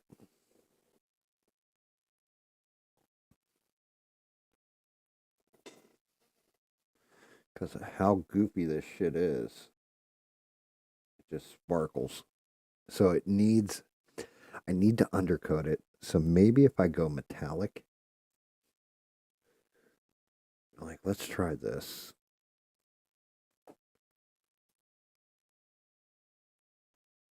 You think a white base? Because I was going to go to this metallic green, emerald green, Christmas green, I think it's called. But if you think the white would actually like do it better, because that stuff, like I'm not going to lie, I probably have to throw this brush out after getting that shit on here. Doing like a white undercoat.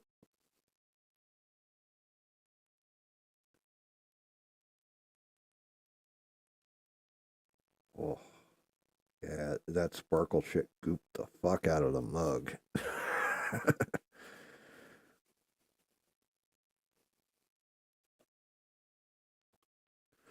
Let me cap this stuff up so it doesn't dry out. Yeah, that's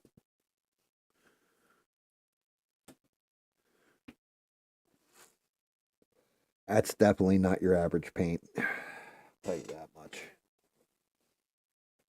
Like it's more like I don't know, like a glue with glitter in there. I mean, it says glitter acrylic paint, but it doesn't paint like it, and it doesn't feel like it.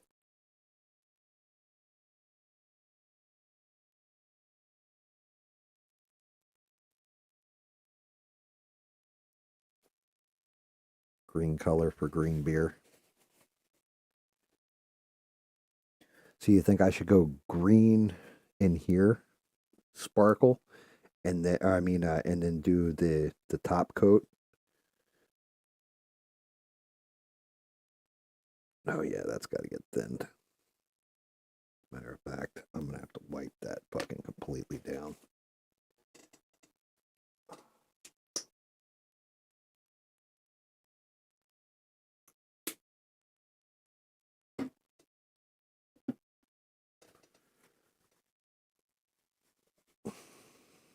It's probably gonna strip, but that's okay.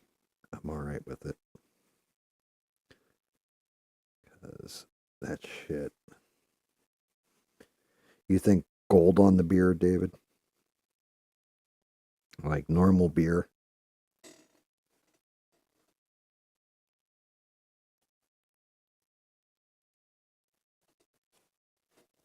Um,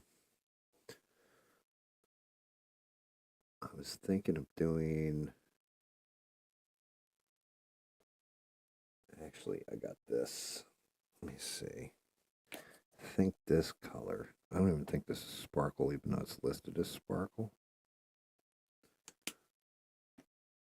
But let me see which color. I shake the shit out of this one because it's got an old label to it and everything. Oh yeah. I was thinking more this color here. God damn. Look at that shit. Look what it did to the brush. Can you guys see the glue in it and the sparkle? Feel like I was touching a pixie inappropriately with this shit all over my fingers.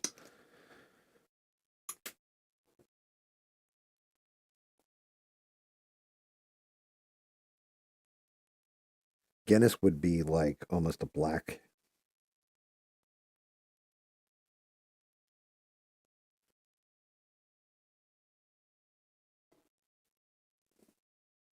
Yeah, I was looking at basically like this color for the beer.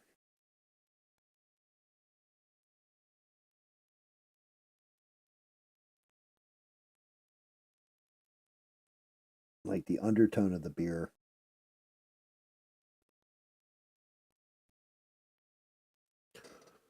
Something like this. And then hitting the white on the ridges.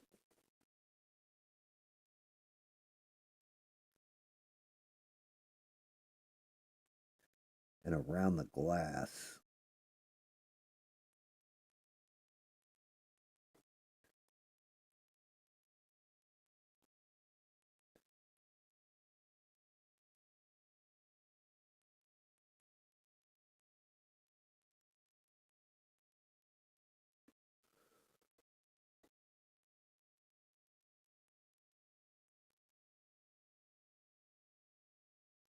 Yeah, Guinness would be black in the cream.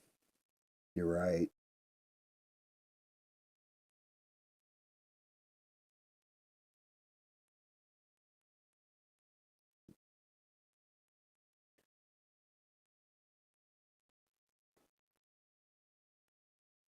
Like using this as the underbase though.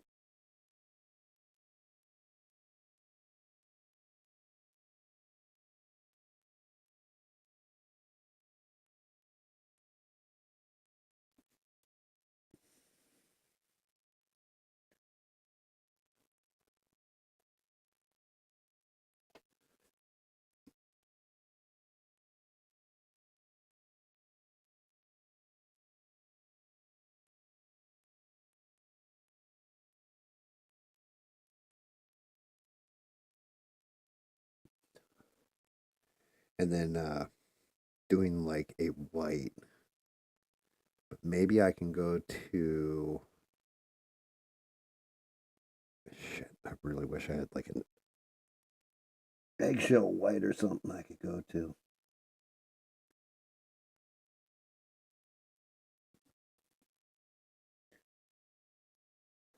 Part of the problem of this is trying to make it look like it's not black underneath.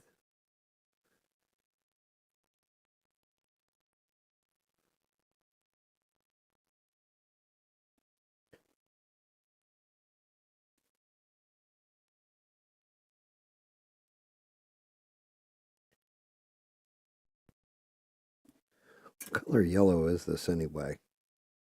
Huh. Look at the name on this. It's called Turner's Yellow. It makes me wonder, who do I know named Turner? I swear I know somebody named Turner. I'm sure it'll come to me eventually.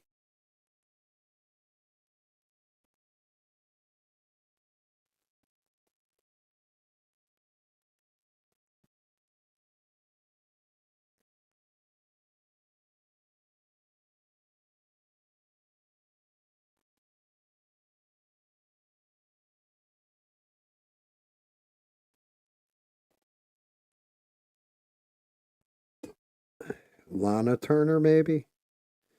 I don't know. Oh, for Pete's sake.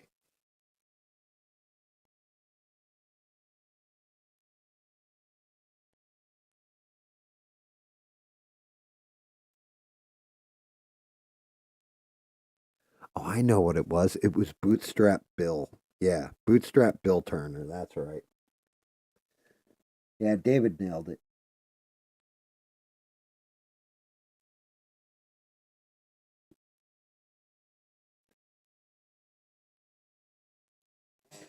Pirates of the Caribbean. Old Bootstrap Bill. We hooked a cannonball to his bootstraps and fired him out into the sea, mate.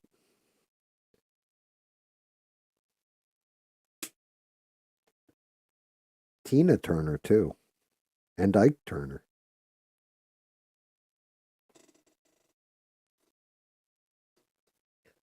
All right, let me see. See if this coat's right, or it looks like. Actually, I want to use a different white. Let's go to titanium white.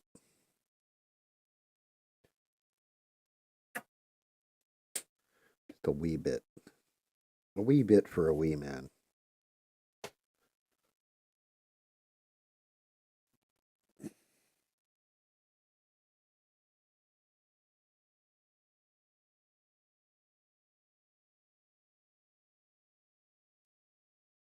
Mm, I'm thinking only way to make this look natural, I'm gonna have to add water.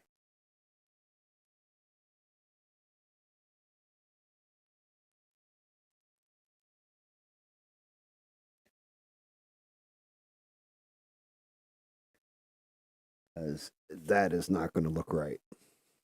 Like it looks stupid.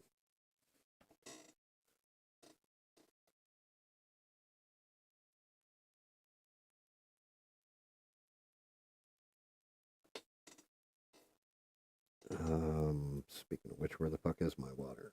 Is that water? Water.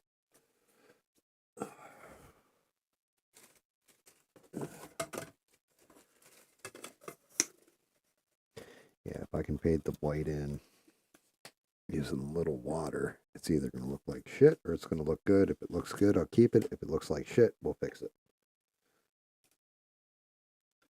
But it's way too thick right now.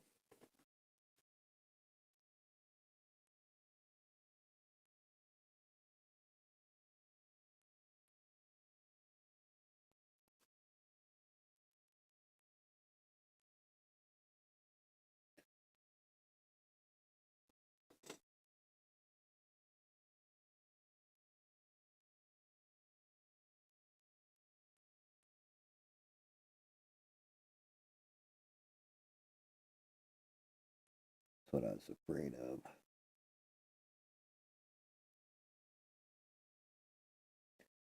Probably going to have to do this twice.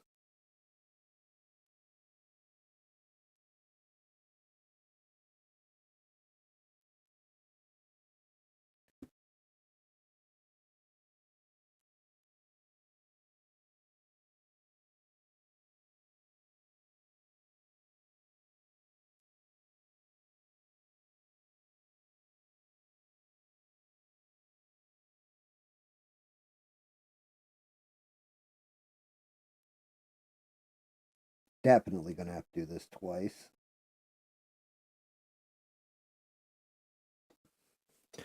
Because anywhere it didn't stick, like the pigment didn't stick.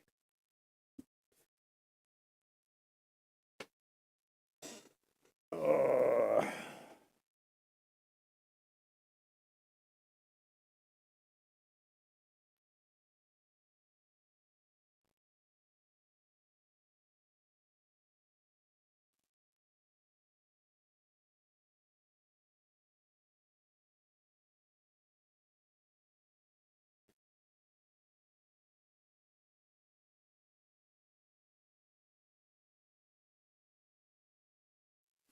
Yeah.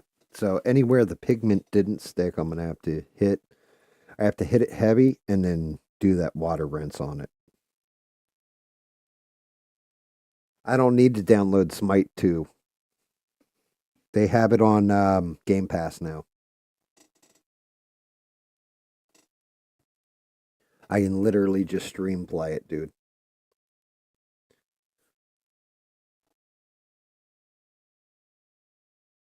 I'm gonna do the same thing up top with this white.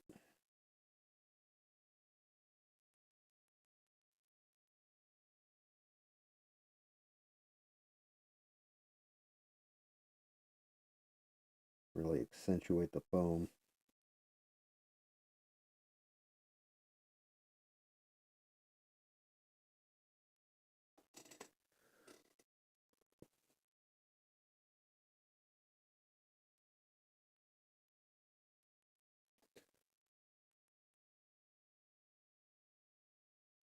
Damn handshake, dude. That stuff kills me.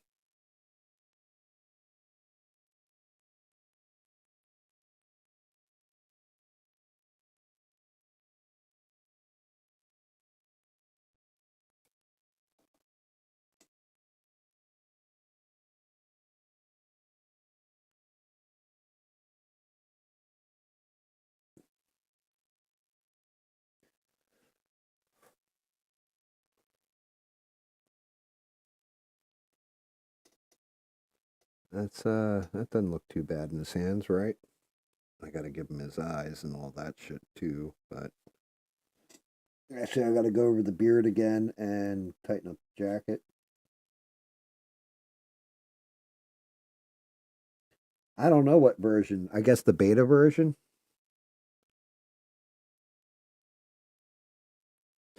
I mean, if I really want to play Smite the right way, I'd probably download it on my PC, to be honest with you.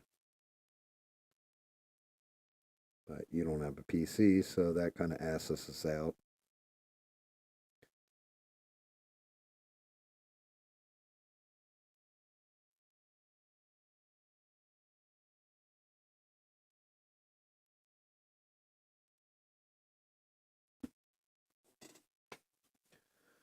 Nice frothy top. All right, let's hit that middle body of the beer again.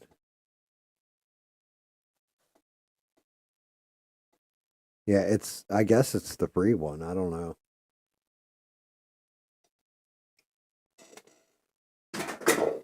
Oh, shit. Well, I missed that shot. Good shooting hoops.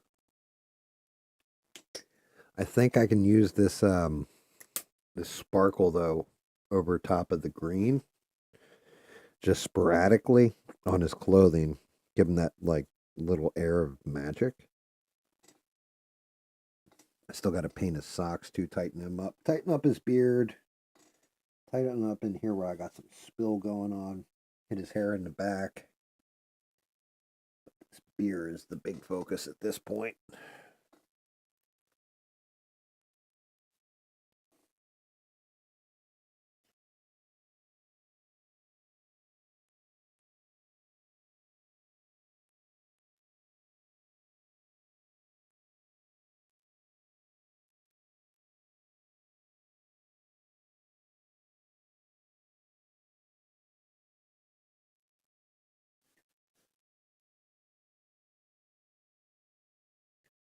What a pain in the ass.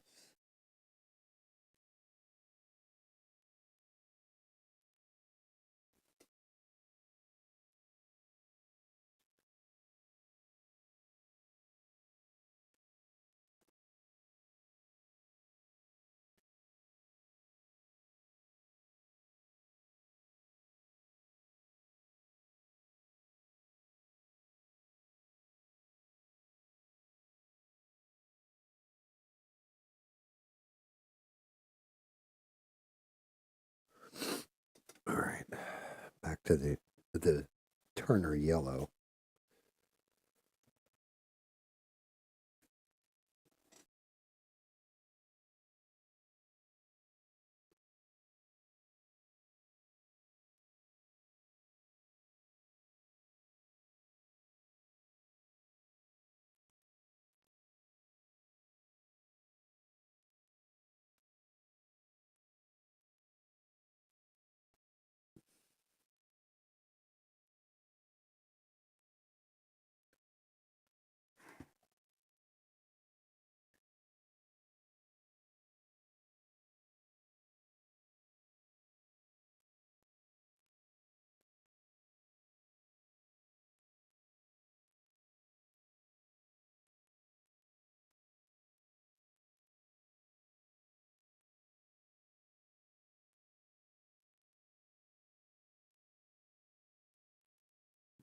And do.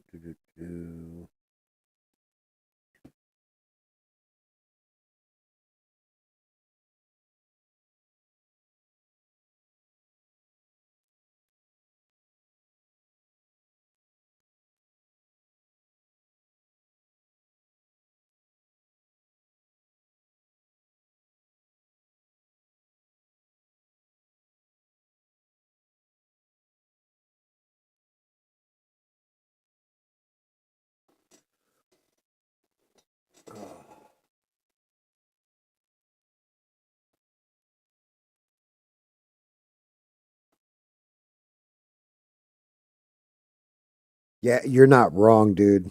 Printing a clear, like if I just went with the clear mini mug or clear resin and just did another mug, probably would have been easier. Trying to make this thing look transparent, like it's actually got the beer in it, is a bitch.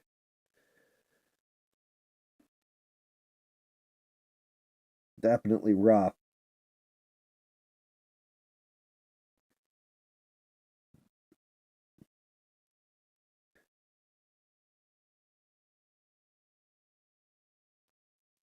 All right, let's accentuate the outside of the mug a bit.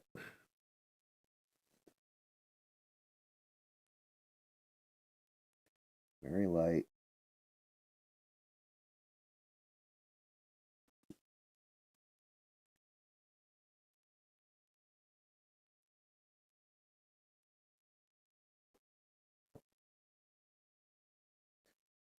I know what you guys are saying. Yeah, I got these heavy white lines on here. You know what they say about white lines? White lines blow away.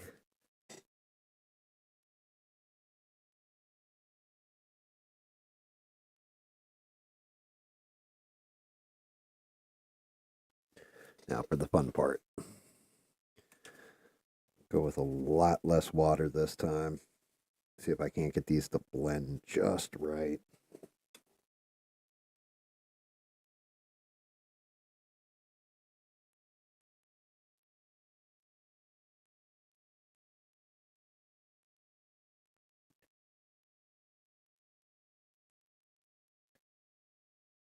Oh, come on. You can blend. There you go.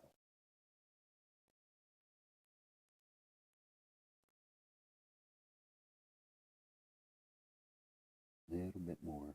Come on, blend in.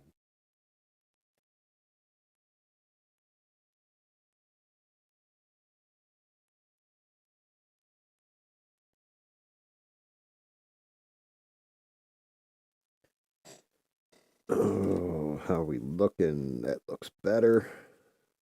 Starting to look a little transparent.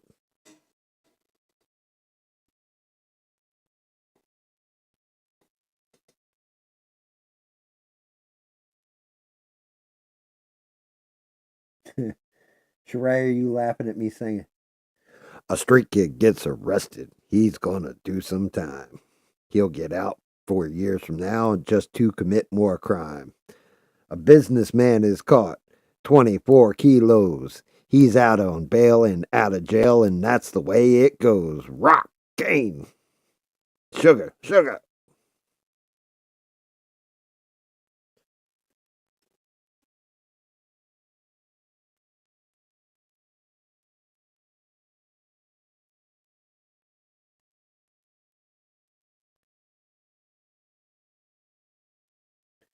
What a great song.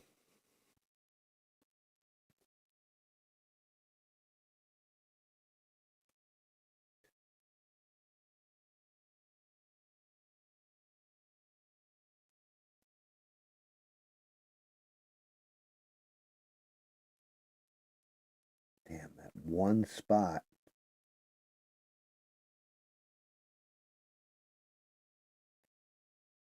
There we go. Now we're talking. Now we're talking.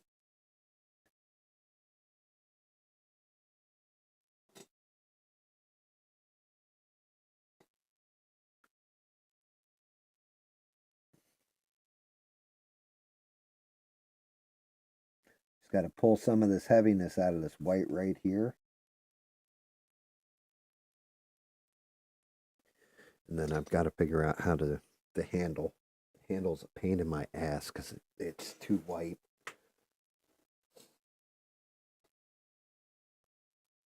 Thank you. All right, so let's see. Take a look at the beer, guys. What do you guys think? Should come out kind of transparent, looking like a glass instead of looking like a mug instead of a black piece of plastic or resin.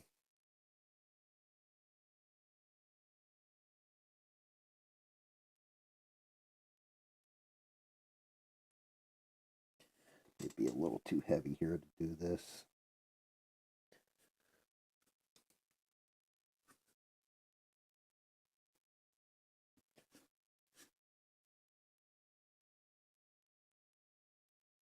That loosens up a little.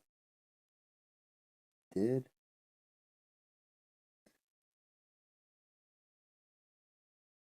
Come on. Chip it away a little. There we go. There we are.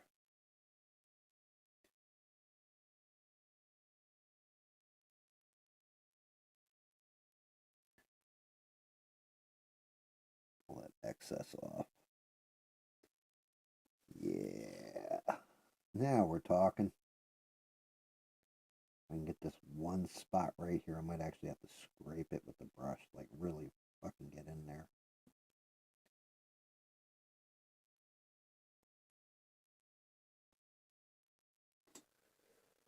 All right, that looks a bit better. What a pain in the ass. Yeah. Yeah, I think I got where it actually looks kind of transparent. Might go a little bit more white up top on the foam.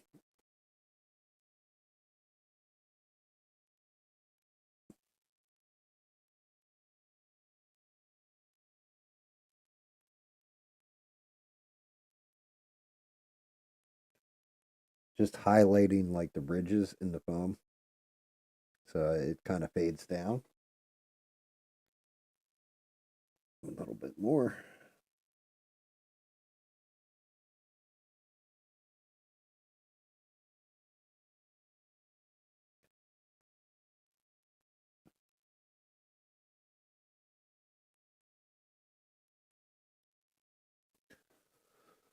Oh, that's, hold on, let me do this.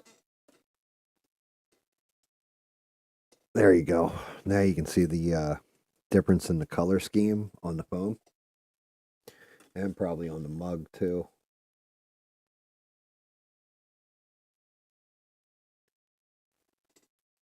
Oh. Oh. Rough one. Okay. I definitely need to do this. The back of his head.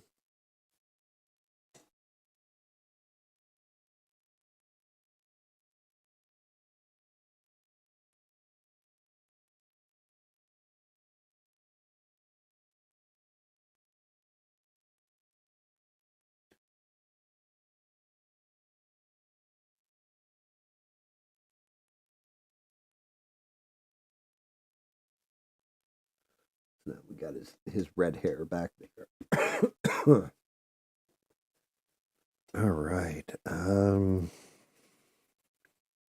He needs pupils. Then I am going to. Actually, I'm not going to use this brush either. I cleaned the shit out of this brush. It's actually back to like nice again, kind of. So I'm not going to use this one. I will dot them pupils out. What else? I think I'm going to go to a lighter orange. Let's see. What are we looking at? What did I do with the other oranges? This one looks. Let me see how it looks on the palette. Let's see if I'm going to use this one. Oh yeah, that's it. You can add a little bit of blonde in there.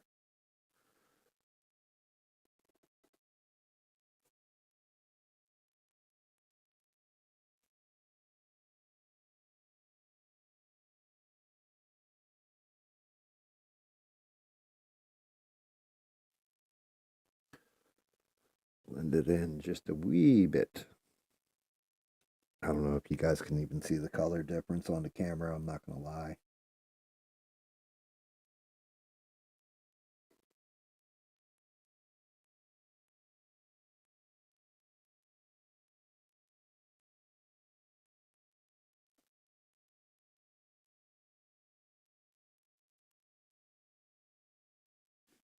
Damn, it's fucked up.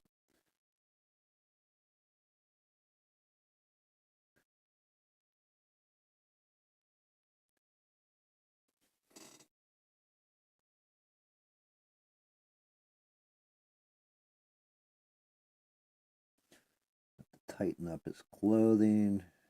Still do his socks too.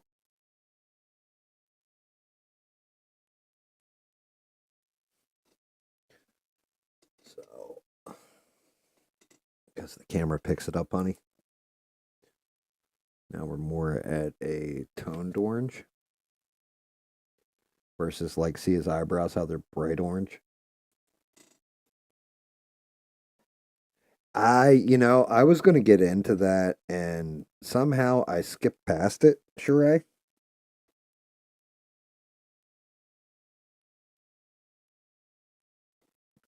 I don't call her Congresswoman Crockett. I call her Congresswoman Ratchet because she's ratchet ass. However, here's the interesting part about her. So apparently, she went to the top school in St. Louis and graduated pretty high in her class, which tells me that how she talks and everything, kind of like she's like from the street, she's up front. That's not how she really talks. That's not how she really acts. I think she knows exactly what she's doing. I think she's trying to play like she's from the street because it plays better with her constituency. Um, I'm not a fan of hers. I don't really like her. I think she's actually like kind of a piece of shit. Her calling them Hot Wheels or whatever. I mean, does that really offend him? You know, like people were up in arms about that. Oh my God, how dare! But look at some of the shit Donald Trump said about people. You know what I mean? And I'm not talking about like the whole bullshit one where he didn't know the guy had like issues before he said what he said about him. But I mean, look at, like fat loser, just a piece of, this, that, or the other.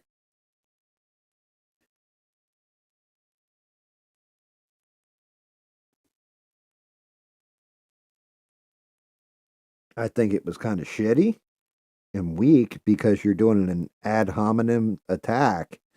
But at the same point in time, it just made her look lower class. You know what I mean? So, like, legitimately, don't fire back on her. Let the media eat at her. Let the conservative media eat at her.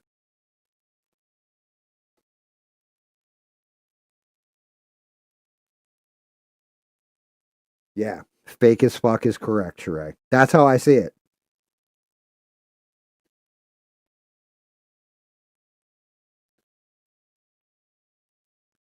There's certain things that she does that nobody I know that lived in the hood would do.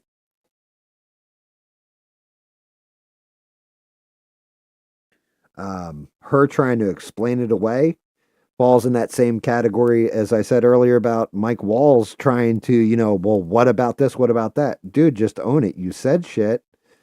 You meant the shit you said. You know it was fucking uncalled for. You know it was fucked up. That's fine. We know who you are now. Just leave it at that. And he shouldn't respond to it. Like that's the best part. If he says nothing, if he's asked about it, right? His best bet is just to say nothing. Just be like, no comment. I'm not even going to dignify that with a response or tell you my take on it. Do not play victim. If he plays victim with it, like, oh, well, you don't understand. Because it was a tree that fell on him that crippled him to put him in that wheelchair. If he plays into that, then like legitimately he loses that fight. If he acts like he's above it, he makes her look like a piece of shit. I don't think he should take it. It's bait. And yeah, could he hammer her? Could he make her really look like an asshole? Yes, he could. Should he? No. If he's smart, you let everybody else, like you said, even the views going, yeah, you're wrong for that. Your apology's bullshit. We know it's bullshit. You let them eat her because she stepped right into a beehive. It goes back to something I said.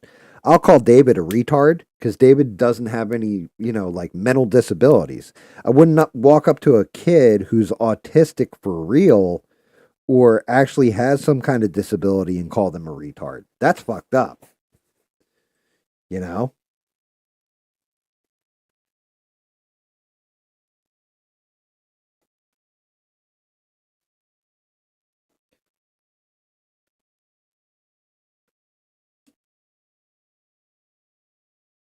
But yeah, honestly, I'm not shocked she said some shit like that.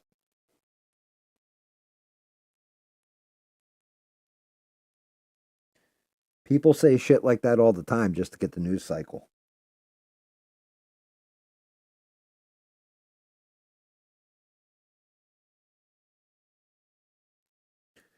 And they're fucking, yes, fucking pupils are terrible. I gotta redo them. Actually, maybe not. Where is that skin tone?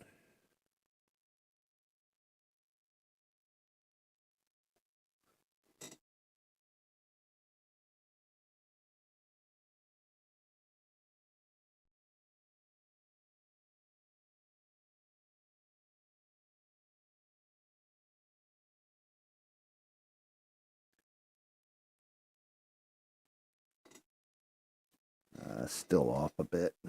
They gotta get fixed. But yeah, I mean, so sometimes when somebody says something really shitty, if everybody else has just started piling on them and making them feel like total dog shit, the last thing you want to do is jump into that pile. You want to rise above it and make them feel even worse. Make public perception look even worse because then now she probably fell down a couple notches politically because of that shit.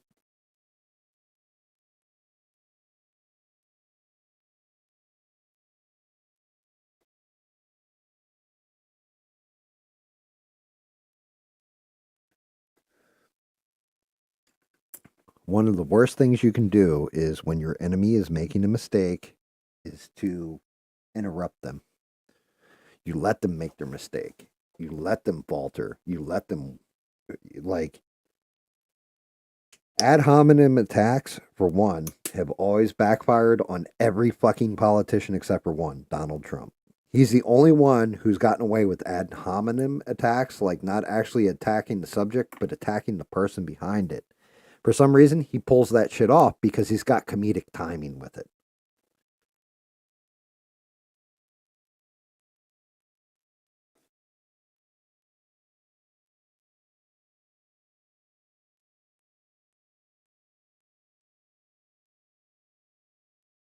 I know this is a really bad idea what I'm doing, but I had to do it. because I gotta hit this again. Clean up these lines.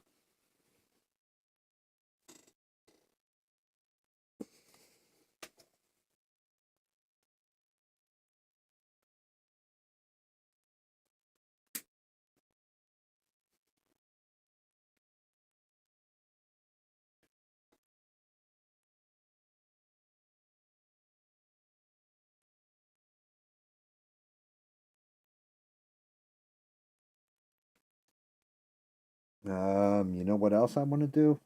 Something I did with David's.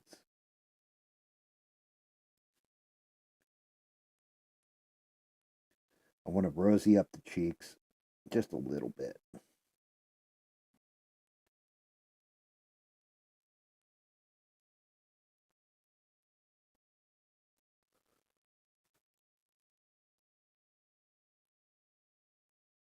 But yeah, I think legitimately everything I've seen of that woman, she's fake and she's a piece of shit.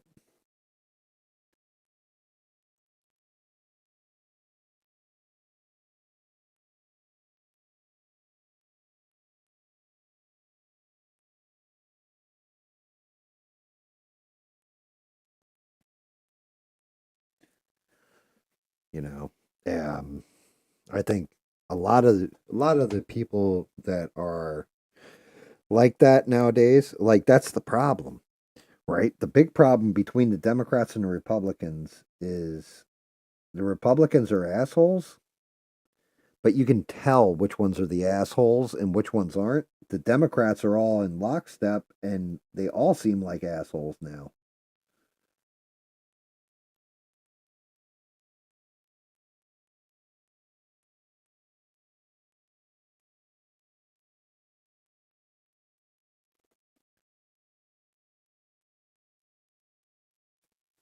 However, if they don't, if Republicans don't nail out the economy this go around, like in the before the midterms, they're in trouble.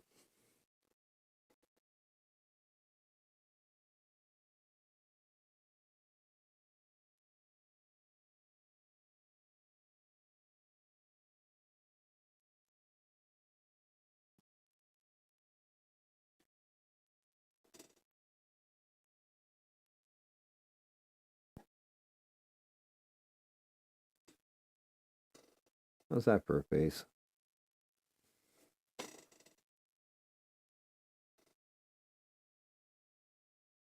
Yep, slimy, heartless, spineless, all wanting just power and money.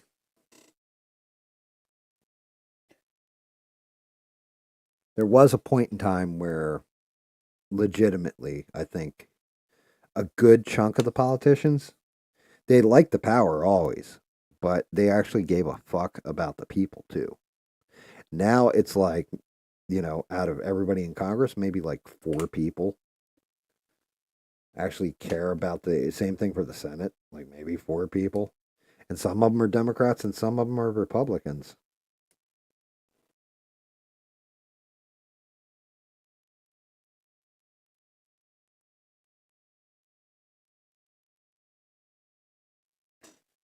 Okay.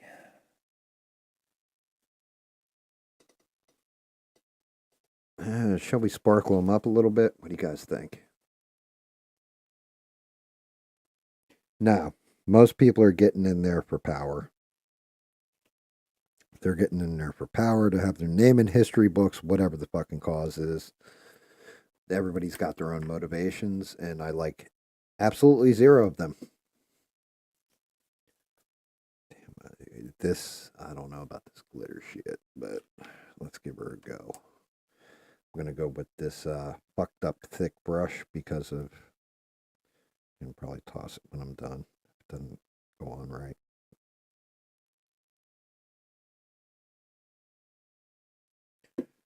Ooh, look at that! How shiny!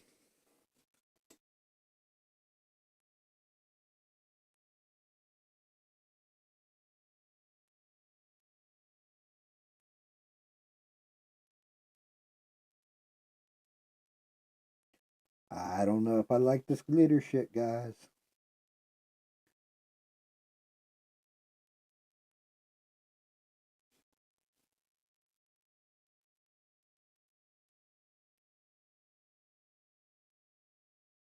I mean, I'm not going to lie. When the smaller chunks of glitter are spilling on them, comes out all right. It's these larger chunks that fucking suck. I think if this was just small chunks of glitter, it would look much better.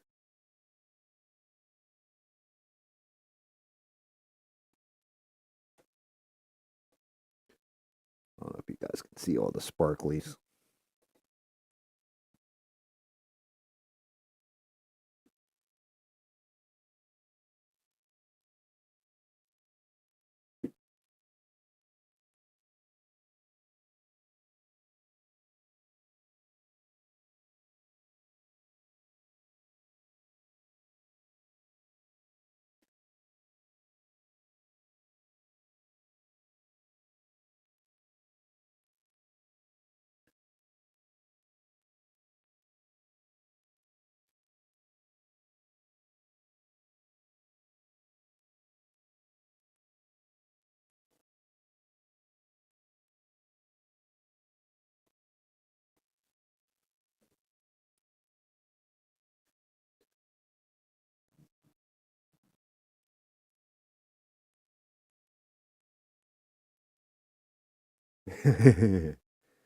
Yeah, I mean, my big thing 30 years ago was probably like, well, actually, when we were in high school, I remember coming in with a printout that I had gotten off the internet of the entire investigation of Bill Clinton with Monica Lewinsky, and just like being like, dude, it says he inserted a cigar into her right here. Check this shit out. That's the president of the fucking United States getting some in the Oval Office. I didn't understand, because I was a teenage boy and a horny one at that. So you don't understand the repercussions of what you've just read. And then as an adult, you look at it and go, "Yeah, that dude's a fucking predator."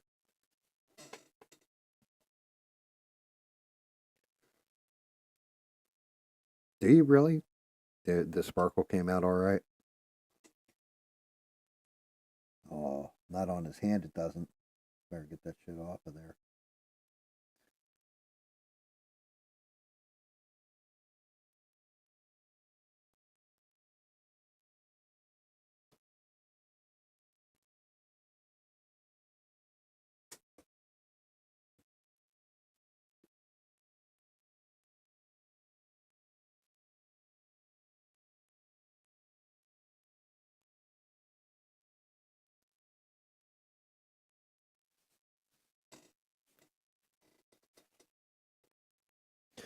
See a little part on his beard where I blew it out.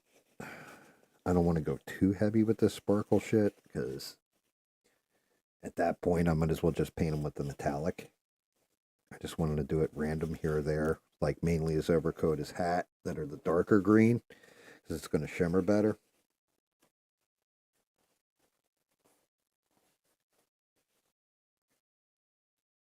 Map quest. Actually, no, but and I've mentioned this on stream before. I still have them in dot matrix printer because I printed them out at school of all fucking things. But Mr. Forever here got me a copy of a certain cookbook and something called The Poor Man's James Bond, which are both banned. And I've never forgotten him for it. He's always been my friend ever since, like, because we were kind of cool. And yeah, then he hooked me up with those. I still have those things to this day, put away somewhere in case I ever need them. He also is the first one to tell me about crystallized iodine, I think it was. I think it was crystallized iodine, wasn't it?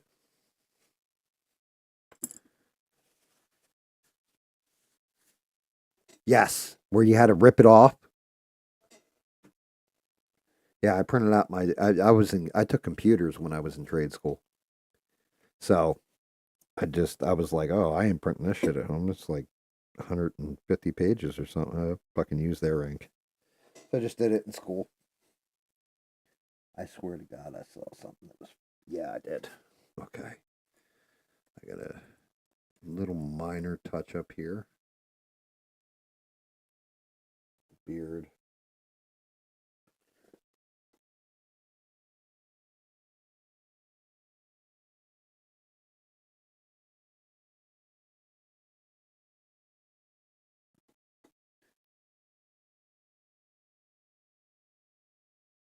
Ah, there you have them.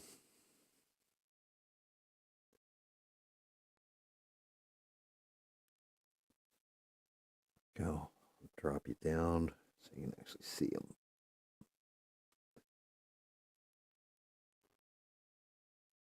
Oh, try and get you to a point where it stays in frame. There he is. How's it look, guys? Fantastic job. Thank you, Sheree. Sheree, you like, I swear to God, were you a cheerleader when you were in high school? Were you part of the cheer club? Or were you like, like the anti cheerleader?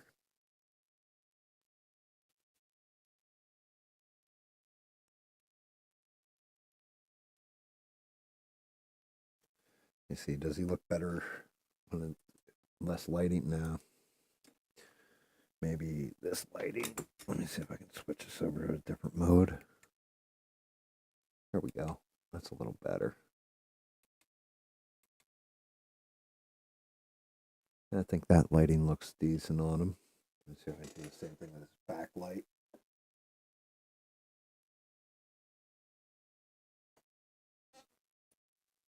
A little bit of a glow.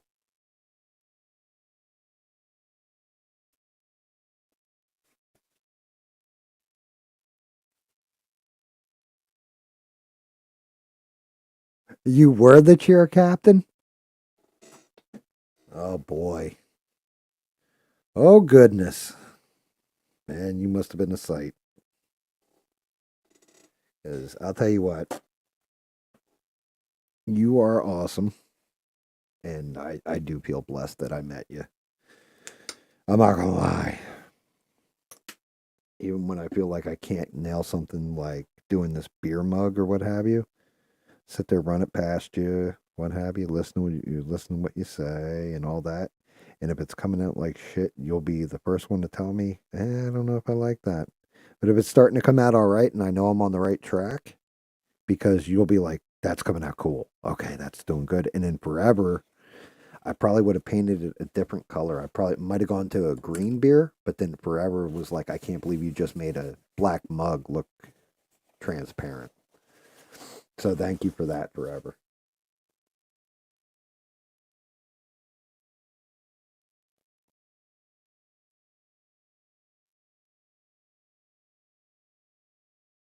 Yeah, it was some kind of iodine, but yeah, that shit, you had to keep it wet because if you let the iodine crystallize or dry out, man, it took like a pinhead of this shit and you could throw it on the ground. And I mean, yeah.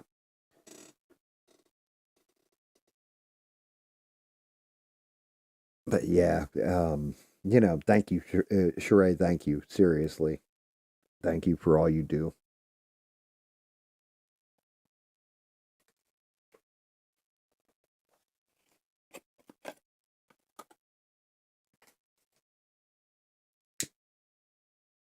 Thank all you guys for even being here, listening to me run my mouth and watching me paint my shit. This one's actually going to be, I think, the wife's Mother's Day present. I think she gets this one for Mother's Day. But yeah, I think he came out all right.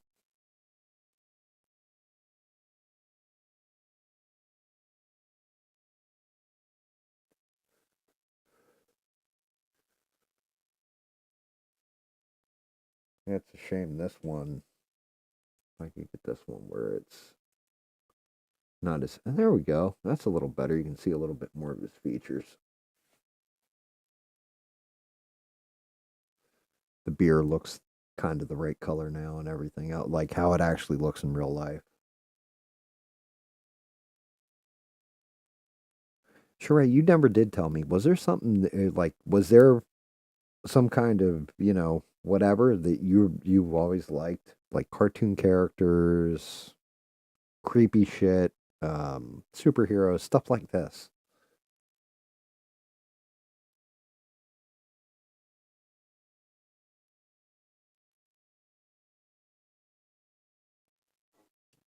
A little bit more light.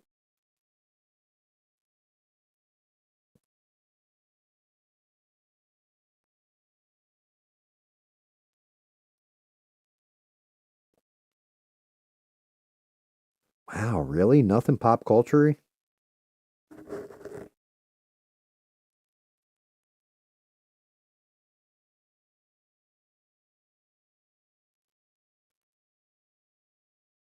Nothing, no video games, nothing?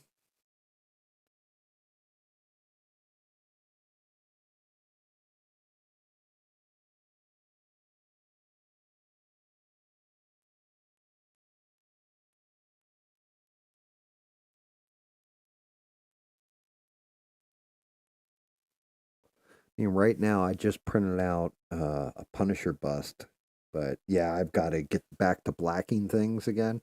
And then, I still have Krang here that I has to get done.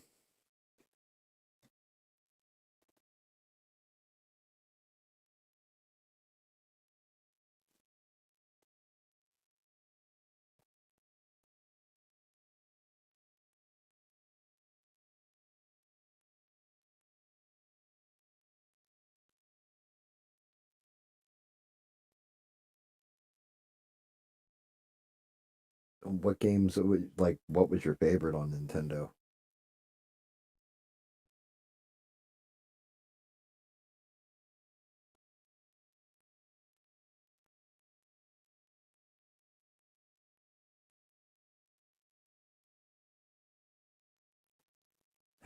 That's crazy. Nothing pop culture, huh?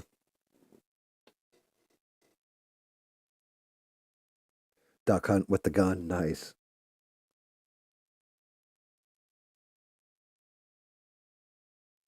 Huh. I wonder if I can find something like that. Um,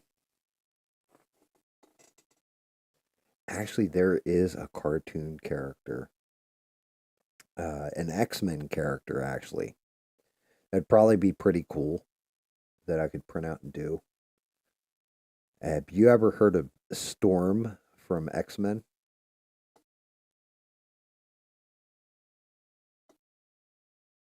Oh, that must have been awesome. Duck Hunt in VR. That would be fun.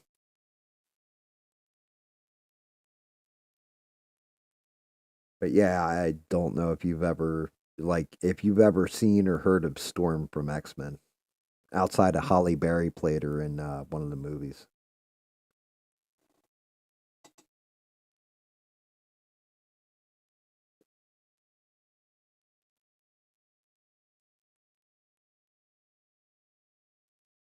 Yeah,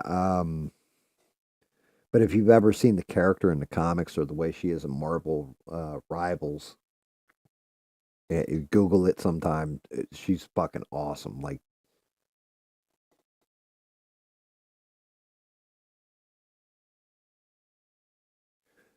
everybody was asking about where's 666, and guess who shows up? 666. And what did I say? He won't show up until like 1:30 in the fucking morning.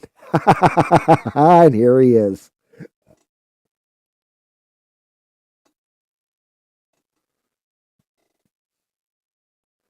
Got here at the end, brother. But yeah, the I knocked out the Leprechaun.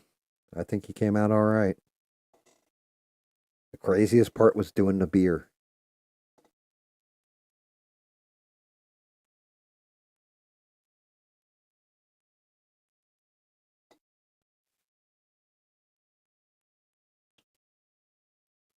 So Sheree, yeah, Friday fuckery will never happen again because right now we've doubled out the views that I had on, and I mean for the entire week. We doubled out the views in one night that we did on the other stream. Definitely much more interactions.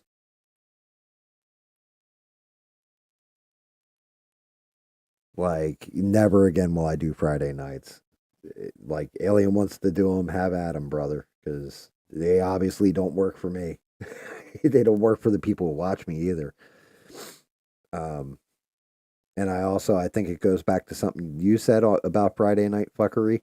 You're like, it didn't feel right not having the show on a Thursday. Like I said, we might add back Sundays because I'm gonna have a shit ton to paint soon. But yeah, never ever again with Saturdays. Let's clean up these paints. I didn't even use my metallic green. Huh? Crazy. We'll actually go down here.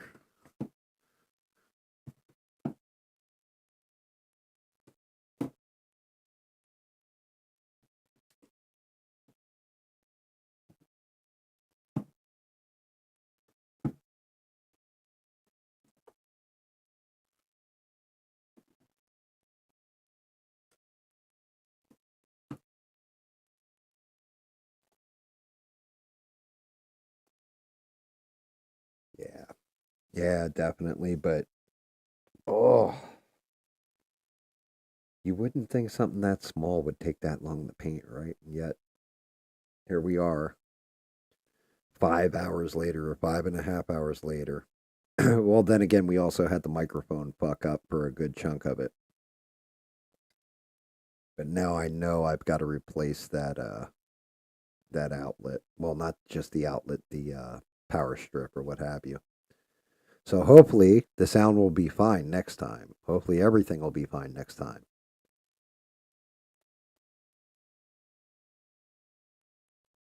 Yeah, how have you been, sick? Haven't seen you in a while.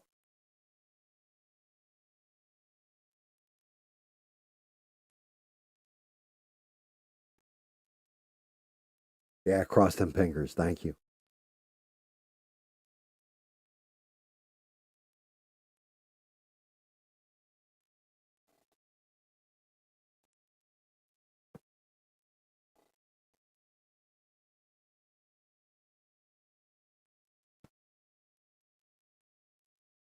Yeah, I kind of figured it's cool though, six. Every time, like, there's always a comment on whatever video. You're like, oh shit, I missed it, or hey man, sorry I missed it, or whatever. I always appreciate the hell out of that. That's awesome.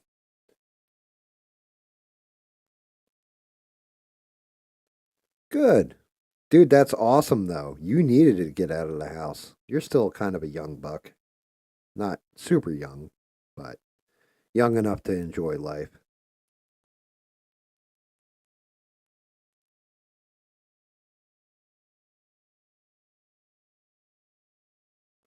We know. Like, we miss you too, Six. Like, we were talking about your drumming videos earlier. I was like, when the hell's he going to put out another one? Slacker.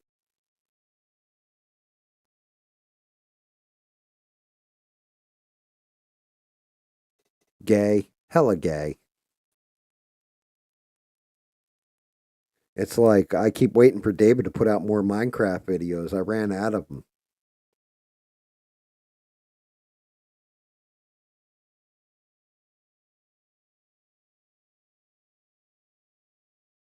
Yeah, I was always a Philadelphia Flyers fan myself.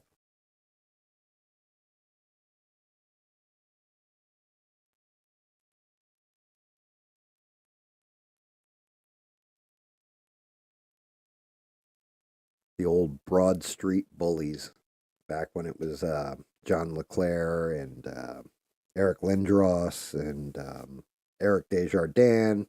Hextall was in goal.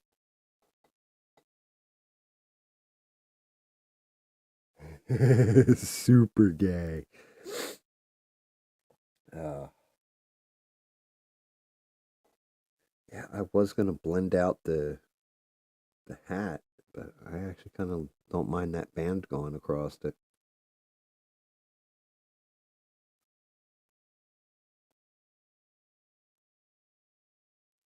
Yeah, we all, dude. One of the funniest fucking things.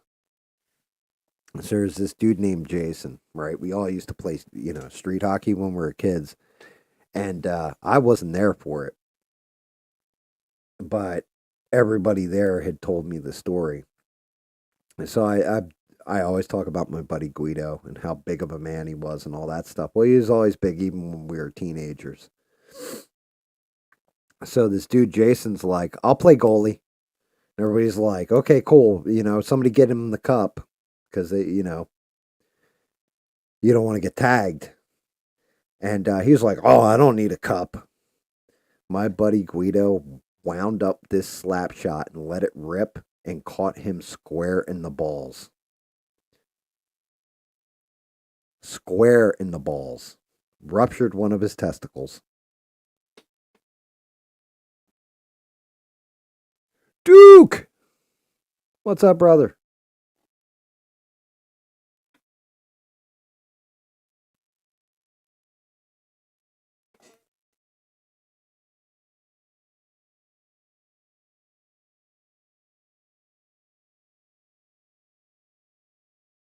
Oh, Jesus Christ. That actually kind of, like, that reminds me of another little story I can tell real fast as we're going off the air here. So my buddy Danny, the barroom brawler or what have you, he we're in this one bar that I used to DJ at, and there's this one dude, and he was always kind of a weird fucking guy. And Danny I'm going to the bathroom, take a leak. Goes into the bathroom. He comes out and he's all pissed off. And I'm like, what's the matter, dude? He goes, that guy over there, he's a cock looker. We're like, a what? He's like, a cock looker. He's a cock looker. We're like, what do you mean?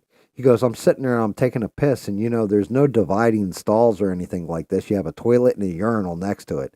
He goes, I'm at the I'm peeing in the toilet. He's peeing in the urinal. Like he came in midstream and goes to the urinal. And I looked and I felt like I was being stared at. And I kind of glanced over and he was staring down at my cock. We're like, what? And I was like, what the fuck did you do? He goes, I opened my hand and let him get a good look at that big old piece of white meat. He's like, but he's a cock looker.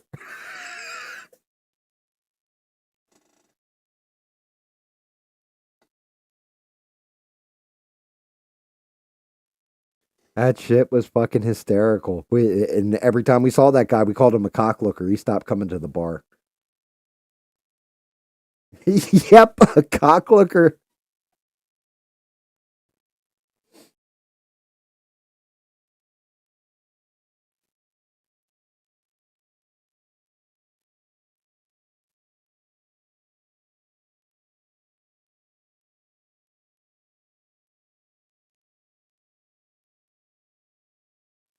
Yeah, dude, cock looker. Oh my god. As soon as I saw those two emojis together, I'm like, oh no, it's a cock looker. But Sheree's is even better. Like, because she's got the eyes like looking at it.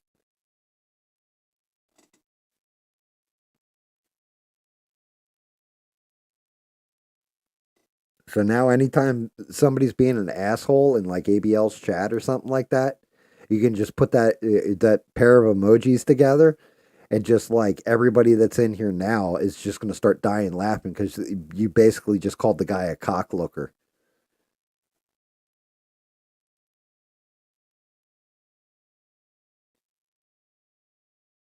Like, can't cuss in that chat, but you can definitely call somebody a cock looker.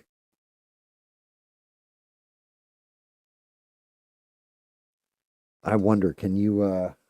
Let me see. Let me see what emojis there are. Damn it! Now I'm going to put together a string of emojis that are just going to be fucked up. Yeah, there you go.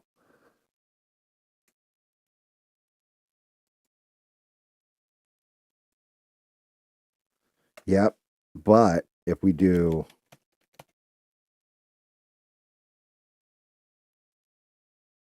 okay, that's a cock. Oh, cockroach popped up. Oh, you must have put in a rooster, huh? Yeah. So there we go. There's a cock. And then let's see if I can get the other part of this.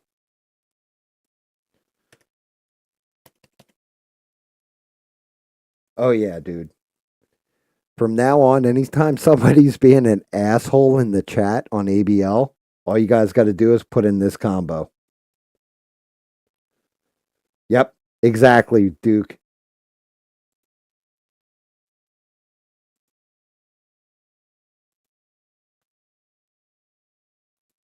You're calling him a cocksucker.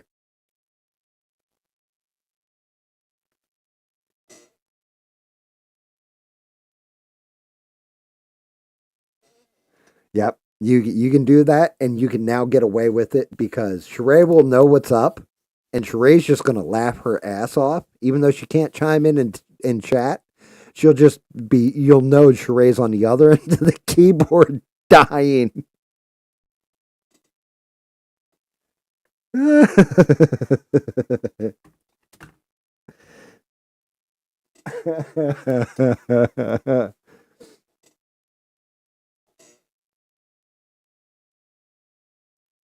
Yeah, like I've only seen you use it once or twice, I think, now that I've actually typed that out because of the way it came up. It comes up different on my PC than it does on my tablet. On my tablet, it comes up with like a white chicken and a lollipop, right? If I do it on the PC, it comes up with like a rooster and the lollipop.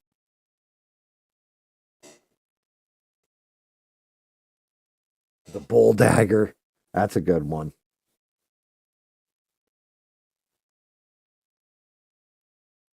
Yep. So I mean, there's definitely ways of getting around some of this stuff. You know, I mean, everybody knows the eggplant and the splash emoji, right?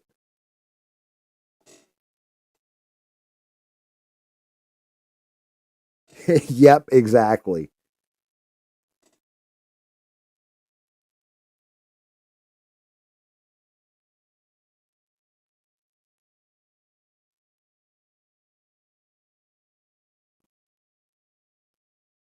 Yep. There you go. That pair of emojis mean Shaquille Oatmeal right there, Duke.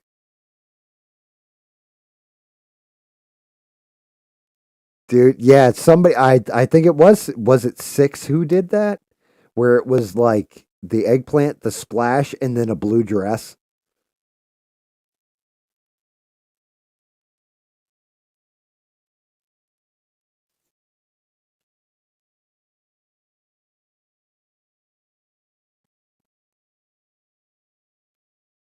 Dude, the funny enough, on the PC, Duke, the eggplant and the peach came up together. On my tablet, it didn't show up.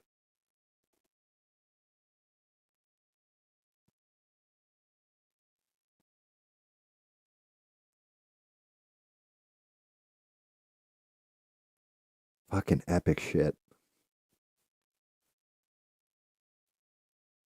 Yeah, little ways that, us online folk amuse ourselves.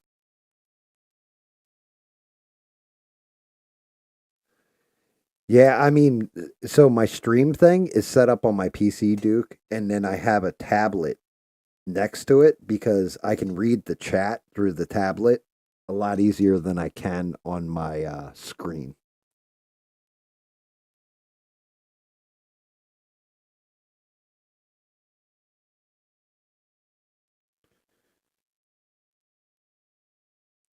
Man, that's fucking like I'm not gonna lie, fucking forever. You nailed that shit out though when you're like, I can't believe I just watched a completely black mug turn into a transparent beer mug. I don't even know how I got that coloring on there. You were not wrong.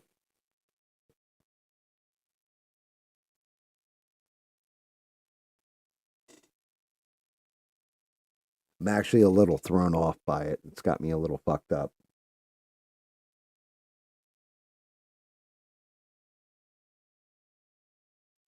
Yeah, dude, I hooked. So mine, right? I have a laptop. Like I opted for a laptop over a PC when I upgraded, and I just got a 65-inch TV, a big ass Samsung 8K, and that fucker's hanging on the one wall, and that's what my laptop hooks up to, and then I stream like all my gaming through it, everything else.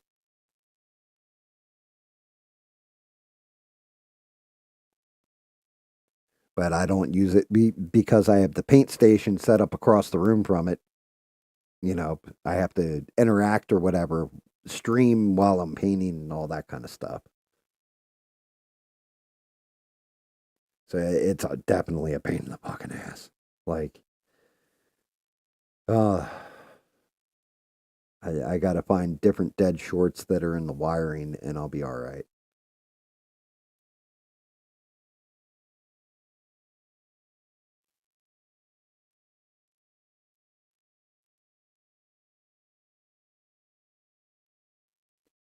Dear Lord. Well, this was a good rebound stream, huh, Sheree?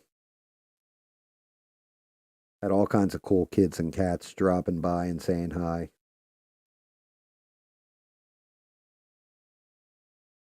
Yeah, Duke. When I did that Friday, like when I came into, because that's when I think you subscribed then, right? I was on, but when I hopped into Alien Stream, I had just finished streaming. And man, anything that could go wrong went wrong.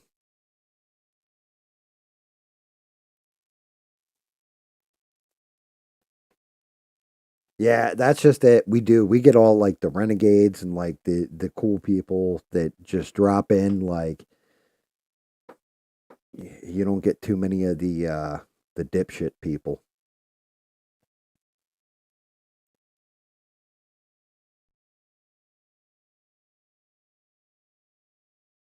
But yeah, everything Friday. So I tried doing Friday instead of Thursday, and the stream crashed. I'm going to say like 10, 12 times. I had to keep resetting it. My microphone kept dying out. My camera kept dying out. The model I was painting was a Donkey Kong, and it cracked and just started like it wrecked. And I was like, what the fuck? There was only Sheree, myself, and Stranded watching it live, basically. It was bad. Like, it was just a whole big mess.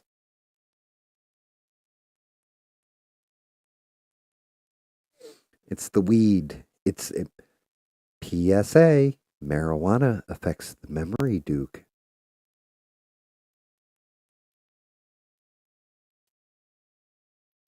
Damn it, man. Tell me about the fucking golf shoes.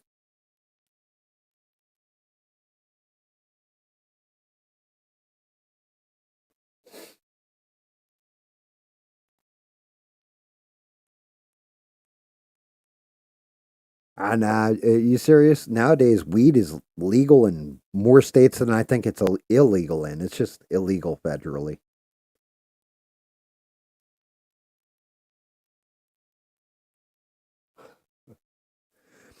I knew it, Six. You're a goddamn narcotics agent.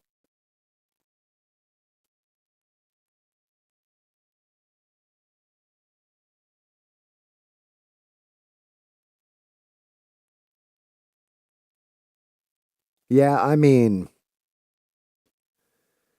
yeah, I think if they could ever, like, if Donald Trump was going to do one awesome thing for everybody, he'd just decriminalize weed, put a tax on it, and call it a day. And yeah, that would be the end of that. I think that would just end every fucking debate over marijuana. Also, probably win them the elections for the next like 12 years.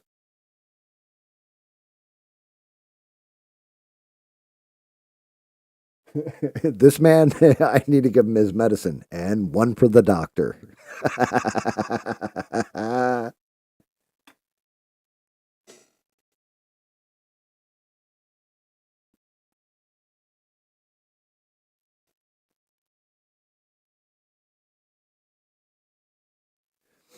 Well, that's one thing I have said. We'll know if Donald Trump's tariffs work or not because Detroit in particular, you're going to see Michigan and in Detroit in particular, you guys are going to see jobs like nobody else because the car industry will come back and it'll revitalize a lot of shit.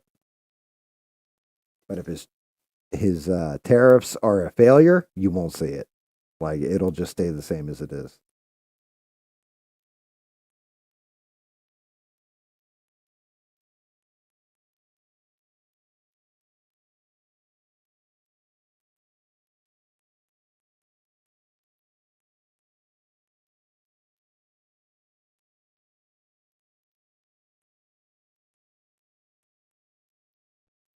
Wow, Utah has medical weed on order.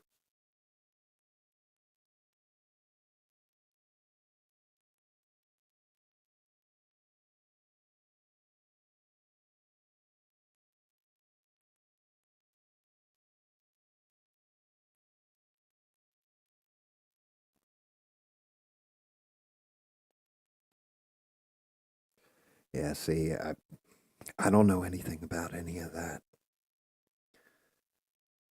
I live in South Kakalaki, and in South Kakalaki, not even medical is legal.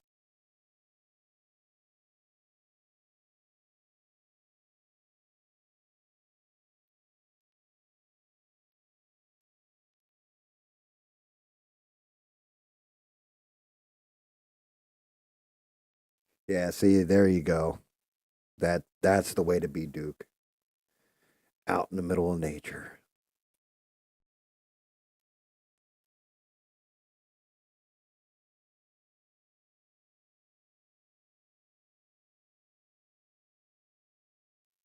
Yeah, I'm out in the bumpkin ass woods of nowhere, South Kakalaki. Out in the swamplands.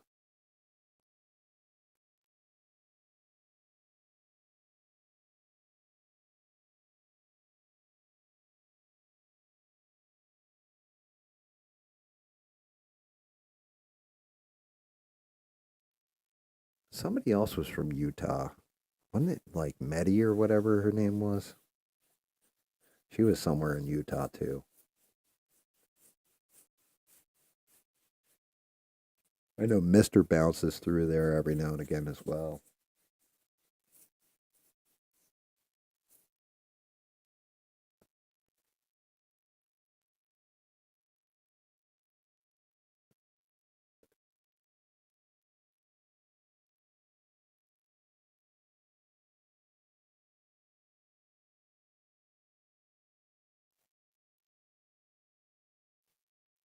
Giggity giggity goo.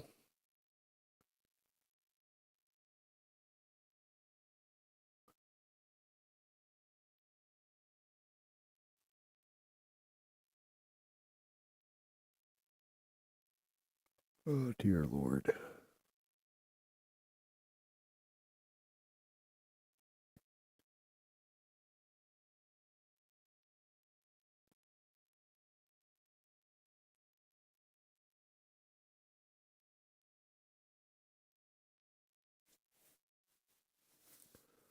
Ohio. Cleveland rocks.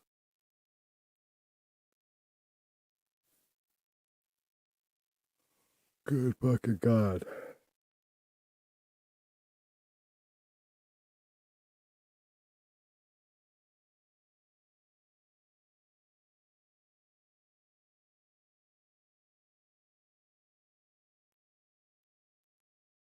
September 20 north to Denver. Saw my son in Boulder. North of Miami.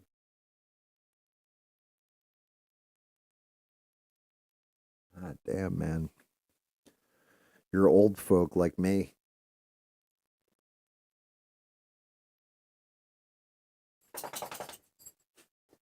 Speaking of dogs, he's like, yeah, motherfucker, I gotta go. Well, guys and girls, gentlemen and ladies, you party animals and amazing people. I think we're gonna put a wrap on this one, or just about 2 a.m. on the East Coast. I appreciate every last one of you guys dropping in. Make sure you guys are liking, sharing, subscribing, all that fun shit they want you to do with YouTube. But more importantly, everybody make sure you give a shout out to Sheree, not just here, but anytime you see her in a stream where she has a moderator wrench. She is the best mod on these internets, and I could not do this without her. Well, I could, it just wouldn't be as fun. Welcome aboard, Duke. Glad you were able to hop in for a while. 6, it's amazing to see you. David, forever. I'm sure you guys are still watching. Appreciate the hell out of you guys.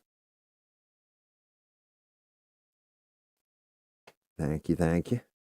Thank you, Mr. Six. Um, but yeah, everybody, try and have a good week. Thank you again for hanging in here to listen to an old guy paint shit and talk shit on the internet. And everybody, try and hang in there. I'll see you guys next Thursday at 8 o'clock, hopefully. And until next time, don't take shit from anyone. Good night, everybody.